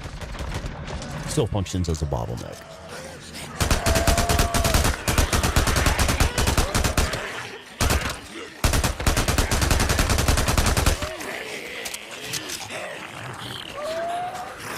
Very, very, very low on ammo.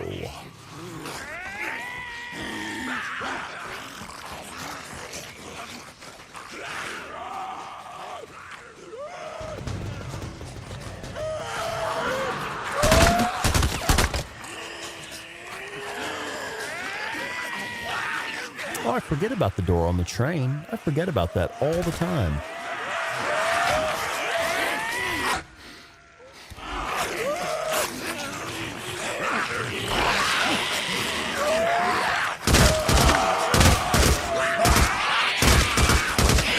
Now, see, in a spot like this, I totally use burst fire. Oh, shit, you got flanked. But yeah, in a spot like that, I use burst fire. Because you don't want to just stand there hammering on them. You don't need to, even.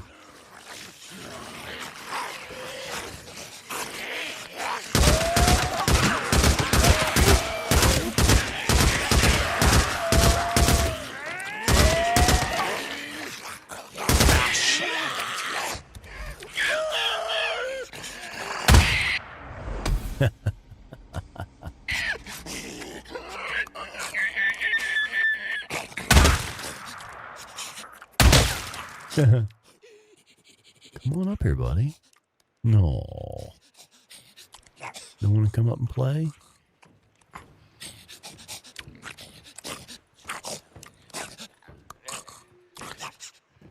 Where that motherfucker at? Ah, I was hoping we could get him on a Twitch fire. Shit. Fucking sawmill horde, man. Those assholes.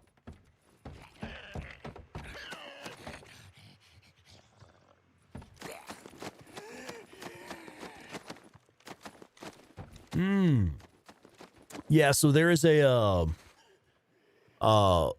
there's a certain point in the game when you, I believe it's when you finish the militia area and you come back up to the Lost Lake region.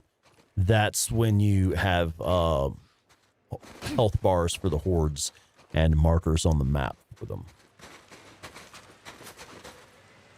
All right. Guys, I think I am about done, actually.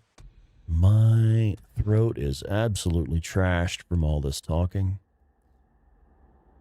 And I think that's a pretty good stopping point, actually. Yeah. Just deaconing the bike in focus. Actually, we're going to dial in that field of view a bit.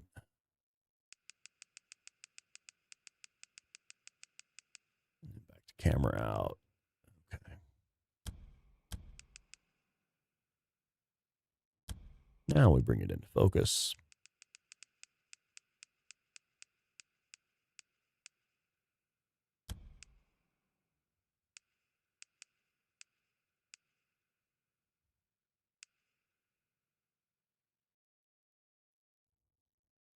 There's the shot I wanted. Right there. All right, man. Oh, it's been a fucking blast. Oh, thank you, Violent Jones. I appreciate it. I'm gonna go take a nap. Oh, guys, for real, thank you all so much. I cannot tell you. I just don't have the words to adequately express how much I appreciate this community. I said it earlier, the realest way I can think of to say it. I don't want to thank you for being a part of this community. I want to thank you for being this community. Thank you. Thank you for being here. Wouldn't be here without you. It wouldn't be worth it without you. Thank you. We'll see y'all next time.